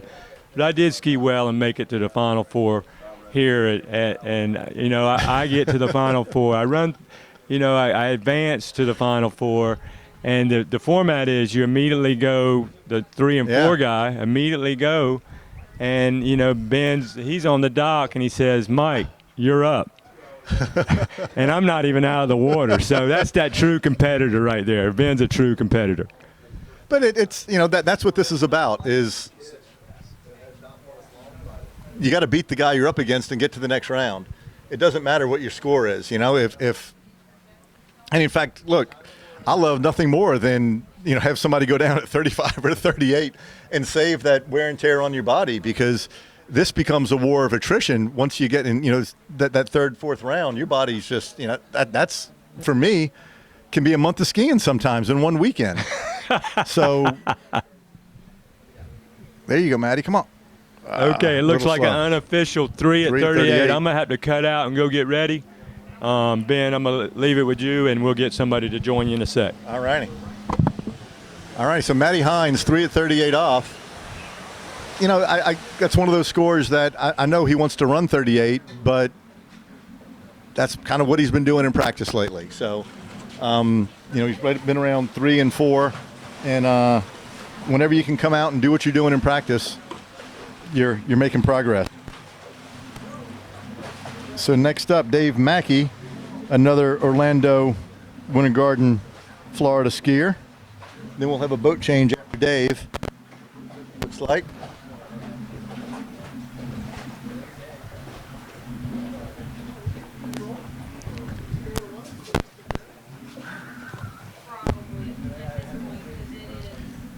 So Dave is a firefighter and has the interesting credential of being the first firefighter or EMT on the scene when Tiger Woods got injured. So it's a funny story to hear from Dave. But Dave's a great competitor. He is. I left the mic, and we're talking about Tiger Woods and first responders. Yeah. Wow. Yeah. We're all over the deck. Genesis? What's that? When he wrecked the Genesis in California? No. When he wrecked the car in Windermere, Florida. Oh, that's didn't. Yeah. With the 9-iron. Yeah. I thought so here's there Dave. was... Now, Dave, right there was nice. He stayed nice and calm on his gate, but what we constantly work with on Dave is 2 things. One is staying still on the pull-out and his turn-in, and 2 is his handle control. He has a tendency to come off the handle really early and kind of get himself strung out. He has a great stack position behind the boat, but if he can manage that handle, 28 off. 28 off.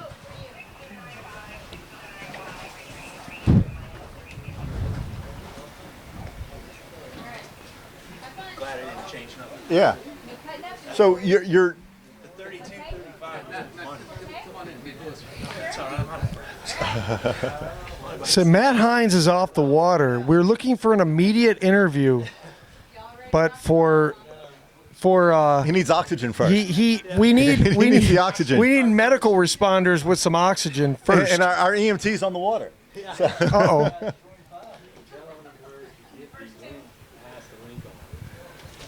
Everybody pass the link on to please watch for the rest of today and for the head-to-head tomorrow. You can find it in 3 spots. Number 1, USA Waterski front page, about 3 articles Mark, down. the people that are on already have the link. No, but they're sharing the link. Oh, okay. Mike's point couldn't is, they just go to their browser and copy and save? I mean, copy you and have to paste? remember, Mike is from a little bit of a different era. Okay, little different, not totally different, little different. Anyway, you can get it on Jeff Swain, JEFFSWAIN #1. So Jeff Swain 1, no spaces. That's his YouTube channel. You'll see it there, or you can just type in on YouTube 55K West. You'll find it there. Nice turn in there by Dave Mackey at 32 off. Now Mackey, he's mowed down 39 a number of times. Yeah, he has. Right? Not recently. He's kind of been, dancing between skis. Man, I really like the way he's skiing right now. I wish I could just teach him and get him to remember to hold on to that handle up and out, because he comes off the second wake and lets that handle go, and the ski gets so far away from him that. So we're back to this idea of connection, staying connected to the handle all the way out to the to the apex of the turn. Yeah, stay connected as long as that's you can. That's your lifeline. If you can manage the line, stay in sync with the line. TJ yesterday was just struggling to find the line, and we made a few adjustments to his ski, and boom, I mean, he was backside in every buoy. He found the Todd line. Johnson, he can ski. Guy's that good. guy can ski. Been good Great for a long guy, time. one of my best friends actually, and man, can he ski. Yeah, he is a great guy. Good as they get. We were just talking about him in the Worlds in Chile in 2018. He went out and ran 39. It was pretty amazing because, it's totally foreign environment. Not only are you in a foreign country, but everything was different. You got different surroundings. Yeah, and it's a great site. It's beautiful, but, it's not something that we're at all familiar with, and you don't get practice. So you get what they call, when you go to a Worlds, familiarization. They call it familiarization. Yeah. What that means is a down and back, and, that's it. And so you don't really get practice. So Todd goes out, runs 39, then Kyle Tate comes out, goes 28, 35, 39 for the dub. It was like, wow, unbelievable, but that was an exciting event. So here we go, Mackey, 38? 35, okay. Dave had a great position behind the boat, but he's just getting himself a little Struggling, but he's back in it. get through this. Good swing in there. You sure there wasn't 38? No, it wasn't 38. 35? 35. Yeah, Okay. started at 28. All right, coming back at 38 on the line. I mean, I'm sure everybody watching knows this, but we might as well say it.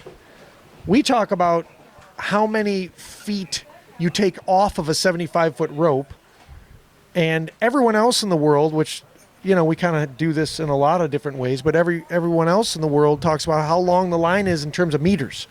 So the 38 off line is the same as the 11.25 line.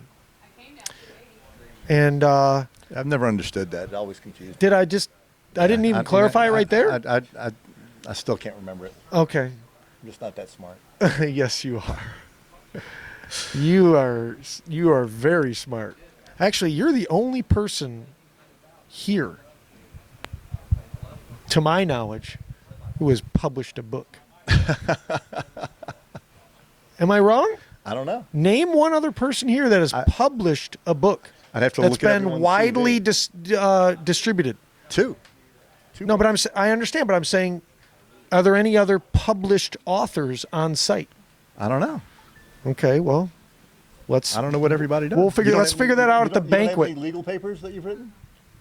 Harvard Law Review or anything like that? I was on the law review actually, and believe it or not, I had a full ride academic scholarship because of it. I was the managing editor of Outside Articles. That's what it was called. There's a decent one by Dave. Tip came up a little bit. He's in it too, though. Oh! Oh man! So, what happens when the tip comes up? What happens? So, what causes it, or what happens from a skier perspective? Let's first talk about what happens when the tip comes up. So, tip what comes is the up, cause and effect? When the tip comes up, you're running out of speed, and the boat's running away from you, and it's going to put more load on you quicker, harder. And you have a no lot of times direction because the portion Right, of the ski you've that lost creates your direction is the bevels, and they're not even in the water. Right, they're up. So what you hope to do is be able to get the tip down before the boat grabs you. If the boat grabs you too soon, the ski's behind you, and it's a fatal error. Once the ski gets behind you, you're done. It slows down that whole timing. So the shorter the rope gets, the more important it is to have that ski tip stay down and keep coming through the turn, because that split second delay in getting your load to the other side gets you, takes you out of rhythm with the pass. So when you said tip up but get it down before the boat comes on you, Yeah. is we've seen some passes from Regina, who's amazing.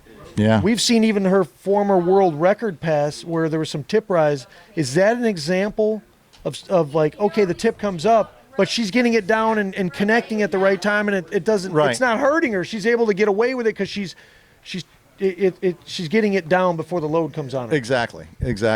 So, the real question is what causes it, and why can she get away with it and sometimes, people can't? Yeah, why does she get away with it, but Mackie did not right there? Let's break that down.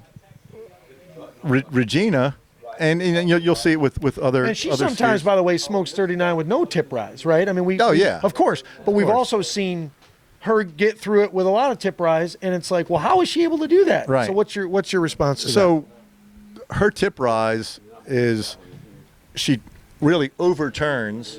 She has a lot of speed through the turn. She overturns and has too much angle and can't hold on to that much angle. So to relieve the pressure on the ski, you bring the tip up and you drop it back in on the line you want to be on. Is the tip coming up sort of automatically because of the speed and how much angle she grabbed, how hard she turned? It's not like she's saying, okay, now I'm going to raise the tip. She's not saying that. It's just that's just a dynamic response. Yeah, that's what happens as a result of what happened before. The speed, the energy. She's 5'3", 5'4". Well, and she's stretched out. I mean, and she's traveling a long distance for her at 39 off. So it's a lot. She has to let the tip of the ski come through a lot, and sometimes it comes through more than you can handle. So, and then she knows, she sees the line she needs to be on. So when the ski goes beyond that line, she lifts up the tip, but she doesn't lose her speed, and she's moving in. So when the rope comes tight, she drops in the tip, and she's on the line she still wants to be on. Now, do you ever have an occasion where you get some tip rise and it actually makes contact with the rope? Oh yeah. That's kind of tough. That's not good. That's a tough one to get out of, right? That's a nasty fall. When that line comes tight, and you that, could do that's more analogous to what's the happening triple with. Lindy? Yeah, exactly. That's more Rodney analogous. What was that? Yeah, the what triple was, Lindy. what was Rodney that called? Dangerfield, Back to school. Yeah. So skiing over the rope is something that'll happen on your onside, where you turn too quick and you don't have the rope, so the rope is in the water, and that's kind of what that was on Dave's offside, but kind of the same concept where he had too much speed, he made too tight of a turn, and he doesn't have the rope. So, he went in, but on his onside, when he gets that tip rise, it's because, a lot of times it is you didn't generate the speed you need, and you lift up the tip to try to keep the ski moving.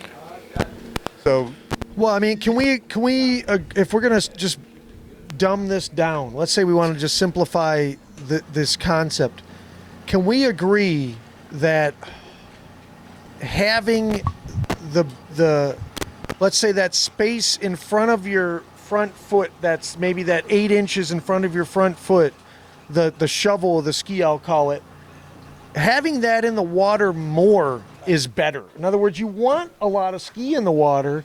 We're not aiming to have the tip rise. We don't want the tip to rise. More ski in the water, generally, would you say it's better or not? I'd say. Is that? Can we generalize and say more ski in the water is better or not? General rule, if you think of just fundamental principles, your ski is your lever against the boat. That's your tool that you're using to create leverage and power, and everything you're doing is to try to transfer the power of the boat through the rope, through your hands, through your shoulders, down your core, do you have, into the ski. Do you have less leverage and less power when less ski is in the water? No, you want as much ski exactly. in the water as possible. Right. Both your turn and lean. So I would say, like, when we watch Will Asher, who's a phenomenal skier, right? Like, he does so many things perfectly, right? When I watch him, one of the things I say to myself is, wow, look at how much ski he has in the water on both sides, everywhere, all the time. He's so connected. There's so much, he's just utilizing the leverage and power of his skis so well. And a lot of that has to do with how much of it is in the water all the time. Like the whole ski, except, 3 inches is in the water sometimes on some of his turns, and you're like, wow, that's amazing. So should we be striving for that? Or are we too old? I think you want to be as efficient as possible on the ski. And being on the tail is not efficient. That's inefficient. You want to. That's why I always say people should ski on the biggest ski they can turn, because the bigger the tool, the bigger fulcrum you have against the boat, the better chance you have. And we watched Nate. You always want that ski to be in front of you. You want that ski to be out in front of you. If the ski's in front of you, you always stand a chance to get to the other buoy. If the ski gets behind you, stuck behind you, you're done. You're done. There's no recovering from that. That's a fatal error, right? I mean, you're out of it. So Nate is, I think we can, by all accounts, say that he's one of, if not the best ever. I would say best ever. I think you previously said best ever. I mean, this is a guy that, would you agree, he is skiing with a lot of ski in the water throughout the from center line out to the buoy, out of the buoy, then back to center line. I mean, look, everything Nate does. Whatever he's doing is basically perfect, right? It's amazing. I think the thing that impresses me most about Nate is his patience. Even at 41 off, you won't have a perfect turn, yet he'll just wait, get the handle back, load like crazy behind the boat, and get to the next side, make a turn. It just absolutely amazes me, his patience and ability to kind of, keep his head on. It's incredible. And stay calm. I was at a tournament in Michigan that he went to actually a number of years in a row, in Clio, Michigan. It's called Hidden Lakes. It's actually where McClintock set the Canadian record with, I think it was 5 at 41. It was either 4 or 5 at 41 at that point. It was a Canadian record.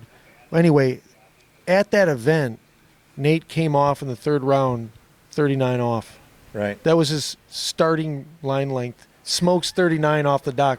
I saw it with my own 2 eyes. I'm like, who starts at 39? And then I started thinking, well, for TV, should we just make them all start at 39? I mean, he's doing it. It clearly can be done. Let me ask you this. When you put a fighter in the octagon, they don't get to start at kind of like, well, here's how we're gonna do like some kind of baby punches. We'll start with this, and then we'll ease up. No, it's it could be over. It could they could start you. They call it starching someone. What you're saying is in that 2 seconds. We should all go out at 38 tomorrow, which I'm all for. I was actually thinking 39. Everybody except me. Yeah, and then I'd have a shot. Because pretty much everybody would miss except maybe you and Jez. Let's send everybody out at 38 tomorrow. I'm all for it. Is there a minimum tomorrow, or whatever? Is there a minimum starting length? We get to the minimum starting lengths in the head-to-head, but not until I have to look at the rules. I want to say it's the round of 8, but I'll have to take a look at it. There is a point where maybe it's the semifinals. There's a point where we have to start at 35. We did a tournament at Jay Bennett's Lake Tri-Lakes years ago called the Carrington Cup. Now this is in Baton Rouge, Louisiana. Zachary, Baton Rouge area, and it was a head-to-head USA versus the world kind of Ryder Cup format type thing. Isn't it USA versus the world just pretty much in everything, or not? But the whole idea was, instead of a head-to-head where one skier picks the driver and stuff, well, you'd flip a coin, and if it's you against me, okay, so you could pick the driver. Well, my thing was, okay, I get to control the match, so I got to pick what rope length we started at, if we opted up or whatever. Wow! So you got to choose basically the tactical moves. Yeah, so you had the driver you wanted, but now I'm forcing. Well, let's talk about West, because we have something a little bit similar. It's not as in depth as that, but what we have is the higher seed gets to choose whether to go first or second, and the person that goes second has to beat the person that goes first. Right. And then we also have, if you choose whether you want to go first or second, the other guy gets to choose which boat. Right. And the same driver stays with the same boat the whole head-to-head.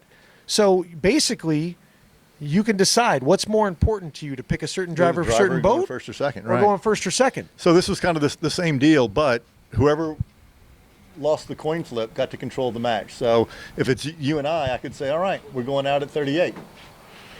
Or we're going out at 35. Or let's say I said, okay, we're going out at 32. Then I say, okay, we're opting up to 38. And it speeds things up for the fans, which is great. Sure. But they don't. And there's some strategy now. For sure. Because might be a little hard for them to figure out what's going on, but if as long as it was explained and people sort of got it, that'd the be interesting fun. thing was, if you're the lower seeded skier, and if I'm up against somebody that's really good and I don't think I have a chance, and I'm going second, I may say, hey, you know what? Let's go out at 38, because I may run it, or I may get 4, and maybe I'll force you to make a mistake coming off the dock at 38 or something like that. Maybe. So well, I remember it adds another element of strategy that it was fun. So I remember, and you've been in all these events from the beginning, but I remember the event we were at. It was probably like, I'm going to say like 15-ish. We were at Okehili, and it was the second round of the prelims. The weather went bad? The weather was getting bad. Charlotte, who's sort of in charge of the club there, they had a banquet that night, and there was weather coming in, this, that, and the other. Right. She, in her discretion, she was allowed to do it. She said, okay, second round, we're starting at 35 off. Well, this is Okehili, and everybody knows it's predominantly a tailwind off the dock, almost all the time. It's howling tailwind off the dock, and some of the people need to get used to their passes. Jeff Milford being one of them, great guy, awesome skier. But some people were freaked out about having to start at 35, even though they had just run 39, and that got in some people's heads. So you're right, it can Tim make a big Houston. difference. Tim Houston, this is his first time being at a West event, and this is a guy who has been in the national picture. When you talk about single round championship events since the 70s, I mean, great guy, a phenomenal skier. Won some national championships. Has had So great many. success on in the Big Dog and in other 34-mile-an-hour events. In fact, when the Big Dog was with the U.S. Open at that was Lake 15, Ivanhoe. 15, right? Yeah, he and I went against each other in the semifinals, and then that was when they had a 4-buoy course on Lake Ivanhoe. Lake Ivanhoe. Yeah, and we did the how many qualifying. people pulled for 5-ball? Because I know Just one that I remember, No, David no, Miller. I know. No. Aschenbrenner did it against Fred Holt. He pulled for 5-ball. Did he really? Yes. And I know Miller did. Who wouldn't, though? I mean, honestly, who wouldn't? Because it's, we're all programmed. You have thousands of passes of a 6-buoy course. All of a sudden you get in a 4-buoy course. It's pretty easy to keep pulling for 5-ball. I've always thought, tell me if you think that, just anecdotally, should this be the case? If you turn to the inside of the gates, right? It's actually harder to be on the inside than it is to be through them or obviously on the outside. Should that count? I mean, or not? Do you have to go out? I mean, do you like the rule where you have to go out the gates, or do you feel like if they pulled for 7-ball, let's call it, and they went inside those gates, should that count? Yes or no? I what do you think?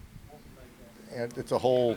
That's a deep dive. Yeah, Don't whole open. philosophical Don't discussion open the can of worms. around what are we really trying to do here to make the sport easier and more open for people to ski and compete and learn the course and stuff like that. Well, it's pretty simple. If you go through the Keep 'em gates, it's engaged. good. If you don't, then it's not good. That's probably more simple, right? All right, Tim Houston coming back at looking good. 35. I tell you what, this is a guy that's really worked hard on his skiing over the years, and he's run 39 many times. So many times. And has the skill and ability to do it for sure. Fighting Father Time like all of us. He is I a think great to skier. answer your question, as a general rule, I think anything and everything we can do to make it easier for people to get involved and engaged in the sport is a step in the right direction. Tell me, if you were going to just, not to catch you off guard, if you're going to name 3 bullet points to make the sport more accessible, what would they be? Like, what would be your first, what would be job one for you if you wanted to make the sport more accessible for everyone? Because let's be honest, we're not gaining membership. Yeah. So, I mean, look, I would love for us to experiment with things. Is it these private water ski sites? Does that make it less inclusive? Because there used to be a course on every lake, around, especially in Michigan. We have 11,000 lakes in Michigan. Minnesota is, the land of 10,000 lakes, but nobody realizes we have more water by a factor of who knows in Michigan. It's just ice 6 months out of the year. I know. Well, there's 3 awesome reasons to live in Michigan: June, July, and August. Tim Houston. Is this 38? I think 38. Probably so, yeah. Oh, wow. Little loose line, but he's got it. Oh, got the line a little loose. A little loose there. Oh, he's back in it. He's back in it. He's fighting through it, though. Oh no. Bangs 4 ball. Gets broken at the waist. Doesn't get around 5. It ends up with a score of 4 at 38. But you know what? He's still a great skier. And you know what? That's the thing about this event. Tomorrow, he could be in the final. He could be in the final. I mean, he's so good. Gets hot when it's right, has a few good rounds, and next thing you know. All right, so let's get back to it. We're going to experiment with what? What do we do to increase inclusiveness? I think the barriers we've created with, speed control and video and stuff like that has really restricted the ability to have competition. Can we agree that it's I mean, you almost have to be a scientist now. I mean, it's getting to be so technical with SurePath and Zero Off, and everybody has to have perfect conditions, perfect boat, perfect driver. Right. Like, pretty soon you get through so many variables. It's too world where every course is different, right? So what if, the course has a general layout, but well, that would turn everything into a competition as opposed to a tournament, and there is a big difference. Yeah. In snow ski racing, it's the greatest sport on earth. My family's super deep in it. It's you against the other skiers on that conditions, that day, that set, and they're never the same ever. So it tests you and you might be good in a certain course set, you might be worse in another course set. You might be good on certain snow conditions, worse than others. Yeah. And so there's always going to be a condition that favors one guy or a mountain that favors one guy or girl versus another, and it makes it so dynamic. It's ever changing. So that's very exciting. So that's an idea. So maybe it's a dynamic. I think that opens it up to different techniques, different equipment. A lot of things. Well, people laugh about how they had like the big spray contest. Remember that with the open guys? But guess what? I mean, some people, that's why they're water skiing. They want to go out and put up a big spray. But my point to that idea is then that would make skiing in open water easier to do, and you can lay out a general parameter that the course, like they do with snow skiing, that the course has to be this long or they have certain course guidelines. setting. They have course set guidelines for ski racing. Right. Like So it has to can be do a similar minimum type thing meter, maximum meter in open per lakes, turn. and the conditions and all those kind of things all get. So one of the things I think for me as a Midwestern skier, one of the things that I think is frustrating is, we're often skiing in cold water, white caps, very tough conditions, and you're obviously not going to be able to score in those conditions the way you could in a laboratory environment. I tell Robinson, great friend of mine, he skis at Trophy Lakes. I call it the laboratory. Right. You ski in the lab, and that's an awesome place. Don't get me wrong. It is a great site. It's amazing. One of the best sites around, but it is the lab. Yeah. That is not like skiing on an open water lake, with all the variants having to do with seawalls and maybe even other boats coming by, go down the list. And it's like, the closer we get to a laboratory, the further we get away from the public. Well, that and Is that what you're getting at? I mean, that's my point. Is if you had a general course layout, then rivers and open bodies of water. Sam Ingram. Anybody could do it, right? You don't need to have 32. Is this Sam Ingram 32 off or 28? 28 off, I believe. Now, is it true or not that Sam Ingram is a nuclear physicist or an astrophysicist? Is that? I know that.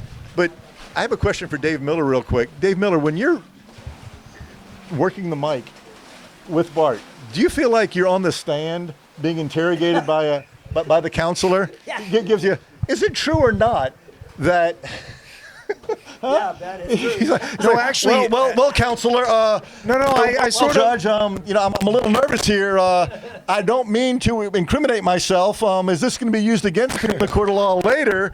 I'm a little nervous here. So everything you say can and will be used against you. Golly. He likes to talk too. Yeah. He's used to Yeah, that. it's hard to get a word in, isn't it? Counselor. Well, you shut up a minute so I can say my side of the story. He asked you a question before you get it. He asked you 3 questions before you got the first one out. Well, this is a dynamic discussion. You know, we have to cover a lot of topics, including the current skier. All I at need once. to get my law degree before we continue this conversation. You know what? We got to get Kyle Tate here. You know, Yeah. let's set him with Bart. I need to call up Counselor Tate here to represent Tate he's a beloved colleague of mine. Tater's a great guy. That dude. Why doesn't he come to these? That dude can battling ski. some health issues And lately. he is a beast in the courtroom. That dude can ski. I always tell the story. 35 plus worlds, 2018 Chile, Kyle Tate, last off the dock, 28, 35, 39 win. That's Tate who taught him that trick. That's pretty unbelievable. I mean, come on. That's a good Come card on. to play. Get on a 10-hour flight with no practice and do a one-rounder, 28, 35, 39 for the dub. That's But that was big. that's kind of what we were talking about earlier. Is are you here? What are you here to do? Do you want to win? Or- He's there to win. He was there to win. Period. And what put him in the best position to win? That's a guy. Honestly, you're like this too. He could care less about a score at a head-to-head. He's talking about he's in a competition. He's trying to beat the field. He doesn't care about what the scores are. That's what's great about these head-to-heads, right? I mean, the you scores, want to ski good, but you got to ski better than the other guy. It's happened to Miller. It's happened to me. It's happened to TJ. It's happened to Jez, where you go out and you dominated everybody all weekend long. And So you he- still end up losing. So we got we So- can't forget what we're doing here. We got Sam coming back at 38, Should be 35. 35 now. Okay, 35, so he started yeah. at 28. Okay, so Sam's coming So, back. It isn't about your score in these things. Your score, you can ski great and run the best scores and stuff like that, but We've seen lots of guys run 39 and then not get her done in the head-to-head, right? I mean, we've seen that. Or you Or run, vice versa. You run one or a half at or 41, and you ski good. You ran a good score, and a half at 41 is a shitty score because the guy behind you ran 39 for the first time in his life, and he skis around one ball, and you're done. I mean, crazy things happen. Crazy That's things what makes happen. the head-to-head format the best. That's why I love it. That's why I love it. I mean, and honestly, this should be is Sam 35. Ingram coming back at 35 off, otherwise known as the 12-meter line. Remember we talked about that. Trying to confuse me again, counselor. He's on a Denali. That's new for him. What was he on before? He was on a Conley Watch GT, the I think. tip of that ski bounce. It just, if I saw that as they came off the second wake and I saw that bounce, I would just freeze. I can see it on the gate. So he, Yeah. but he got through that 35 pretty nicely. Yeah. Sam is, talk about a guy that can stay with a pass and keep fighting through it. Where's he at on the scrappy meter? Oh, he's way up there. I mean, he's when it comes to the all-time great scrappers. Where I mean, he's on the in Mount top, Rushmore he's of in great the top scrappers. 10. I mean, I put Harold number 1. No, I put Ingram number 1. But you Ingram put over Harold up there? Well, let's just put a mount. Let's do a Mount Rushmore of scrappers. Number one, you have Harold on there. You have Harold to me, Ingram. Harold Hintinger would pull off more stuff where I thought, okay, I love Harold. There's no way he's getting out of one ball at 39. Can I tell you a story and then about Harold? He turned 6, and I'm like, how did he do that? Can I tell you a story about Harold? COVID, gets stuck at the border in Buffalo. Oh, no. His long-term, love of his life, Teresa, girlfriend. How does he get into Canada from Buffalo? Swam. No, they get married on the spot. That is no joke. That's he awesome. literally was like, oh, I know how I'm going to get into Canada. We're going to get married right here in Buffalo at the border. That's funny. That's a true story. God bless him. Harold, get your butt to these tournaments. So I don't know if I put him in front of Harold, but he's definitely. We're doing our Mount Rushmore. Who's number 3? The Green Goblin. Jay Leach. Leach. Jay Leach He could pull one out. Goodness gracious. Country strong. 38 off. He is farm tough. Sam is in there. I'd put David Miller.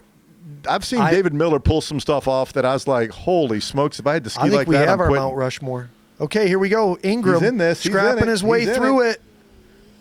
This is He's in 38 it. off the line. And look at that. There you go. Smokes it. Good skiing. Good job, Sam. So Sam Ingram. He's in that. Harold Hintringer. Goblin, the Green Goblin. Jay Leach and Dave Miller. That's your Mount Rushmore of scrappers at 34 miles an hour? But Badal's pull some out. I'm trying to think who else. I actually. Give me some is there names. 4 or how many? I mean, Is it 3 or 4? I don't know. I'm trying to think who else is great. Like you just. Well, Todd Johnson's done some few. TJ's pretty technical. Well, let's though. be I mean, honest, though. He pulls some stuff TJ off, is so but- much later on the line than this Mount Rushmore we're talking about. I mean, I've seen Green Goblin. Dave, I love you, but I've seen your skeleton almost come out of your skin from hits you've taken. And you still are able to get through it. It's incredible. Just as a testament to how well you've taken care of your body and how much you're committed to it, because you ski more than anybody. You've taken probably more hits than anybody, but you've also run probably more 39s than anybody. And look at you now. You're still looking good, feeling good. It's good stuff. Still ripping. You're an inspiration. Still ripping. 39, Ingram 39 coming for back Sam, at coming back. 10.75.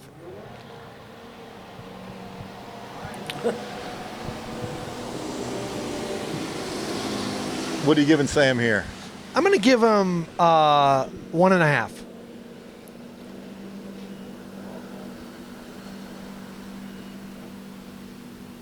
Good call. Well, did he get back to the wakes? He might have got a 2. Solid 2. But I mean, I was very close to being on the money with that, right? If he would have tried to turn 2 instead of standing up, he would have had 1.5.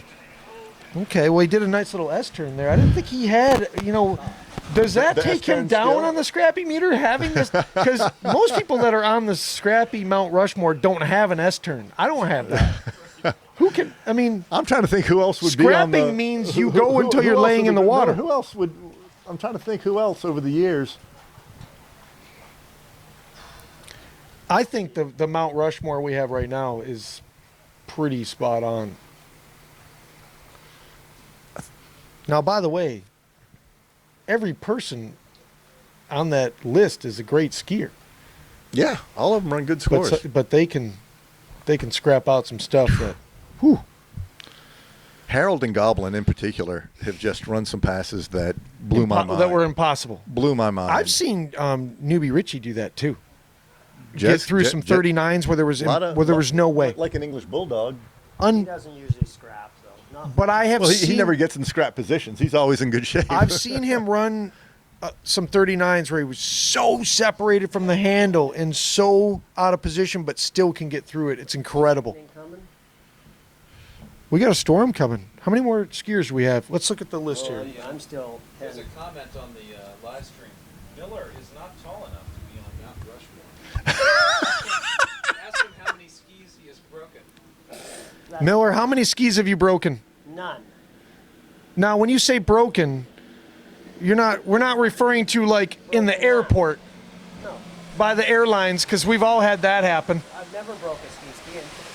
So Dave Miller is here and specifically indicating, he is unequivocally denying Counselor? for having broken a ski ever. Ever. Really? You heard it here.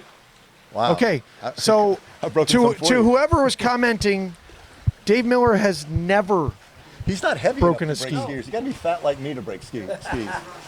Only us fat boys Well, break there's skis. some caveats with that. See, whoever's commenting, let me give you a little insight into Dave. You have to be on a ski normally for more than like a week in order for it set? to like get to the point where you can break it, right? So when you're going through a giant van full of skis per year, it's hard to break the one that you're on for 10 sets. So that plays into it. Could be part of it. Okay, so here we go. We've got we got Kuykendall coming up. Would you say he is the nicest skier at the men's masters level? Personality or Just he's such a nice guy. yes. I mean, He's as good as they get. he is the nicest dude.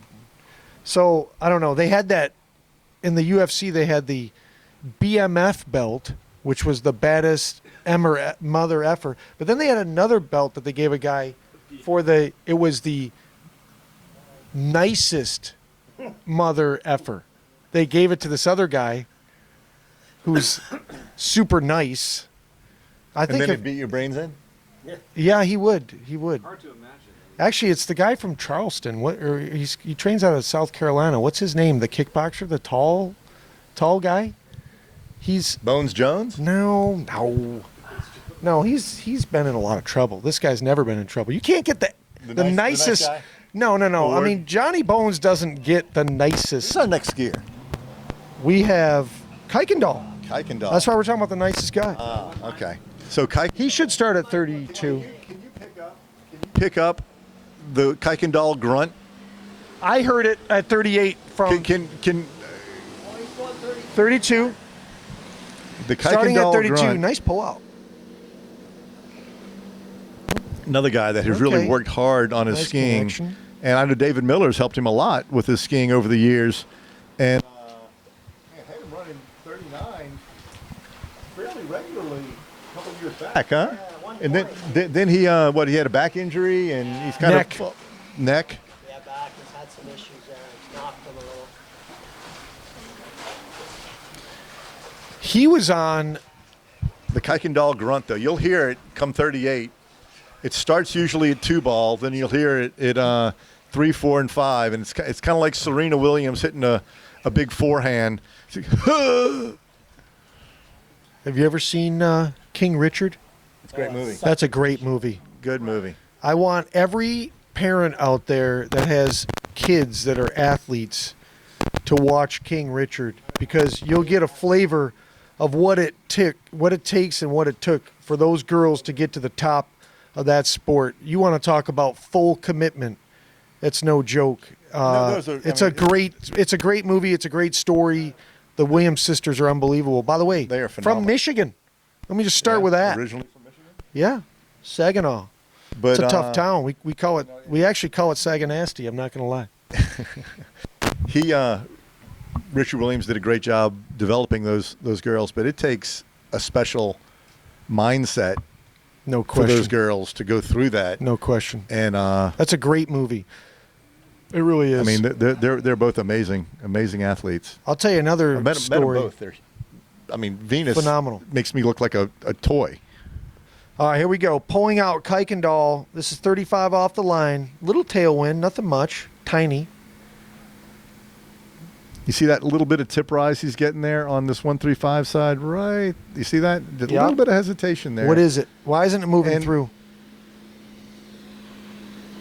Hard to tell from here. Is that a commitment? Is But that a confidence what issue? I want you to watch is we see it a little bit there. How much more pronounced is it going to be at 38 and 39, right? He can get away with it there. Well, we hope But if he we has hope that it goes same the other amount way. of tip rise at 38 and then at 39, does it become a fatal problem that takes him out of the pass? We'll see. Yeah, but I'm bringing it to your attention now, Thank you. Counselor, so we can examine this You are the only published author on this site. For what it's worth. So we got Michael Robinson next, then Casey Contos, then the 2010 35 plus world champion Todd Johnson, then the West 1 champion Mark Manassi. Then we got David Miller of Canada. I don't know how much time he spends in Canada, but do you get any type of like Canadian pension or some type of Canadian free money?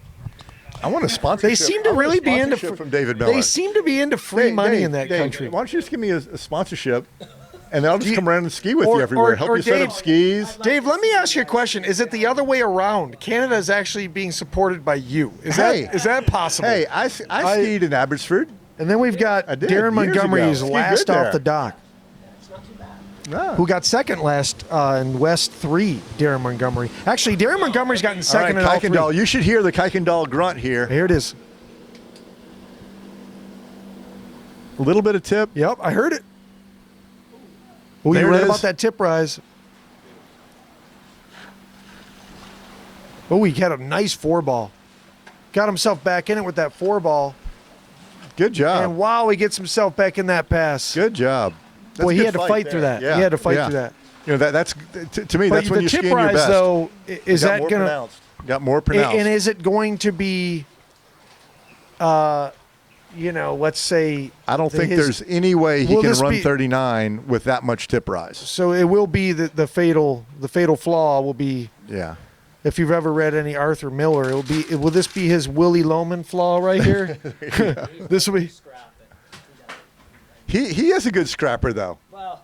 He fights hard. He tries Yeah. hard. That's we were talking about him before. Nobody tries harder, gives in more full effort than him. I love the effort because that is the one thing you can control is your effort.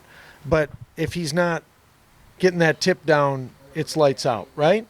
Yeah, it's the rope gets short if you don't have that ski coming through and getting between you and the boat and getting that that tip down so you have a lever. Back to the do you want more ski in the water or not? Well, that's getting all the ski out of the water, and you have nothing. Got nothing to get acceleration and hold angle with. One of the things about your skiing that is amazing is you don't look like you're going fast. Like you don't look like you're slingshotting yourself across the wakes. But the connection is so awesome, and there's so much ski in the water all the time that you're always creating, direction and angle. It's amazing. Well, you don't want to slingshot because then you lose your connection. That's right. So you want to stay as connected to the rope as possible and in sync with the rope. And if your speed varies, pretty good. Oh, he gets 2.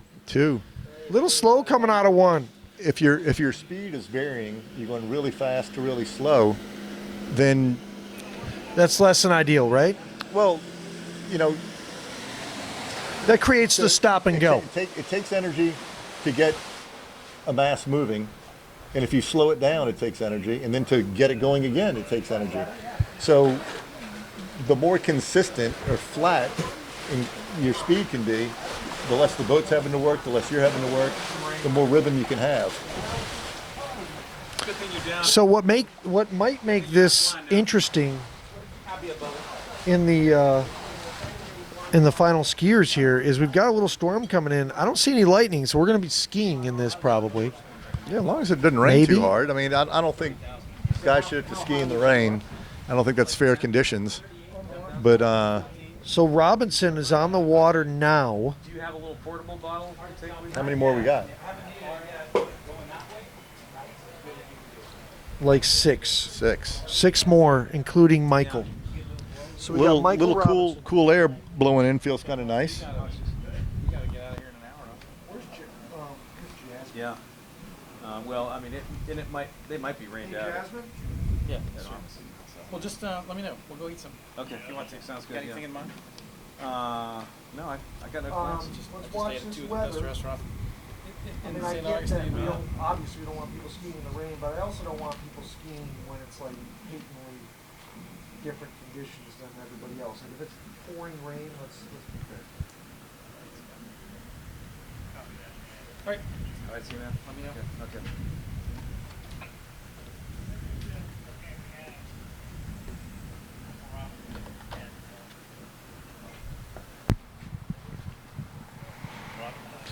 But this is something you were talking about snow skiing earlier, that conditions will change on the course, and whether you went first or last, I mean, the wind direction can blow up the mountain and slow you down. We can blow down the mountain and speed you up, or you could get snow. Absolutely, you can.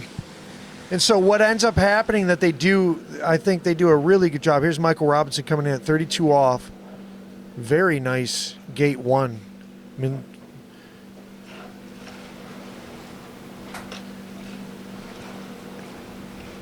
the ski's moving through really well. Yeah, I don't Getting know a tiny bit of tip rise. I don't know what. Yeah, a little bit. I don't know what change he made, but I like the way the ski works more there. But he and I were talking about the tip rise he's getting. What did you tell him to do? Well, the first thing I always ask is, okay, you're getting tip rise. Why? Is it because you're overturning and the ski has more and you're having to pick it up to relieve it? Or are you running out of speed and you're picking it up to try to get it on the right line, right? If the ski's not turning where you want, sometimes you'll pick up the tip to drop it in on the line that you want. So it's hard from here to know what he's feeling and what he's seeing. So my sense is that it was too dynamic. So I was trying to get him to calm it down. Did you make a fin adjustment? I don't know what he did. But that was, when I saw him earlier, he was having this tip rise, and it got worse as the rope got shorter. So he needs to calm the ski down. And I think this lake being a little bit shallower probably than Charleston, that ski being a little bit flatter is really exaggerating that. Is the ski flatter, or does it just look flatter because of the tip, design? I mean, I don't know. I can't verify this, but I've heard that the rocker is similar to like skis that look like a banana, even though the Denali looks flat. It still has rocker in it. It's just kind of the tip design is not as curved. Am I wrong on that? I don't know. Oh, Definitely the wind is whipping up. Okay, here he is coming in a tail at 35, and the wind is whipping up. The ski's looking a lot better there. Oh no! Ski skips out at 3 ball at 35 off. Very, very uncharacteristic of Michael to miss 35 off. Not exactly a laboratory. He wasn't in the lab there. Yeah, I don't know if that was the wind. Man, I tell you, 1 and 2, the ski looked the best. It did look good, didn't it? The tip was down, it was coming through. Moving through. This lake, the wind, by the time you get to like 2 or 3, Yeah. all of a sudden the wind hits you that tailwind. Right. Definitely a little windy spot. Yeah, you can see that little bit of windy spot down there. So I don't know if he felt the wind and he tried to go quick or what there, but well, I would say that, hey, look, this is an outdoor sport. You're going to have varying conditions. There are going to be times when it's windier than for other skiers. There's going to be times when the sun's out, it's not out. It doesn't go down matter the list. today, does it? No. But in the head-to-head, that's one of the things I like about the head-to-head is now the next guy would be going, and he has as similar conditions as you can have. From there's skier to skier, the conditions rarely vary that much. So that's one of the great things about the head-to-head is 2 skiers typically have conditions that are very, very, it's very a fair similar. battle. It's a more fair battle than, say, the conditions from 3 hours ago, which were pristine, and this, which is you're taking a 39 from that end. It's that'd less be than a ideal. totally different strategy, right? Yeah. I mean, I would be setting up for 39 this way. Of course. If I was, trying to ski run. If my goal was to run 39 right now, I'd be setting up to take it from the dock direction, not this direction. Right. So it's a total strategy change. But I like your in the point is head-to-head- well taken, because it's that in a head-to-head, you're going to get generally the same conditions as the person that you're competing against. Here's Casey Contos. He's on a Radar, who is one of our sponsors. Thank you, Radar. Your support is very much appreciated. He's on a Radar. University of Alabama skier, Roll Tide. Roll Tide. What does that mean, Roll Tide? Roll Tide? Because I always hear that, and I've heard different reports Yeah. about what it means. Does it mean that like the tide of the crimson of the people kind of rolls over their opponents? Is that what that means?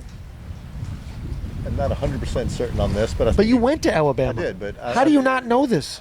I believe the story goes back to a. Is it unknowable? I don't remember the exact date, but a news reporter covering Alabama described the defense covering the field like a crimson tide. I see. And the name stuck. I believe is the, and then the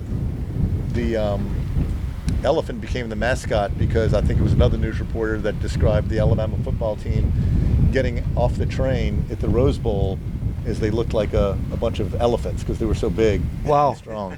Can you say that nowadays or not? What, that they're elephants? I mean, I don't even know. I mean, are you allowed to say anything anymore? The Friends of the Elephants might. You get canceled for everything nowadays. Yeah. I guess not in water skiing though. We don't cancel each other. We're not into that. Cancel me. I'm okay with it. Yeah, okay. I'm totally okay with it. It's okay. I don't know why you'd cancel. We can cancel each other. Yeah. Does that cancel? That would cancel each other out. I'm not worth canceling. Okay. All right. So, roll tide basically means rolling over your opponent. Is that a fair characterization? All right. We've got the roll tide, Bama. In case he's young, he's probably the youngest skier in the field now that Seth Stischer like isn't here. 37. The married Seth looks the youngest, but Casey is the youngest. That's at least that's Seth's version. Seth's married now, though. That'll probably age him. So here he goes. He is on a Radar Pro build. He's coming off that handle mighty early. And this is 35 in the tail. I think. Casey's a good skier. Rides his ski really I well. just want to tell you something, Bart. You can tell that he's young. Moves those hips really well.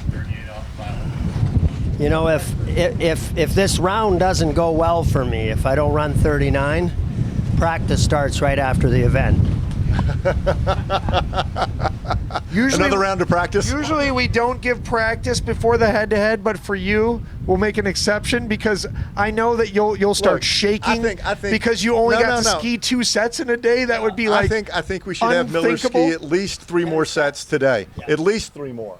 I'm all for it. I want his ass worn out. If I have to ski against him, I want him worn out. I want his hands ripped. I want him on one leg. His hands look perfect. Now listen, time out. The viewing public wants to know. I actually want to know. What is your record for the sets in one day? Now hold on. This has to be 6. It has to be like 6 pass sets. I want you to tell me what is your record? In Canton, Mississippi, Dave Good brought out at least 6 skis. The Friday, I rode 6 skis. I rode 6 rounds, running 39 or into 39 every round, and then ran 39 all 6 rounds in the tournament. That's incredible. That's a fact. All right, here we go. Casey Conto's coming in at 38 off the line. He just nails it out of 0 ball, just hits the gas. I think I did. Oh, he's in it. He just turns, he bangs 3 ball. Bangs 4 ball. Oh, he's in it. Come on, turn it. Go, go, go. And he gets through that 38. Yes. That was exciting.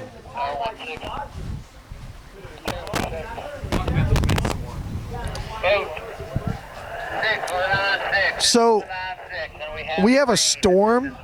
We have a storm that's actually started, and that end of the lake is actually raining where Casey is right now. The wind is now, I think, well, the sock is sideways, so that's 13 knots. So we're talking 15-mile-an-hour wind. I know the wind is significant. I have it noted, so it will be up to Casey. He can skate through it if you're willing to drive through it. Roll tide, he's good. I thought we were talking about roll tide. I mean, he's got this. All right, so Casey actually is coming back. It is every bit of 15 miles an hour, the wind, because the sock is sideways. We've got big storm here. It's sort of howling. The wind has started. It's raining on the end of the course he's on. He does have a choice. I mean, honestly. Well, he's going 39, right? Yeah, I mean, honestly, he does have the choice to say, hey, it's gotten to be Not fair to him. unfair conditions.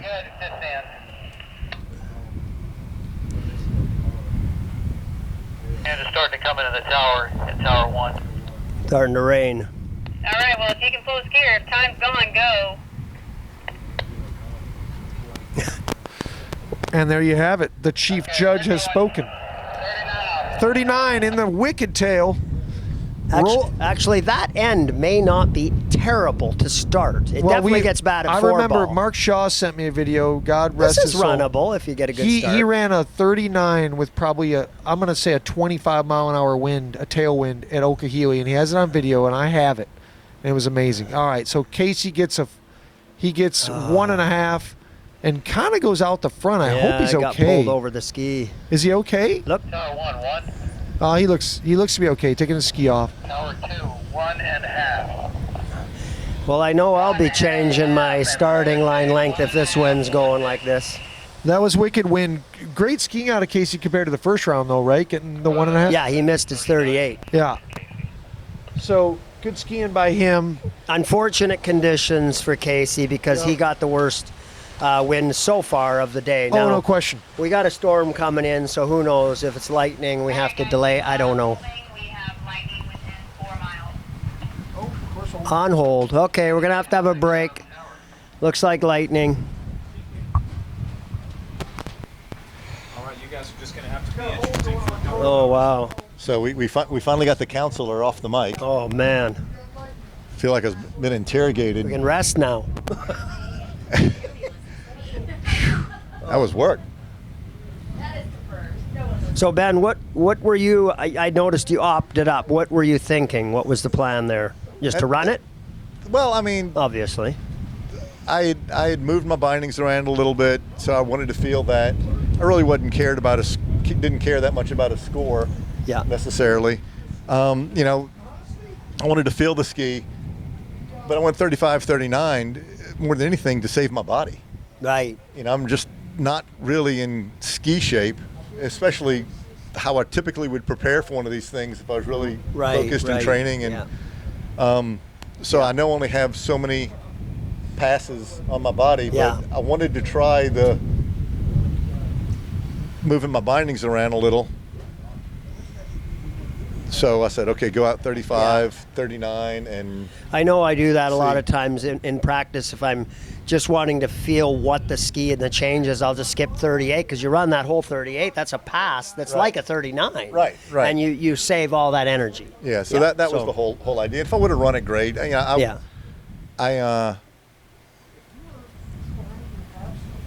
know, well, got I to wonder. manage the body as much as anything. Almost didn't even ski, but I thought, well, better to at least know what the ski is going to do, and if I made the right change. True. And I don't think it was the right move. So you'll go back to where you were. You think? Yeah, I already moved it. I'm just trying to, man, I really like the 135 side on this ski.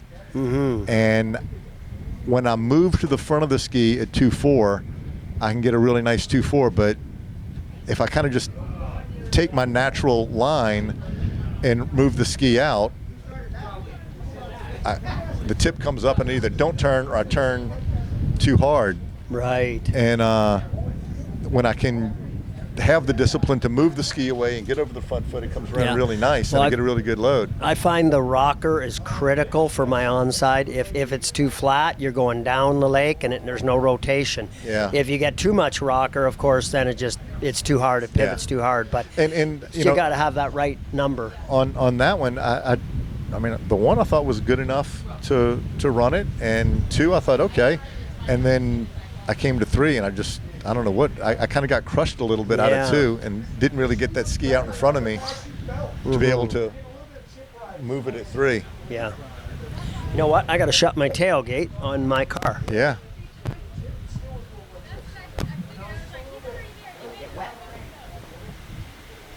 We got a bit of a storm coming in. We got some rain and some pretty significant wind going. So we're shutting it down here for a little while. Everybody's running for cover.